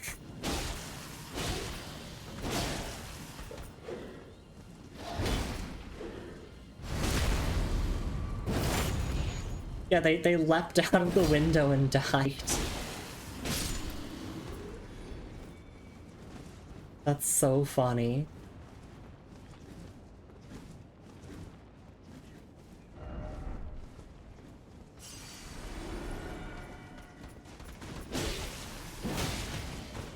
One thing I love about Elden Ring is that, like, your heavy attacks can seamlessly transition into light attacks. It's a subtle detail, but it's one that I really like.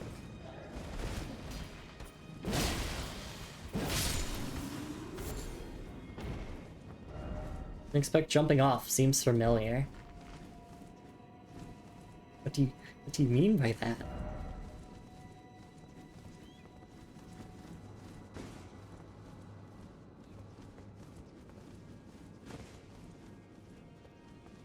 But now they got me curious to see if, like, no hidden path ahead.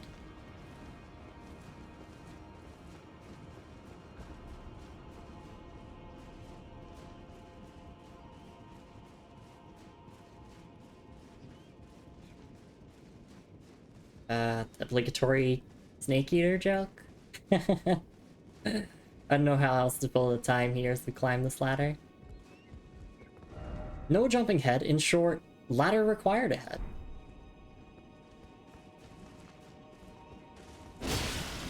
Ooh, don't fall, don't fall. Ooh, Bolt Drake Talisman +2, nice. Be wary of corpse.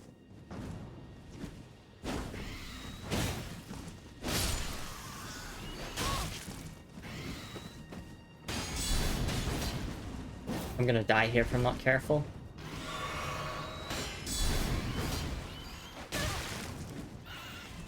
Why are you such a pain to fight? I'm just gonna equip Lightning Spear.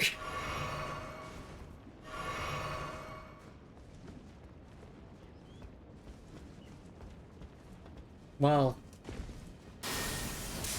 it would make sense that one or both of the bosses remaining in this area would use lightning, so we might slap that on for some safety if I feel the need. That's everything done there, so now we can just head along this way. And gosh, I wish I had my horse. I miss you, Torrent.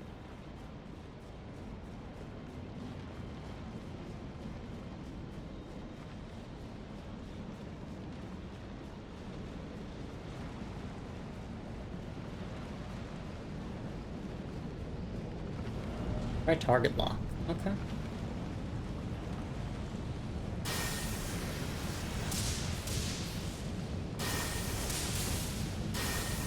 I would expect that Beastman would be a little bit resistant to lightning.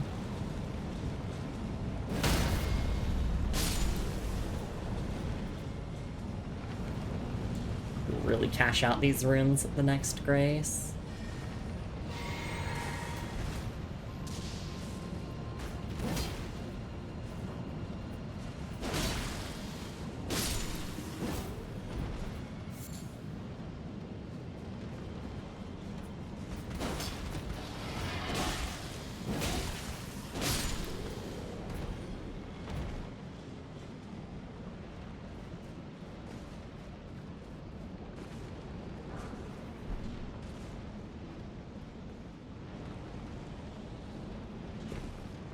Alright, along the path we go. No item ahead, you lie! There was an item there. There are bloodstains here, I don't like that. Oh, yeah, I can see why.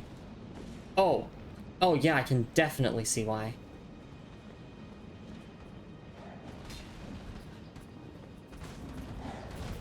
Please fall off, that would be funny. Goodbye.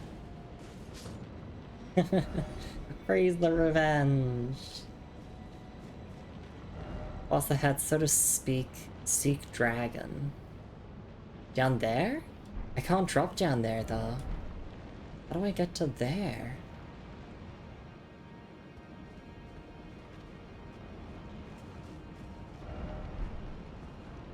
Because that's just a death fall.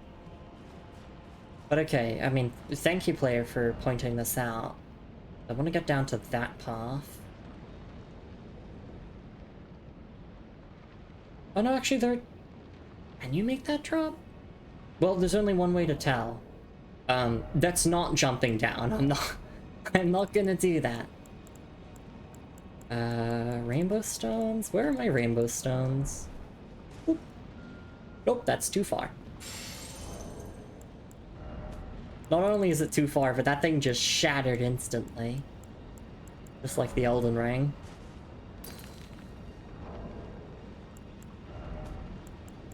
I used to have the rainbow stones equipped as, Oh. Yeah, no, that's just dead. I used to have it equipped as part of my pouch here, but now it's just status healing items, primarily.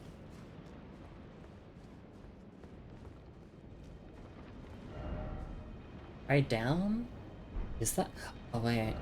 Here! I see a bunch of bloodstains, though.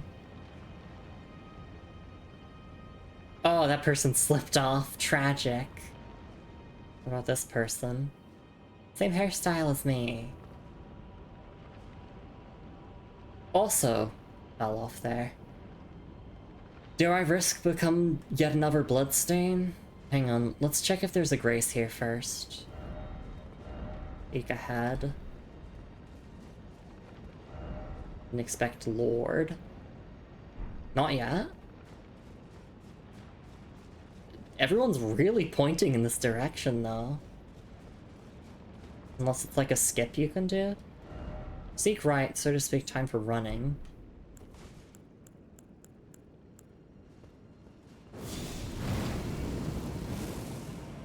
Actually, throwing fire here isn't the smartest idea.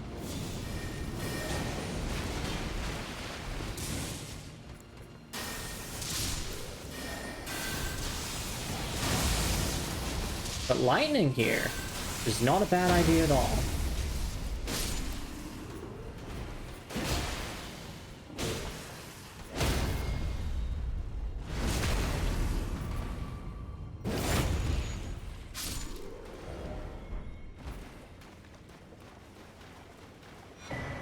Slumberstone Miner's Bell Bearing 5. Nice. So that's the last one, I'm guessing.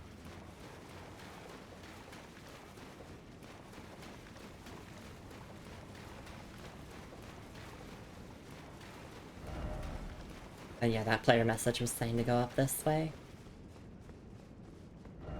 Ill-omened creature ahead.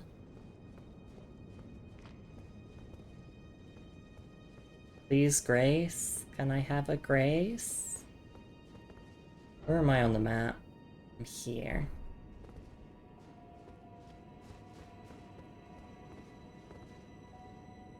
It looks like you could potentially like get an item by going along here, but I don't think so.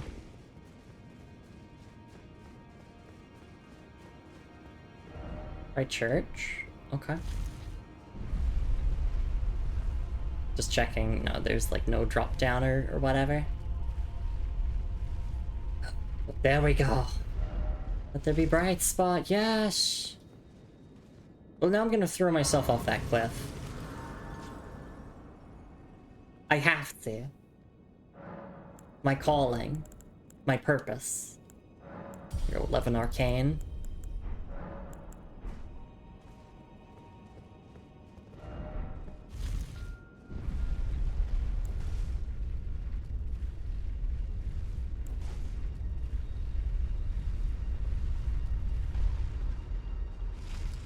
Let me send that up again, just to double check there's no secret here. If there was, there'd be a bunch of player messages, but sometimes the player messages like don't load in when I'm inspecting something.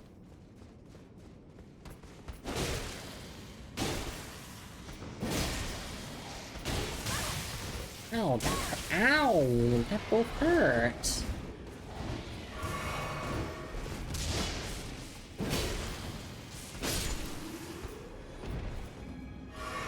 Saying not yet as in not till grace. Ah, I see, I see.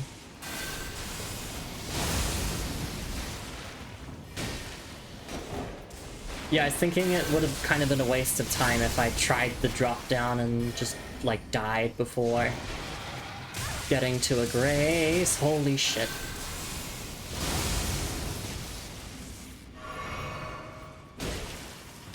This place is scary. But I'm scary. Rawr, I'm so scary. Fear me. I am Lumi, tarnished. And I'm going to kill you all. Mwahaha. Just as Marika wants.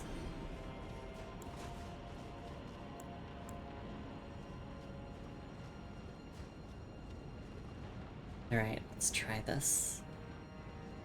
Just nice and slowly. Nice and slowly. Ew. Okay. And now the rest should just be self-explanatory. Dragon ahead. Yeah, this is definitely leading to an optional boss.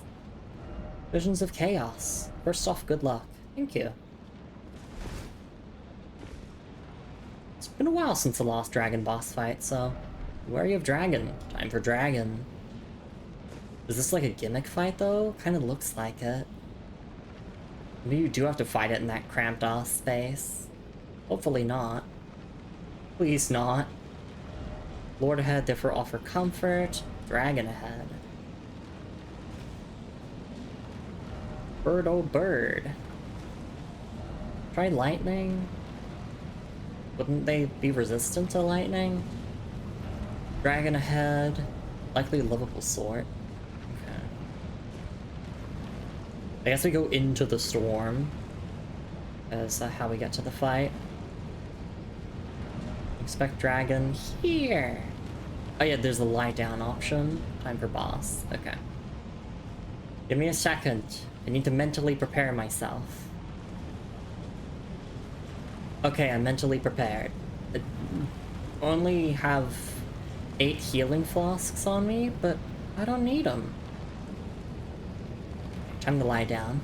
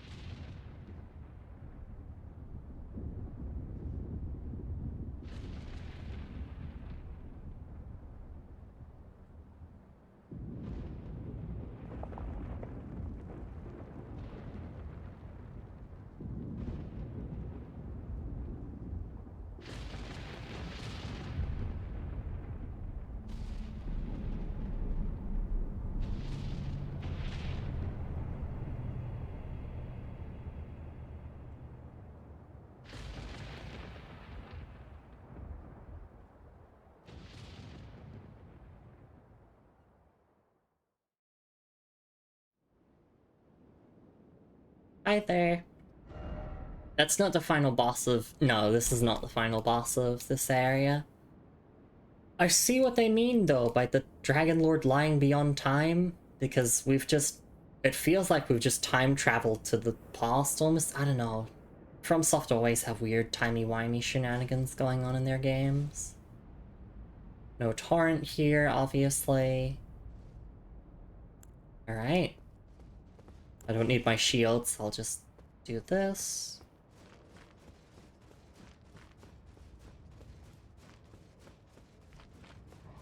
Dragon Lord Placidusax. Here we go.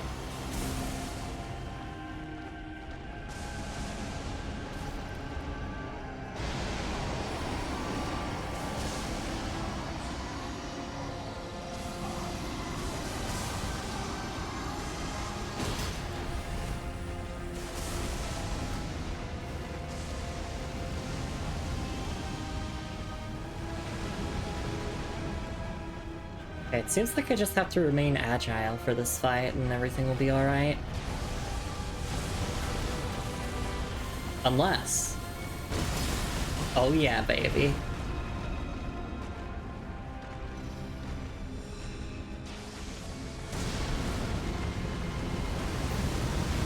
Oh no, that's gonna hit. And this is gonna hit as well. Shit. Obviously, they're gonna take more damage from the head.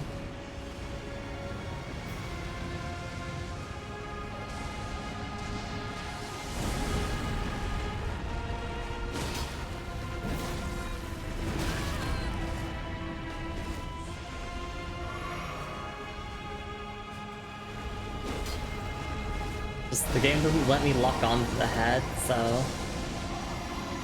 I mean, most people do dragon fights without lock-on, to be fair. Okay, yeah, we definitely need to equip the lightning talisman that we picked up that I didn't read the description of yet.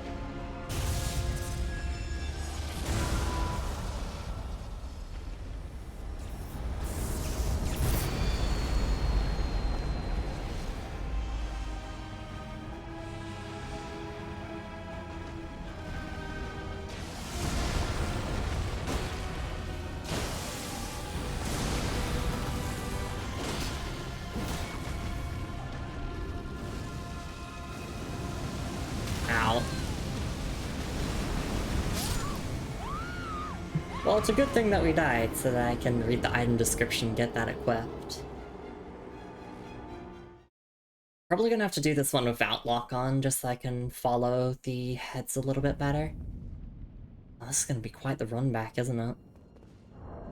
Alright, let's take a look.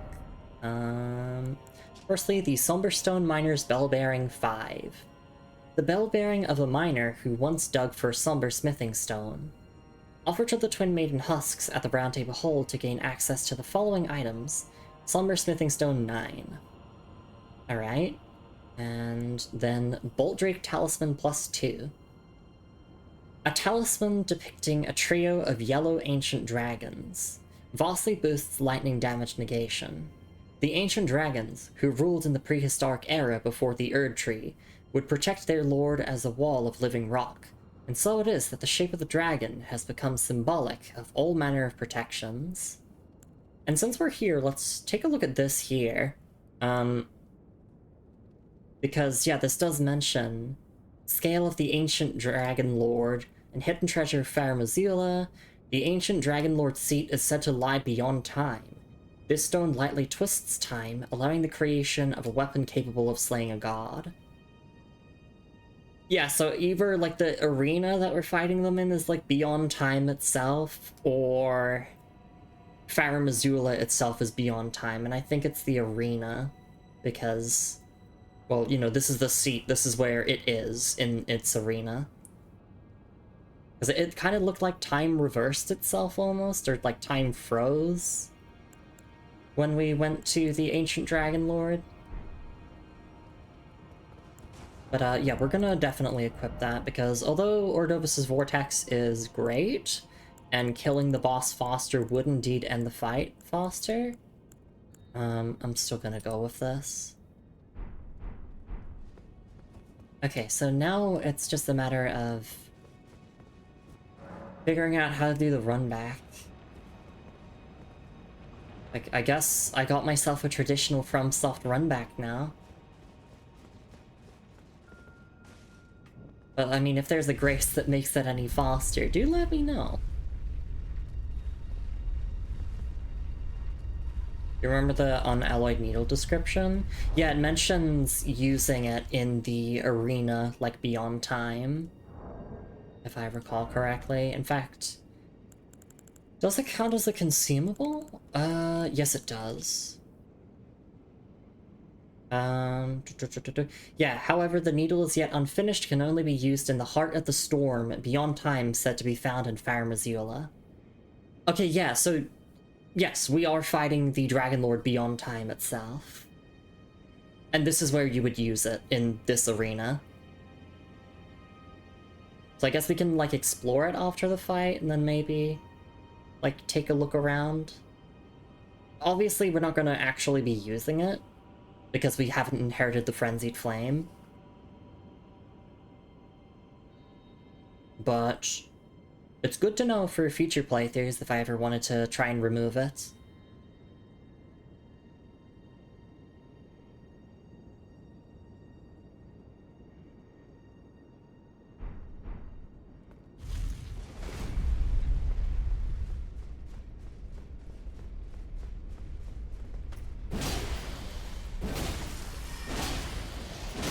I should just run through here.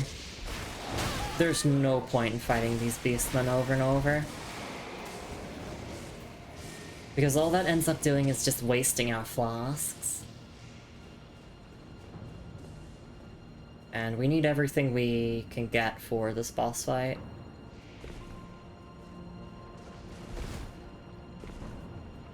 Okay, the rest of the run back should be pretty simple, right? Just roll off the ledges or even just walk off of them.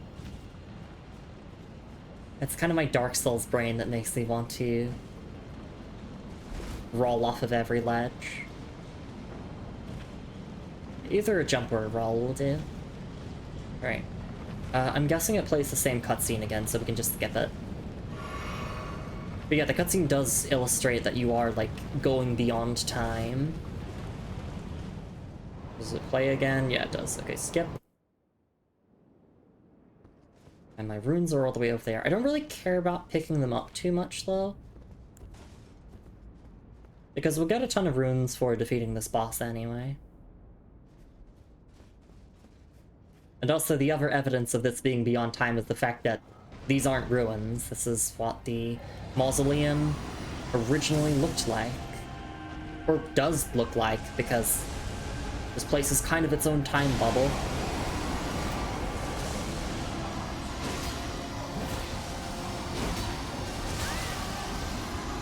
Okay, yeah, we took a lot less damage there.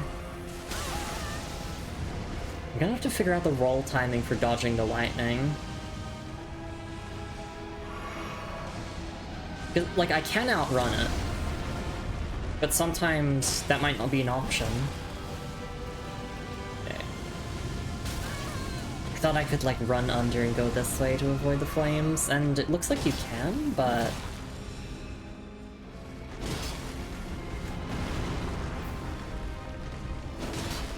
I was a bit too slow. So for this, if we just run... Okay, yeah.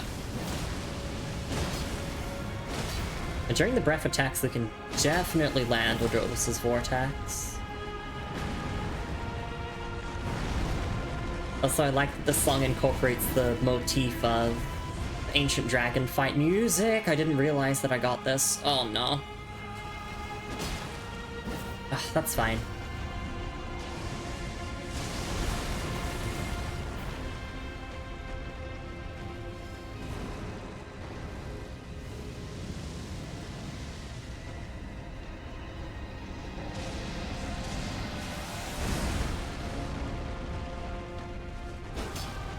Monster Hunter brain, cut off the tail.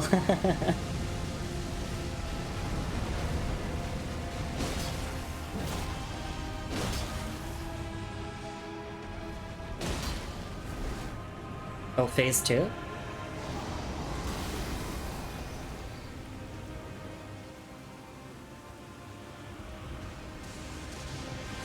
Oh, hi.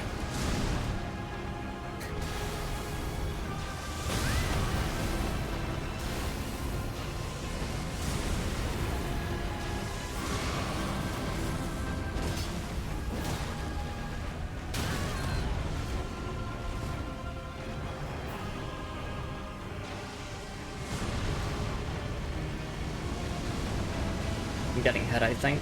No, I'm fine. Just barely dodged it. Okay, but imagine if they let you use Torrent in this fight. How awesome would have that been?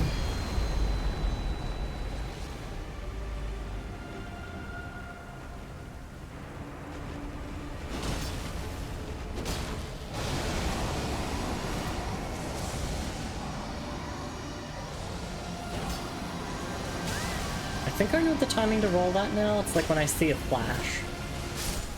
No, okay, that was kind of not reactable for my old bones. Maybe I just like count to 2 in my head and then roll if I have to.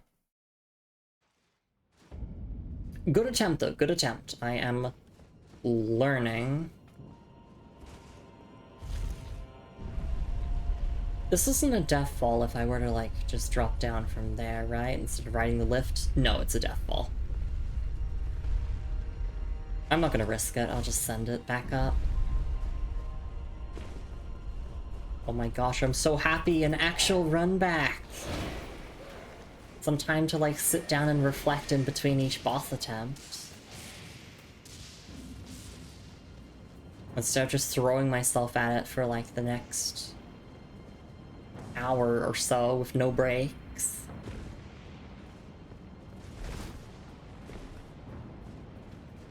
I mean, I like how Elden Ring does it where they give you an option of using the Stake of Marika or going from the Grace, but it seems like for this one there's no Stake of Marika. Kind of makes sense in lore why there wouldn't be one.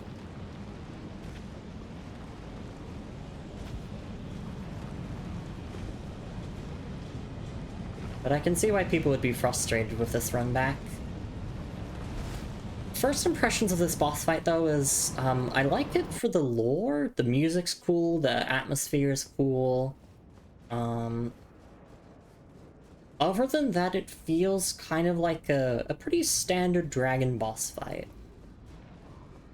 I'm so grateful that it's a unique dragon boss fight, though. I'm glad it's not like the generic ancient dragon model or the regular dragon model.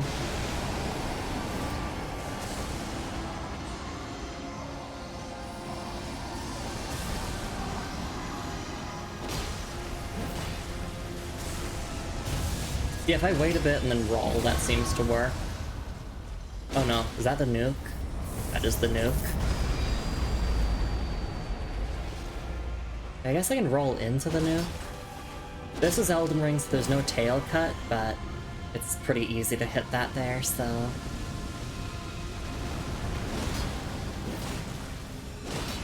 Obviously, they'll take more damage to the head, it's just a little bit risky.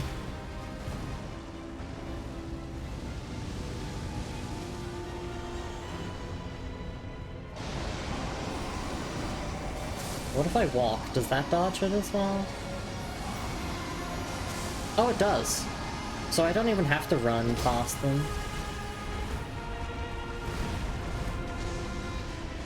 Although it helps to run past, since... Oh no, I'm getting hit here, aren't I? Yep. I landed the vortex, though. That's what matters.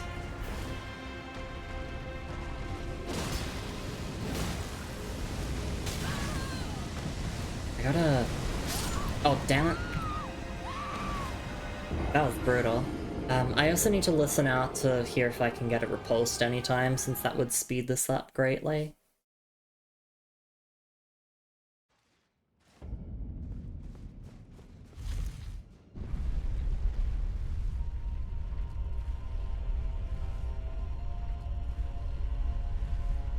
I guess we can make this fight the last major thing we do for this stream, and then next time, tomorrow we can finish the rest of Farum Azula.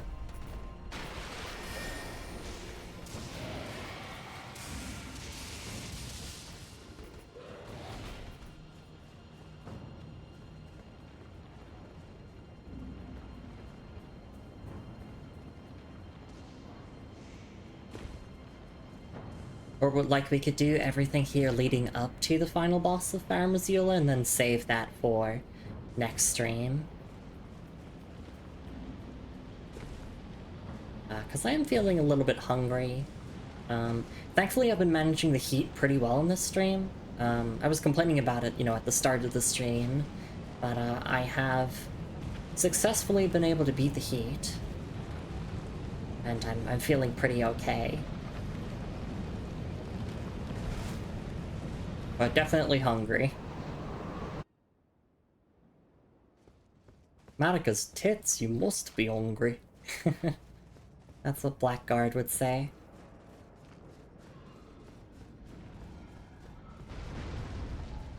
I imagine the Nugget Kiba would also be pretty good for this fight. Even without terrible arcane.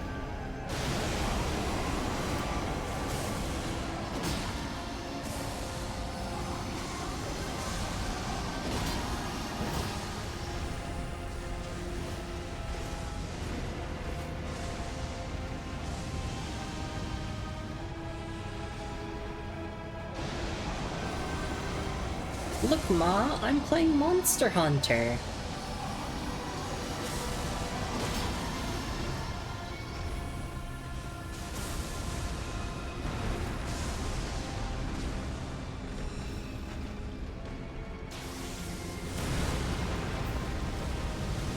We jump over this way?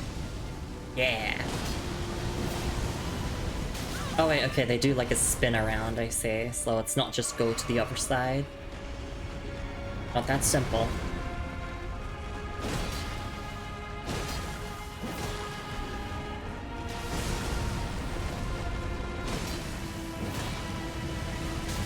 Ow. Double ow. I was thinking, like, what if I just sat on the ground? Would that allow me to just, like, invuln through this? No. The answer is no.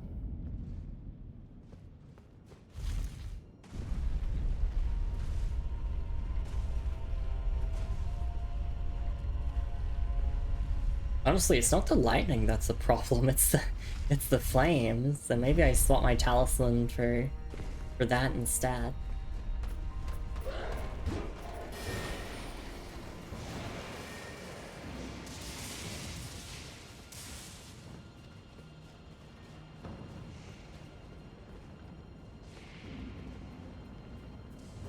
Yeah, it seems like more than anything else, this fight is really just a challenge of positioning. Just be in the right place at the right time. The moves are pretty well telegraphed. Just follow what the heads are doing. And we'll be a-okay.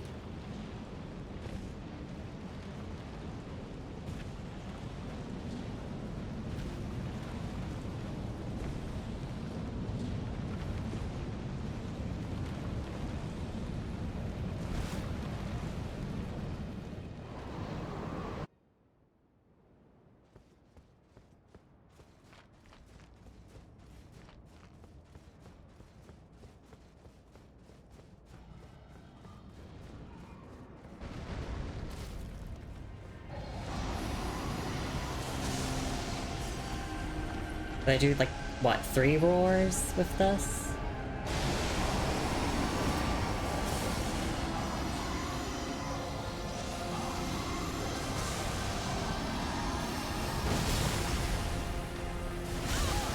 Ow.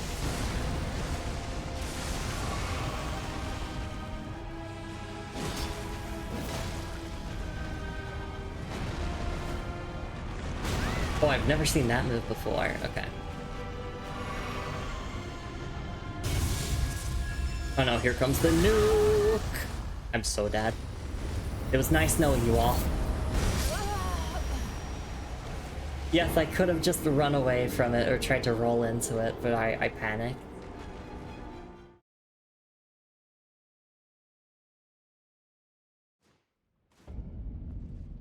I could also take a mini break to grab some food and then come back. But no, I think I'll manage for like 20 more minutes before the end of stream.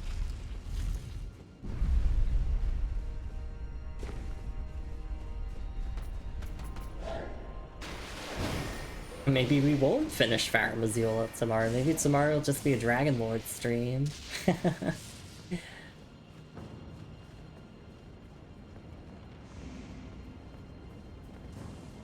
Oh, I'm dead. I'm dead.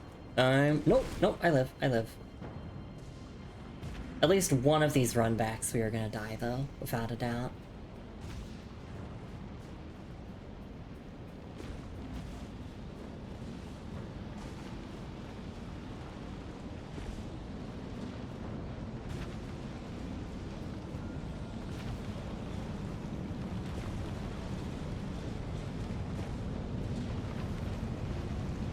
Yeah, I feel like the boss is pretty simple.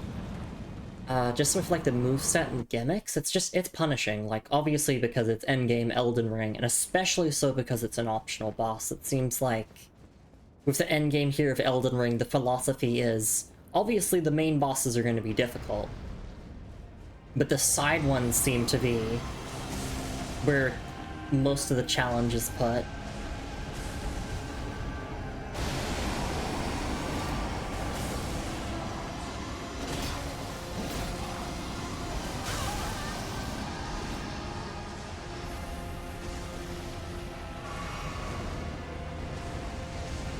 I'm getting hit by this.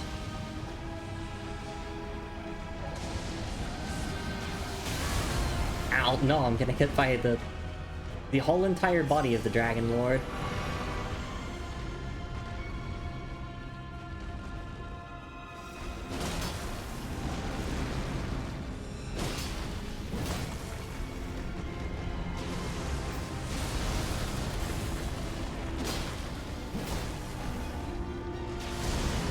Definitely a lot easier to track what's going on. Oh, nope. They run.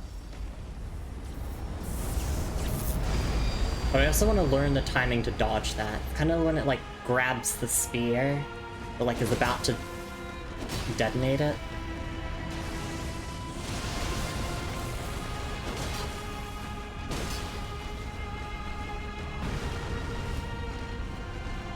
I feel a lot better fighting it this way. Although the flame breath can go fuck itself.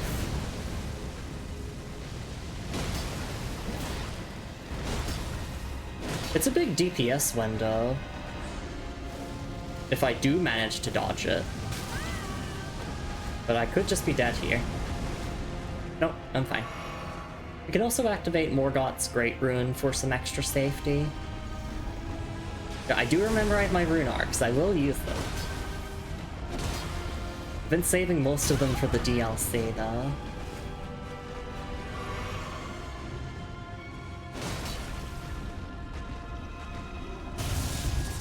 Okay. Slam. And then let's see if I can get this. Okay, so after it touches the spear. It's a little bit of a delayed explosion. Okay.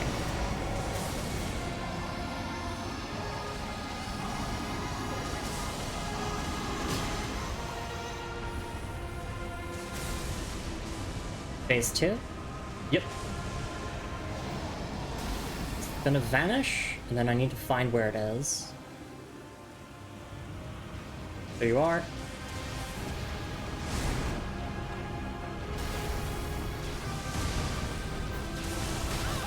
Oh, that's a combo.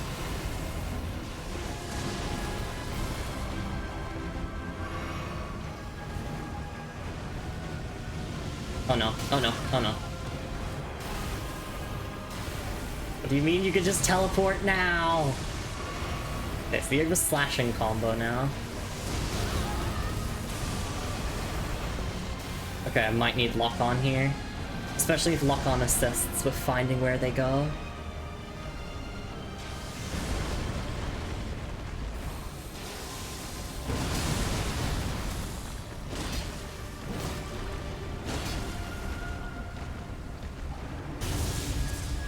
Oh, no, no, I tried to surge sprint.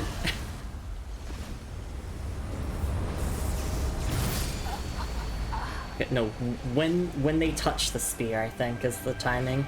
I tried to dodge it. I was like... I could just outrun it, that is the safe thing to do, but imagine the punish window that I would get if I dodged it. If I dodged into it, I could land like a full charge Ordovis's Vortex with no consequence. I'm so happy. I'm happy. I'm happy to be struggling.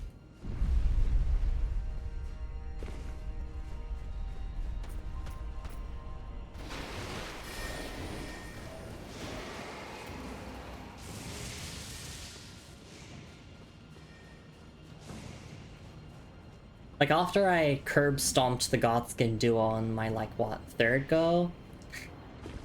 It feels nice to actually have to struggle a little. Not struggle, I don't want to put it that way, because then it makes it seem like the only reason I enjoy these games is because of, like, some artificial difficulty or whatever. I'm enjoying it because it means I get to spend more time with the fight, I get to really learn the moveset, and I get to, like, master it. It's that feeling of mastery that I like.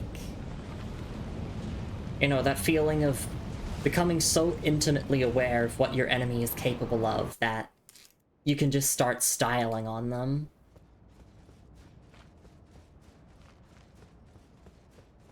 But believe it or not, I don't actually play these games for the difficulty. Don't get me wrong, I like a challenging game here and there. But I'm just here for the lore, mostly.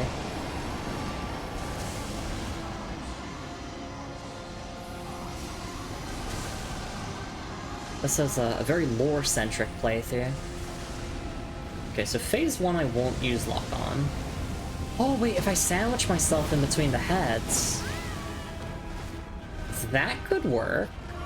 Just with some better positioning.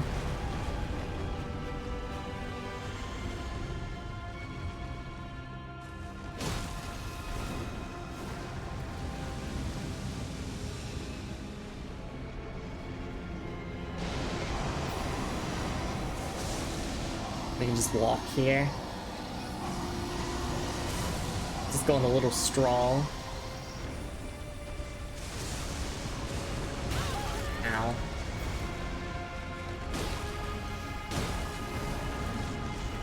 If you were one beefy boss, that's for certain.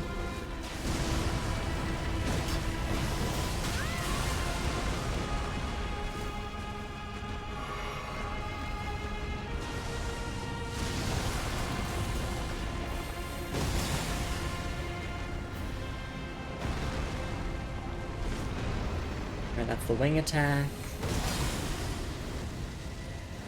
Okay.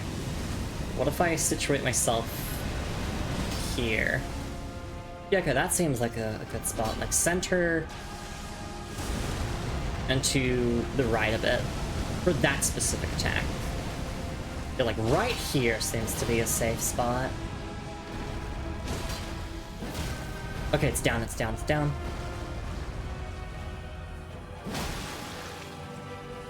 There we go, optimize that damage. Okay, now we turn on lock-on for phase 2.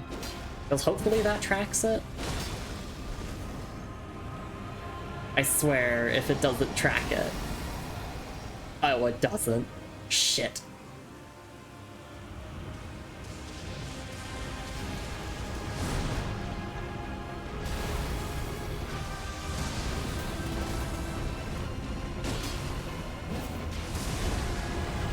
Yeah, this phase I'm okay with lock-on for.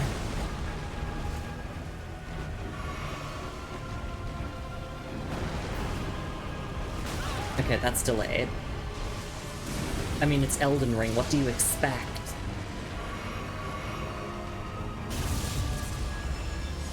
Let's see if we can dodge this. I don't care if I die.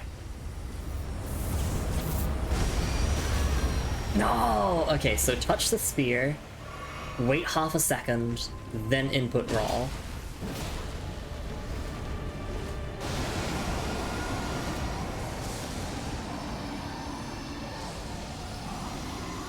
The way I dodge some attacks in Night Rain is actually I wait for a sound cue.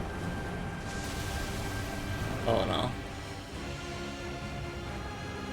So maybe waiting for a sound cue is the key for that attack.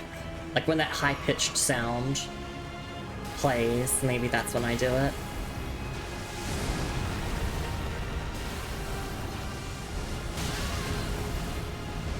Okay, so breath.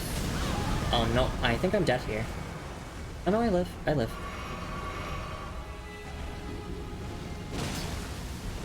Okay. Ow.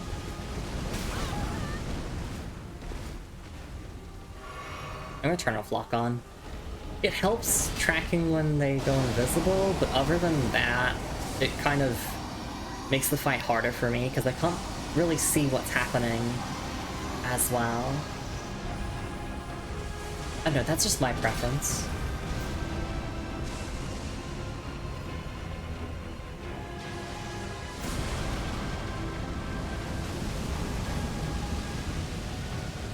This is the sweet spot.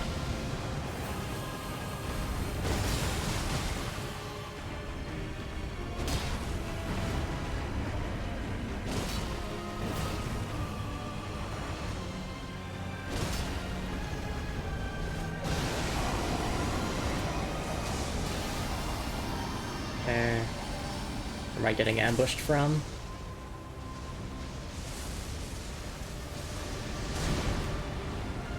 From there. I managed to find them at— Holy shit, you have lasers now? Pulling out one final trick just to spite me. Okay, I'll have a stretch and hydrate break here. I'll grab some snacks, and we'll give this one final hurrah for stream. Like, not one more attempt, but like a couple more attempts. And because I do want to try and beat this before the end of stream. Especially since we keep getting so close, is only until they pulled out a completely new move that I was defeated there. So yeah, let me go for a little break. I'll be back in a couple of minutes. Please take care of yourselves, everyone, and grab yourselves a snack and a drink if you can / want to, just like I'm going to. And I will see you all after.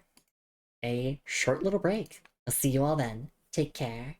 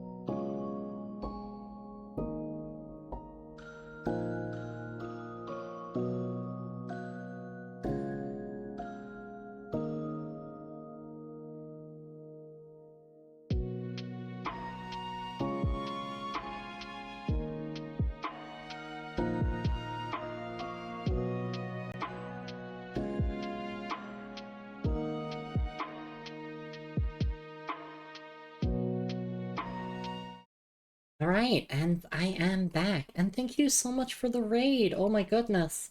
Hang on, let me catch up on chat here.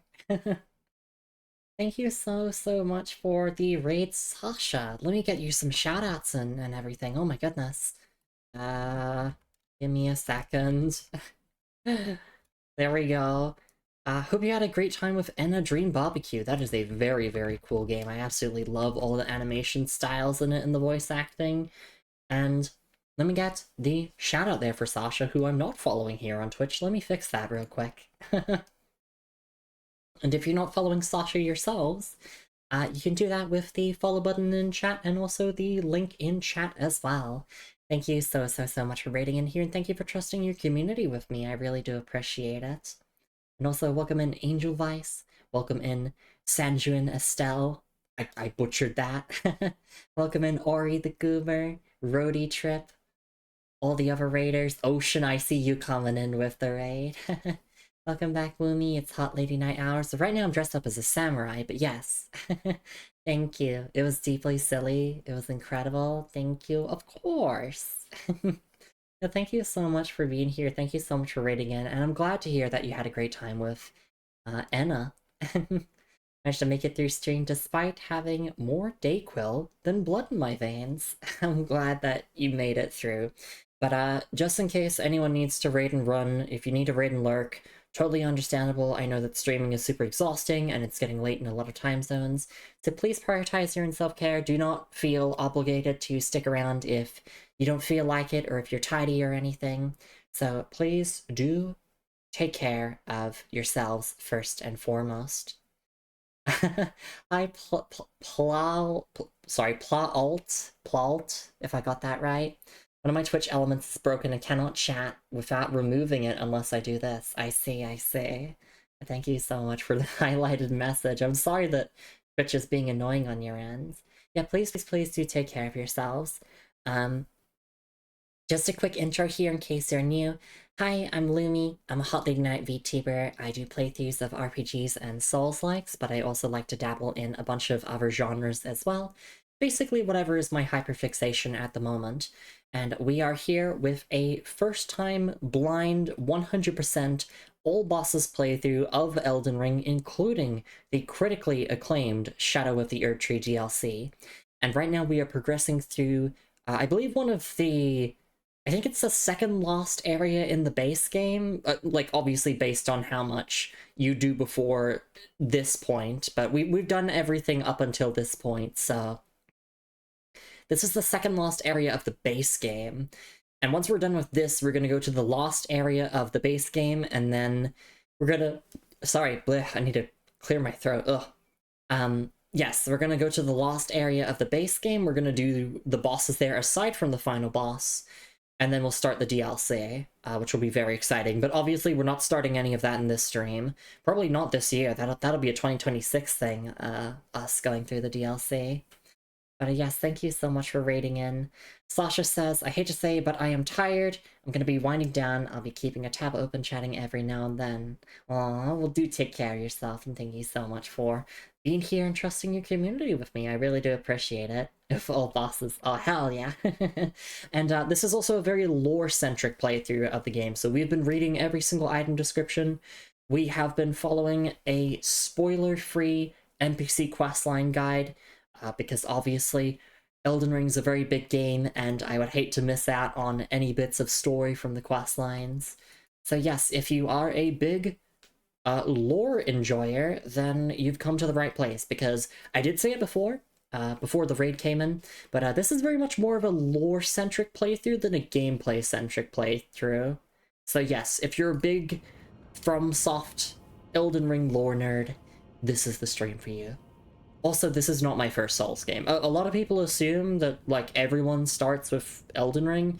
No, I've played through the Dark Souls trilogy. We also did lore-centric playthroughs of the Dark Souls trilogy on stream. And now we're here with Elden Ring. Yes, I will play Bloodborne at some point. Yes, I will play Sekiro at some point. And yes, I will play the original Demon's Souls at some point. I don't have a PS5, so I'm not going to play the remake. We'll play the original at some point. Just getting all those questions out of the way before people ask. My first was Code Vein and then Bloodborne. Okay, well, Code Vein was also my first, I'm not gonna lie. But my first From Software Souls game was Dark Souls 1, or Dark Souls Remastered. What about Kingsfield? I've actually thought about that. You don't even have to do a /J for that. I've thought about that. That could be a stream incentive in the future. We could actually play through the Kingsfield games on stream, obviously with like some guides open, because Kingsfield does not have player messages to help guide you along, and being lost and confused for hours and hours does not sound like a good time to me. And of course there's the Armored Core series, which... I don't know when I'll ever play an Armored Core game. Who knows? They're not Souls-likes, obviously. They're their own separate thing, so that's why I think about them separately. Phenomenal vibes. And of course, every single trans woman in existence loves Armored Core 6. Like, it is a trans stereotype at this point. If I had $1 for every single trans lady I knew who likes Armored Core 6, I think I would be a millionaire. I mean, that just not just trans women specifically, just queer people in general. Yeah, I'm calling you out, Ocean. Not even non-binary people are safe from the accusations. And then we could retire comfortably. Oh, also right now we are fighting a major optional boss, so if you care about spoilers, then here's your warning. But for those of you who do know Elden Ring, you know exactly what boss this is, and it's honestly not that hard of a boss. I got really close to beating it on my last try before the raid came in. But they just pulled out a new move at the last moment that got me off guard, or caught me off guard. I played Armored Core 6 yet. I have Platinum, Bloodborne, and Elden Ring, so I've never played Armored Core 6, but I think I had Armored Core 4 on the Xbox, I see. This playthrough here that we're doing is getting all Steam achievements, and in case you're wondering how we're achieving that with the multiple endings thing, we're going to be duplicating our save file after the final boss, so that we can complete all of the endings. In fact, because we've been following every single quest line, our save file can do all of the endings. Save states, I did the same, yeah. Although we have not inherited the Frenzied Flame, because I do know that Frenzied Flame overwrites all the other endings, so we will be doing that one last. Because I know you can remove the Frenzied Flame. In fact, like, literally this arena right here is where we can use Miquella's Needle. Its item description literally says so. But I kind of don't want to do Frenzied Flame as my first ending. I don't think I'm that much of a nihilist. And also just a reminder that yes, this is a first time playthrough. The reason why I talk as if I know all these things is because I've been following spoiler-free guides on all of that. So obviously, no lore spoilers, definitely don't talk about things that only are revealed in the DLC, and just no spoilers in general for the surprises. We have a lovely lurk Ori, thank you for being here. Alright, let's get this rematch on Dragon Lord Placidusax. Alright, for phase 1 I like to have no lock on.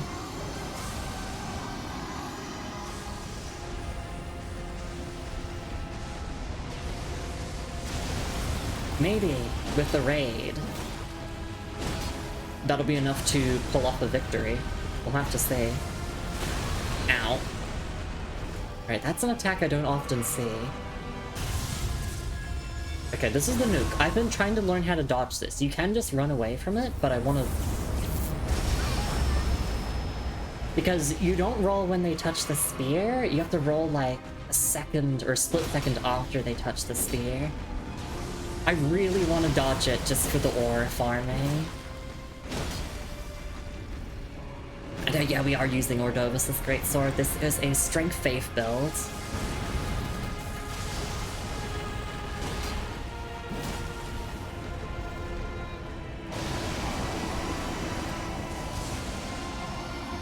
But my offhand, I've got my Beast Claw Mark Sacred Seal if I wanted to use incantations on this fight.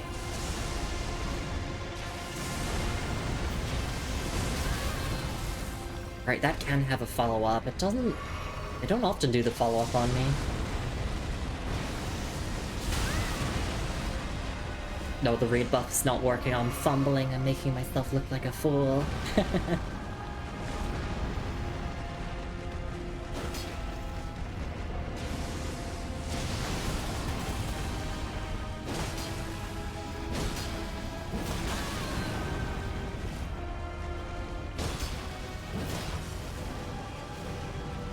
We can just run back for this. But yeah, when they're close to death with that breath attack, they, like, start shooting lasers, and I died to that. Okay. See. No, I still don't have the timing to roll that. I really want to roll it, though.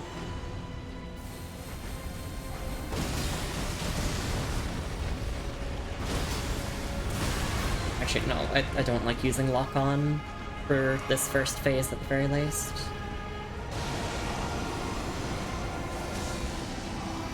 Dragon fights in Souls games are just a lot easier for me without lock-on.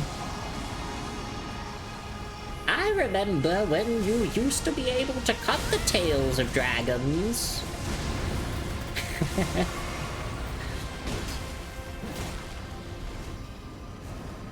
Okay, this is phase 2. So I'd like to turn on lock-on for this part, because it helps track all the teleports.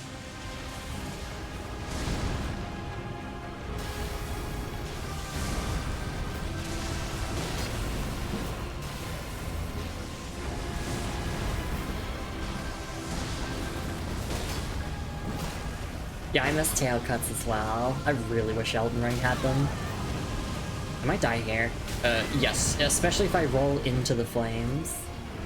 I found that if you situate yourself, like, between the heads, it's kind of consistent. It depends on what breath attack they decide to use. But if you sit in between the heads, that generally works. Well, you go, like, the middle and then to the right a little bit. There's some positioning I figured out with the breath attacks that seems pretty consistent.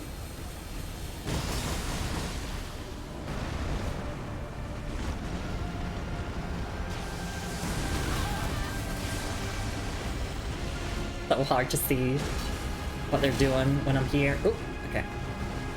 Let's hit this here, and then let's riposte. Just to optimize our damage a little bit. Alright, I gotta watch for the laser attack now. And I'm out of Crimson Flasks, but I do have my Wondrous Physic. Where are you? Can I lock onto you, please? Oh, no, I didn't get it.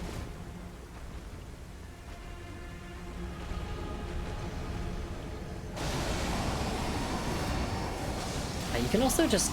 Oh, hang on. I'm scared. I'm fucking scared for my life. Where are you?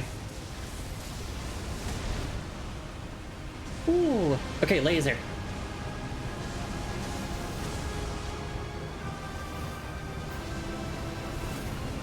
Holy shit. I survived the laser. Yippee! Admittedly, I don't get a punish for it because I was too far away, but... I mean, surviving is half the battle. Oh, shit. No, I rolled a bit too early. Oh, that was such a good attempt, though. Next try, we got it for real, though. I think I saw somewhere that there's an unused clipping mask for Plassie's heads that implies you might have been able to cut off a head at some point in development. Oh, that would have been really cool. That was still a really good attempt, though.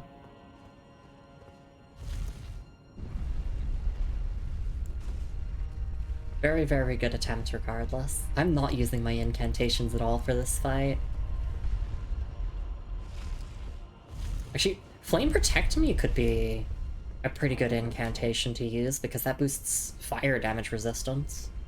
The reason why I have it equipped at the moment is because I used it against the Fire Giant, primarily for Phase 2 of Fire Giant. So we can definitely chuck this buff on, whenever we have a spare moment. And yeah, to catch people up to speed, we've done everything available in the game aside from the DLC up to this point. So yes, we have beaten Melania.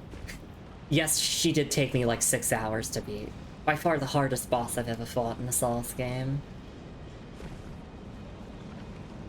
The hardest bosses in the game for me so far have been Moog and Melania, those two. Everything else has been smooth sailing.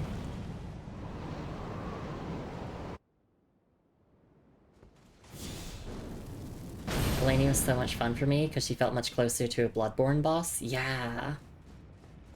I did have to look up how to dodge a couple of her moves, primarily the waterfowl dance, but like, mastering the fight was super satisfying.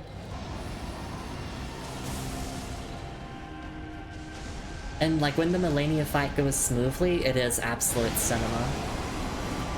But I do feel bad for killing Melania.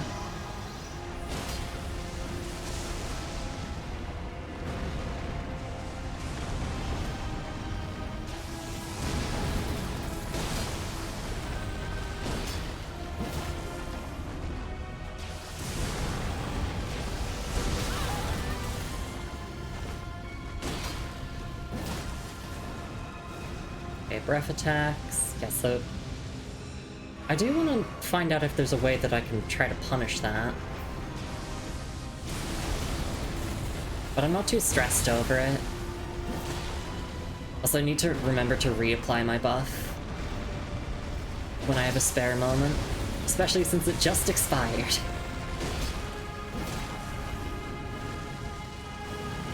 Oh. Yeah, so if you go, like, here-ish? Yeah, that worked. Oh, nice. Okay, okay. One of these, and one of these.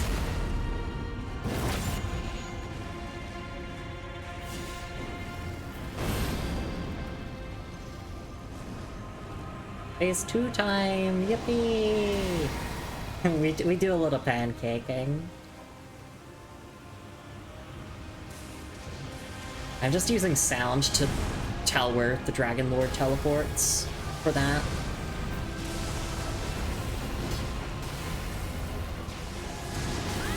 Ow, that hurt.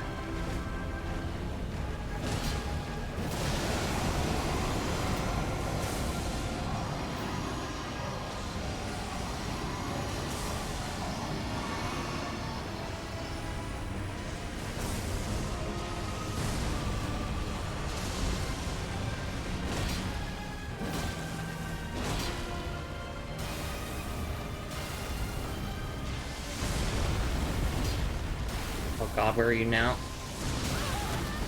That's like kind of like to have lock on for when they start teleporting, because it makes it easier to track.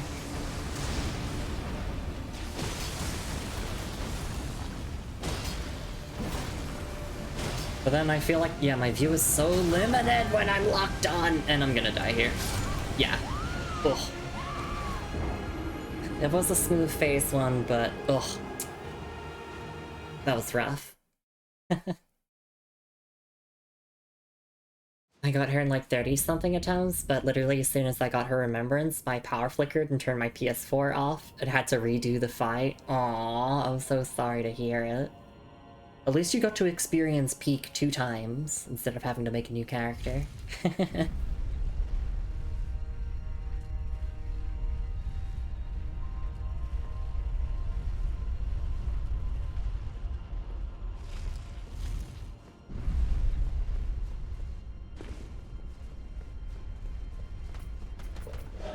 I feel like we can get the Dragon Lord done before the end of the stream. And then next time we can go through the rest of Farum Azula. We did finish Alexander's questline today, and the questline at Jarburg with Jarbarn, or however you say their name. Cuz for short. And that was pretty sad. Yeah, we're all caught up on our item descriptions. We've read all of the recent ones. And we have, I think it's the conclusion to Bernal's questline here as well, and we need to make sure that we do that because you do get a weapon from finishing his questline that is required for the Legendary Armaments achievement. So we need to make sure that we do that before we finish here at Farum Azula. Obviously, this isn't the final boss of Farum Azula. This is an optional boss. Using Power Stance, Grave Scythes, and Frostbite, Sword Dance, Black Flame Tornado. Ooh, that does sound really good. Yeah, I didn't get Black Flame Tornado until today.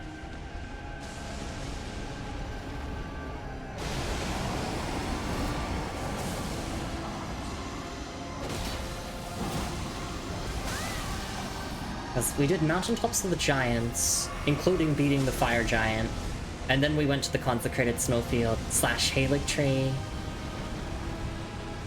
And obviously we dipped into Mogwin Palace to get a bit of a teaser as the DLC. The DLC is obviously going to be focused on Mikola, which will be interesting. I'm looking forward to all the plot stuff that happens there.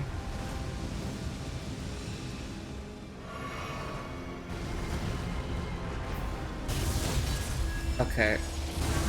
I give up trying to dodge the nuke. You win, Dragon Lord.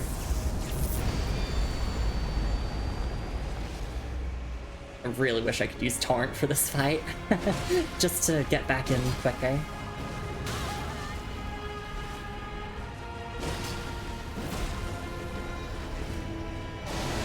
I don't actually know if they take more damage to the head, but I am just trying to go for the head.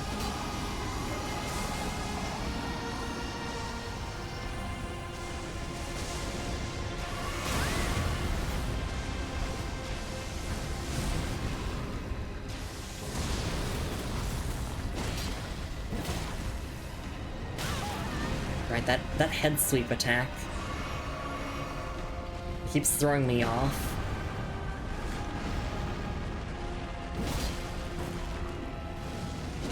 Okay, so for this, if I just situate myself here-ish, I should be okay.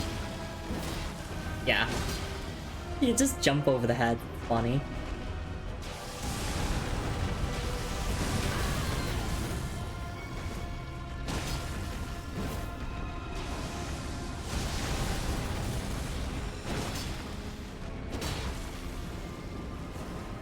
Alright, next phase.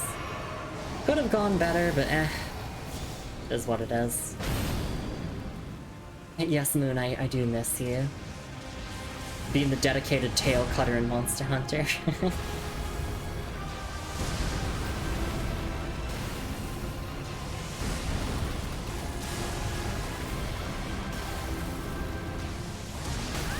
Ow.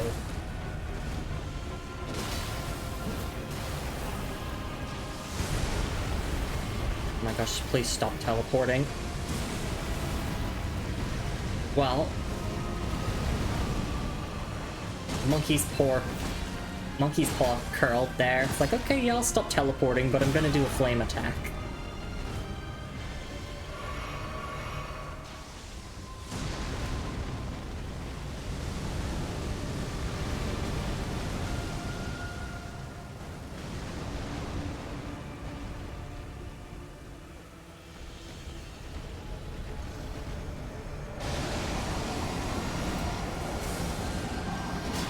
I can like fit in maybe 2 slings in between each of these here, just to like optimize our damage a bit better. Yeah.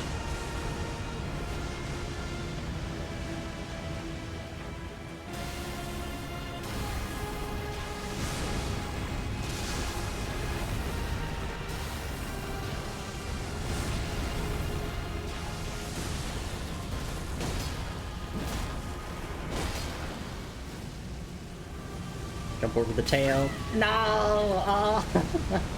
Nearly. Sadly, this thing does not have a tail cut. Because Elden Ring sucks like that. I mean, Dark Souls 3 didn't either. Or Dark Souls 2. I don't remember if Dark Souls 2 had tail cuts.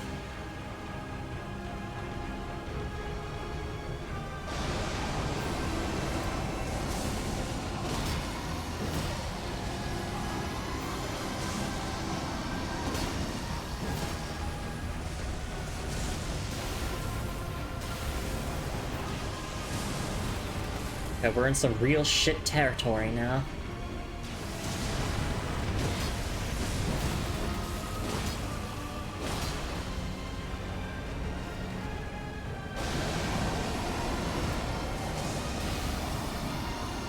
Alright, yeah, here comes. Here it comes! Where are you coming from? I'm scared. There we go. Oh no. No, no, no, no, no, no, no, not this time, fucker.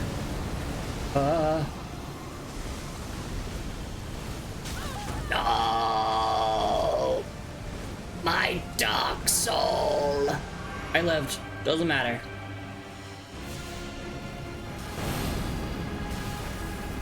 It's just a panic roll.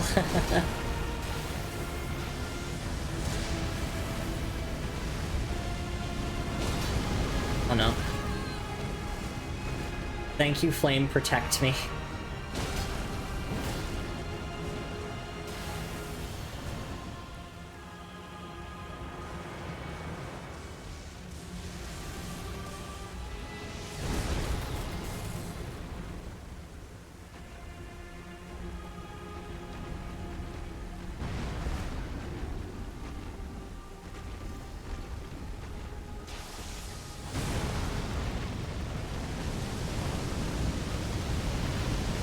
Ooh.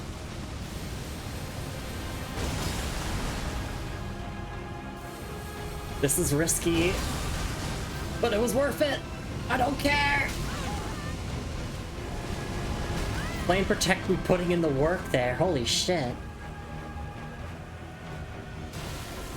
I'm gonna just reapply it real quick. That was a mistake. Can I reapply it, please? Thank you. Can I sip this now? Thank you.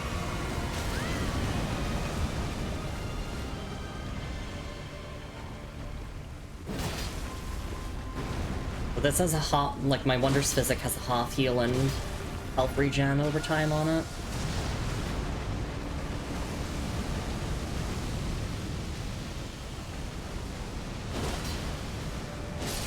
There we go.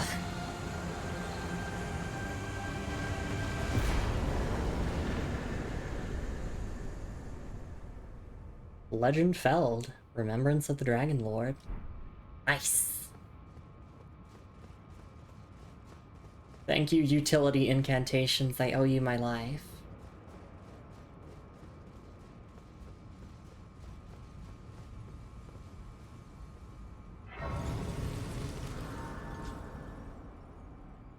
Definitely could have gone a lot smoother, but we won, and that's all that matters. Alright, so, we're just dumping points into Arcane mostly now, because we do have a Nagakiba, and I would like to actually be able to inflict status effects before enemies die. In case you're wondering about these stats, we are using Redigan Source Seal, so we actually have +5 in Vigor, Endurance, Strength, Dex, and all that. In fact, we've leveled every single stat aside from Intelligence, because I don't do int build.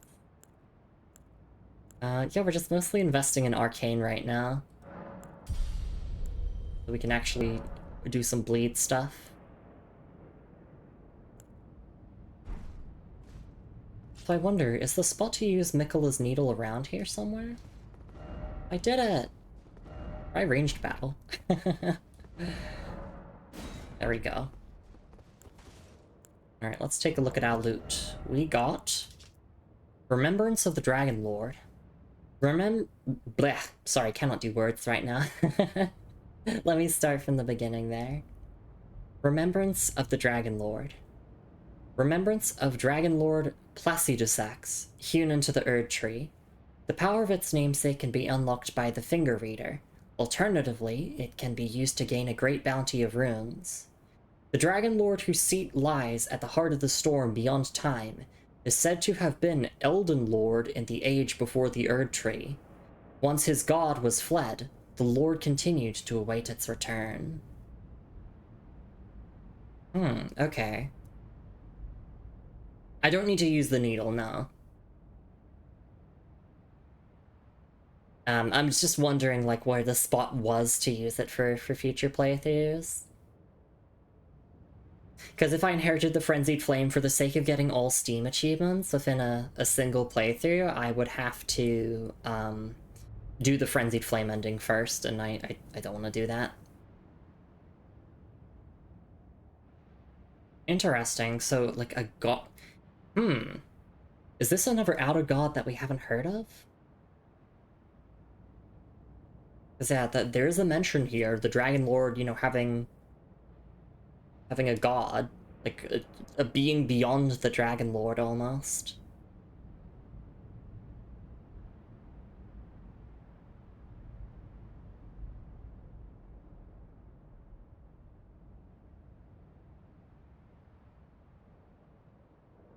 I'm just reading the description again in my head. Just a thinking and pondering. This is what I do. I read item descriptions and I ponder them for a while. We'll go to the round table hold and we'll see what we can make from this as well. So, thank you, Melissa, for the self-care redeem. My self-care will be wrapping up stream in a little bit, because I don't want to go for 5 hours. Yeah, just reading this in my head again.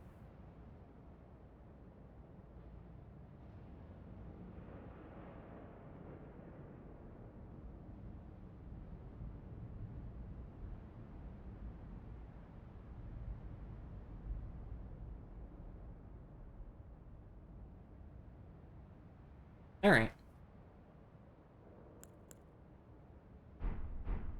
Let me also catch up on chat here.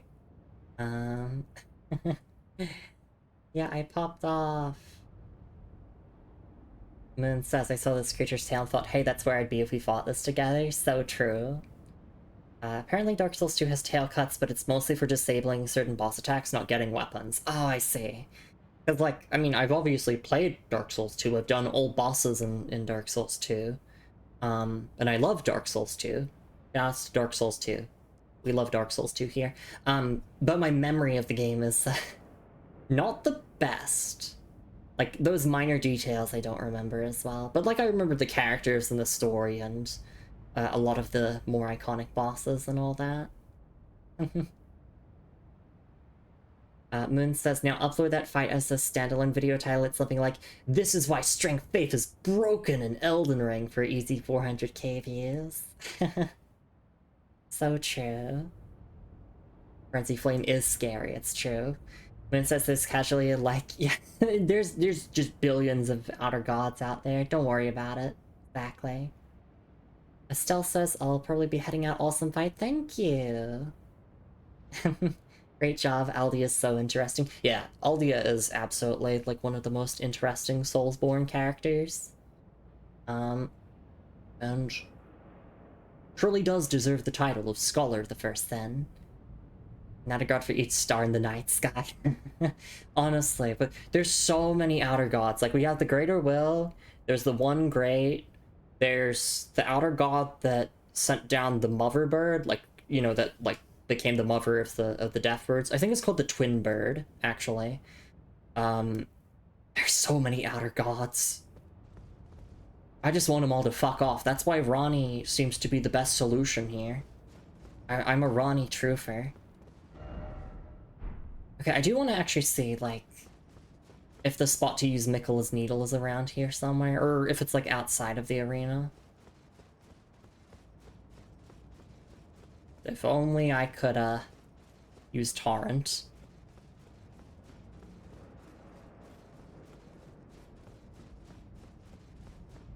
It seems pretty empty here to me. Yeah, we don't need to use Miquella's Needle, it's just like, it'd be cool if I could, find the spot where you're actually meant to do that. But if it's outside of the arena, then I won't worry about it. This is one big-ass arena.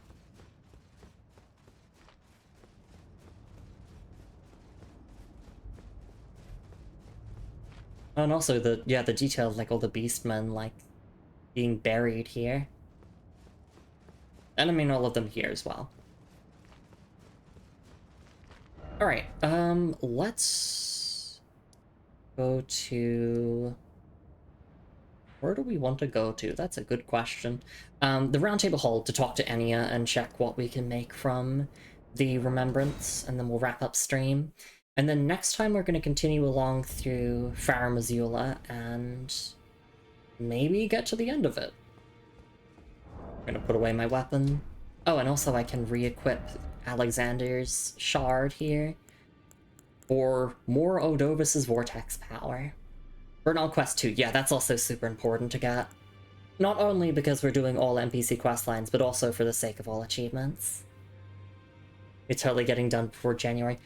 Nuh-uh, Corey. Nuh-uh. There's this thing called Shadow of the Erd Tree, and we're gonna be starting that before the final boss of the base game. We are not finishing Shadow of the Erdtree in like a week or two. Especially since we will also be doing all bosses and all quest lines. We're gonna be taking our sweet, sweet time with it. But won't you just get OP for the last boss? I'm used to final bosses in Souls games being jobbers, so it'll be a-okay. Besides, my remaining levels I'm just mostly dumping into Faith and Arcane, so that shouldn't affect our damage too much now that we have max upgrades, and we'll still get killed in like 2 hits, probably, because of HP. It's just because everything hits like a truck. But no, I'm not too concerned about making the final boss of the base game easier. Because, as I said, I'm used to final bosses in Souls games being jobbers. Don't worry, my dear. I'll see it to the end with you, if it please. Alright, I did want to say there's probably no armor that we can get from this, but it's still nice to check regardless. Okay. Let's see. Remembrance of the Dragon Lord. Starting with the Dragon King's Cragblade. Piercing gravelstone sword containing primeval lightning. A portion of the Dragon Lord's power, gained from a remembrance. This weapon commands great power over the paltry, mortal dragons of today. Or the paltry, mortal dragons of today. And the unique skill is Thundercloud Form. Temporarily transform into a red thundercloud and fly through the air, and then plunge down with a lightning-infused blade. Hold to increase the reach of the Thundercloud Form. This needs Dex. Okay. And then we have Placidusac's Ruin, which is an incantation.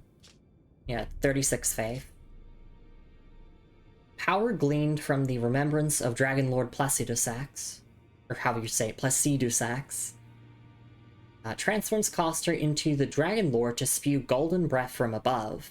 This incantation can be cast while jumping. These are the dying wails of the Dragon Lord, who once dwelled eternally beyond time. Yeah, we just killed the Dragon Lord. Oopsies. Yeah, none of the Remembrance stuff has really interested me too much aside from, I think, the Blasphemous Blade, really. But I'm already running Ordovis's Greatsword, so... But we have been checking out all the Remembrance stuff. I think we are pretty close to being able to use Scarlet Aeonia. That's also an option. But also, I'm a boss soul hoarder. I like to hold on to them, so thank goodness this game lets you duplicate them. Because if there's something that I really want, I can just duplicate it. Like, duplicate the Remembrance, get what I want, and then still have the Remembrance in my inventory. It also helps for people, like, asking, oh, what bosses have you done? Well, here's all the Remembrance bosses I've done.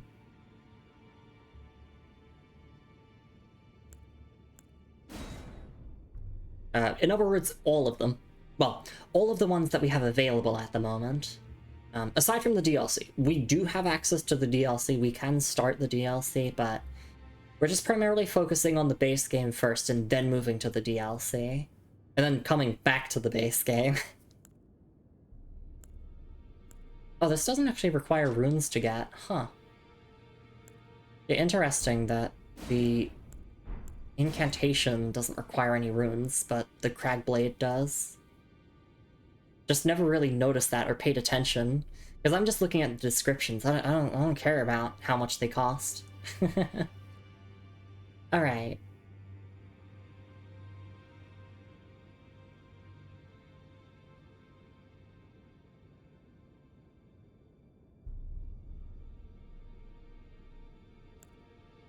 Just double checking descriptions.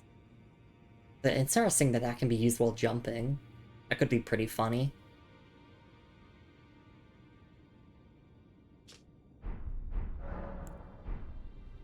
Yeah, we love Enya. I think a lot of the time when a Remembrance has a weapon that the boss didn't physically use, runes are required. Let me double check that. Don't worry, my dear. I'll see it to the end with you, if it please. Because, like, yeah, Melania uses Hand of Melania, so obviously that's free. Rackard uses the Blasphemous Blade, yeah. Oh yes, no, that does seem to be the case, yes. If it is a weapon... Oh, yeah. Yeah, that is the case.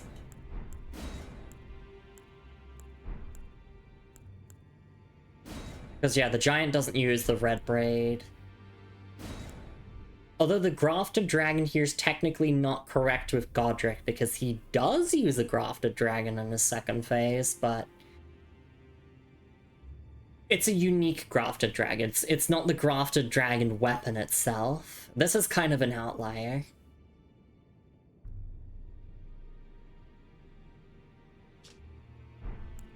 But yeah, that does seem to be the case. If it is something that the boss does not use, then it costs runes. I guess that makes sense? Yeah, little man on your wrist, exactly. Can't be two-handed. You just punch things with your left hand. At least in Night Rain. I equip it to my left hand. Yeah, no, I think that's everything. Well, I guess we'll just get stream all wrapped up now. We can say hi to Hugh. Maybe he has new dialogue. He's going through it right now. Oh, Smith, as long as you like. Now, lay out your arms. I feel so bad for Hugh. I did get a bunch of Banished Knight shield drops, so I can sell those since those are duplicates. I'd have to, like, go through all my stuff and, like, sell all the duplicates. It's too much effort. And obviously I don't need to upgrade anything anymore. I can upgrade my, like, shield, but that only affects its damage and not, like, guard capabilities. So yeah, that's kind of it. At least his life had personal meaning. Yeah, he was able to smith not just one, but four weapons for me that have slain the gods. Well, the demigods, but... I mean, it's a From Software game. It's Elden Ring. We might kill Marika at the end, who knows? I kind of want to have a word with her. And her, little Golden Order, because we don't fuck with the Golden Order here. Going down with the ship, exactly. And then there's Gideon, who's going down with the ship, but I didn't like him to begin with, so it's fine. Gideon is, a bit of a dick. Alright, what grace do I want to go from? I think it's beside the Great Bridge, right? Yeah. Weird, he does help you a lot. Well, he's helping you so that you can help him. It's kind of like, it's one of those relationships. Also has that one guy try to kill you. Namby-pamby tarnished. It's very funny, though. It is.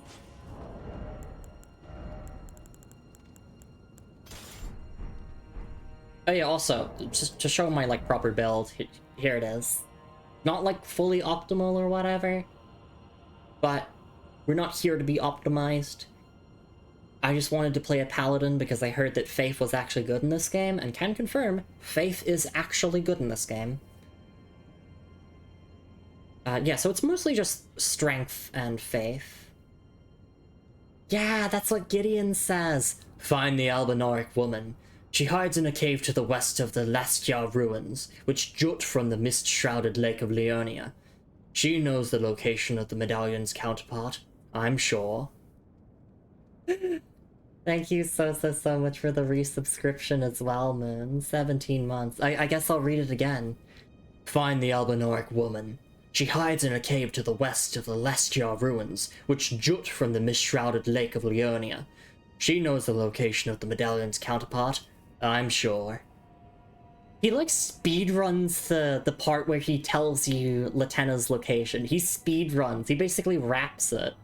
He spews it out, and then he returns to normal talking speed.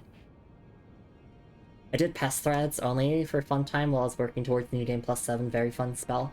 I haven't used it too much, but it's pretty nice.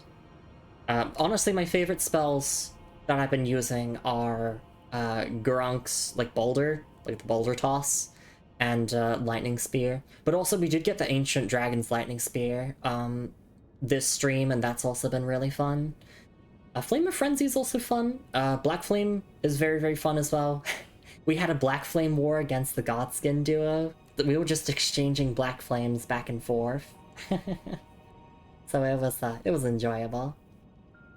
Rory says I had fun with that weapon in Night Rain, but I don't get it often. It do be a legendary weapon after all, so I can understand why. It was me, the Mimic, both dressed in the mushroom set, only a seal and pest threads equipped. Godskin Agni Kai, hell yeah. Exactly. And then yes, as for my equipment I'm using, Knight's Heavy Greatsword, Sacred Blade on it for killing those who live in death, Ordovis' Greatsword, and Heavy Naga Kiba. We got our Claw Mark Seal, the Beast Crest Heater Shield, no helmet just because I want to see my character's sexy face, Crucible Trace stuff, Radigan Sword Seal, Gold Scarab, Shard of Alexander, which we just picked up, and the Godfrey icon. And I have not been using Spirit Ashes. I did use some of them during the early game, but generally I prefer to play Souls games solo and without summons.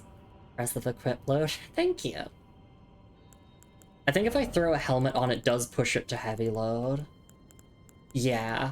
So also, there is a practical reason why I don't have a helmet on. Because if I threw on the Crucible Tree Helm, you know, to be like Siluria, that does put me at heavy load. Alright, yeah, we got the Omen Helm as well. Goodbye, Dung Eater. We do have the Mending Rune, so we do have access to Dung Eater's ending. But anyway, that'll be that for stream. We will continue along this way next time. We can get a little preview ahead, see what awaits us. Seems like we're trying to head to this big section here. And apparently Bernal is around this area-ish, so probably if we go up there, then we'll encounter Bernal soon enough. Friend required ahead. Try jumping butthole ahead. Oh my gosh, the more butthole jokes.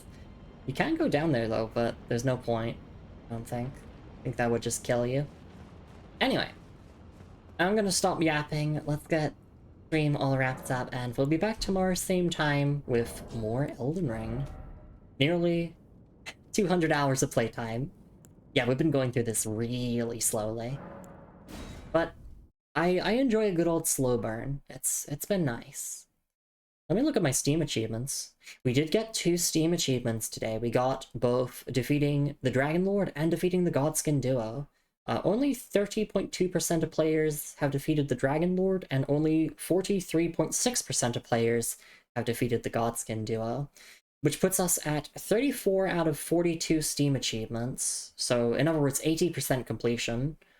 But obviously, 4 of those achievements are going to be tied to the final boss and ending achievements. So we're not going to see those ones for quite a while, especially since we have Shadow of the Erd Tree awaiting us.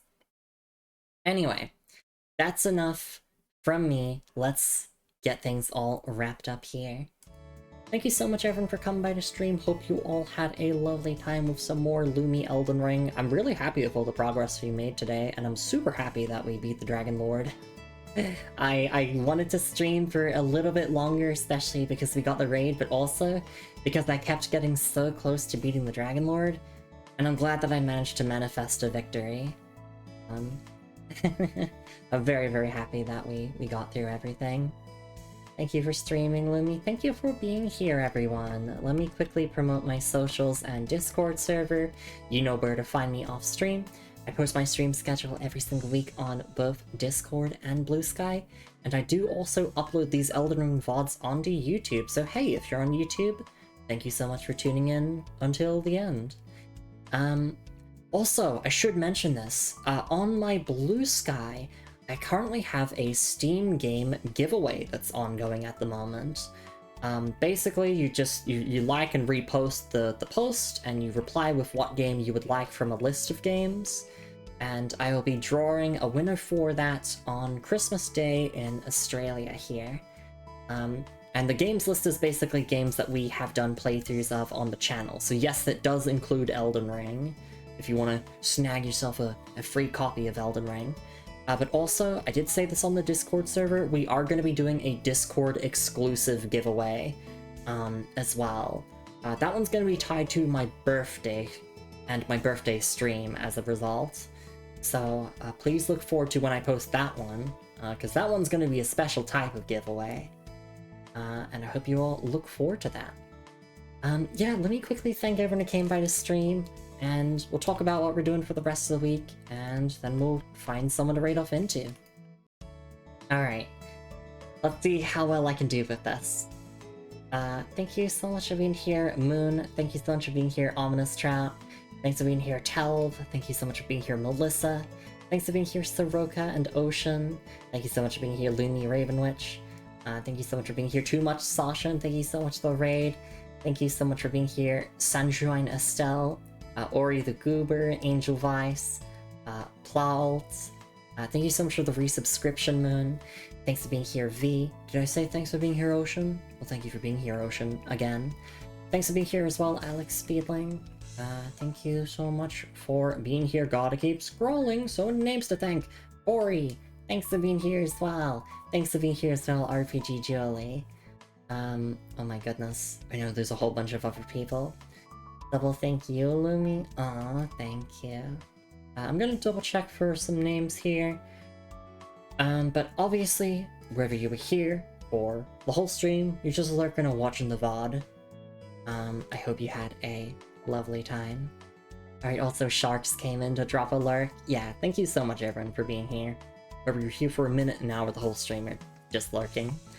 Alright, so what we're doing for the rest of the week. Tomorrow is more Elden Ring, same time, same place that this stream started. So that will be 12 PM Australian Eastern Daylight Savings Time. And then on Sunday, because we finished the Monster Hunter Rise collab series with my partner Moon, we are going to be streaming some Helldivers 2, because I don't feel like starting a new playthrough before the end of the year. And it's been a while since I last played Helldivers 2, so that'll be a nice stream to just kind of zone out with and just shoot the enemies of democracy and all that, and that'll be nice. Anyway, gosh, I need to get some water in my system after stream, because I am very thirsty. Let's see, who could we raid off into? There's a bunch of people live at the moment, and oh, well, I gotta unfollow this streamer because they're playing Fortnite. Please don't play Fortnite anymore. Please boycott Epic Games. Well, let's not raid into that. Let's raid into our lovely friend Markichin, who right now is playing Terranigma, which is a classic SNES game. Yeah, it's very disappointing when I see someone streaming something problematic on my following list. But I suppose that's how it is. You can appreciate Marky instead? Exactly. Thanks for stream, Lumi. Thank you for being here, Jolie. Alright, let's get that raid up and going. Please have a lovely morning, afternoon, evening, wherever you're on the world, everyone. Make sure to stretch and hydrate plenty, as I did throughout the stream. Take your meds in case you've forgotten. And the moral of this stream is that dragons are awesome. We love dragons. And also, Alexander was a true warrior through and through. I miss you, pot friend. I miss you so much, pot friend. But it's gonna be okay. It's gonna be okay. Oh, also, the other moral of stream is that I think Godskin Duo is overrated, and Ornstein and Smo is way better. There I go, I said it, there's my hot take. There's my hot take. You can't refute me because we're about to end the stream. You can't argue with me on that. There's no time for arguments. The stream's about to end. We got that raid up and going. Alright, I will see you all tomorrow for more Elden Ring. But until then, let's go raid into our lovely friend, Marky. And I'll see you all next time. Take care, everyone. Bye-bye. It's raid time, baby. Oh, yeah. And I'll see you all tomorrow.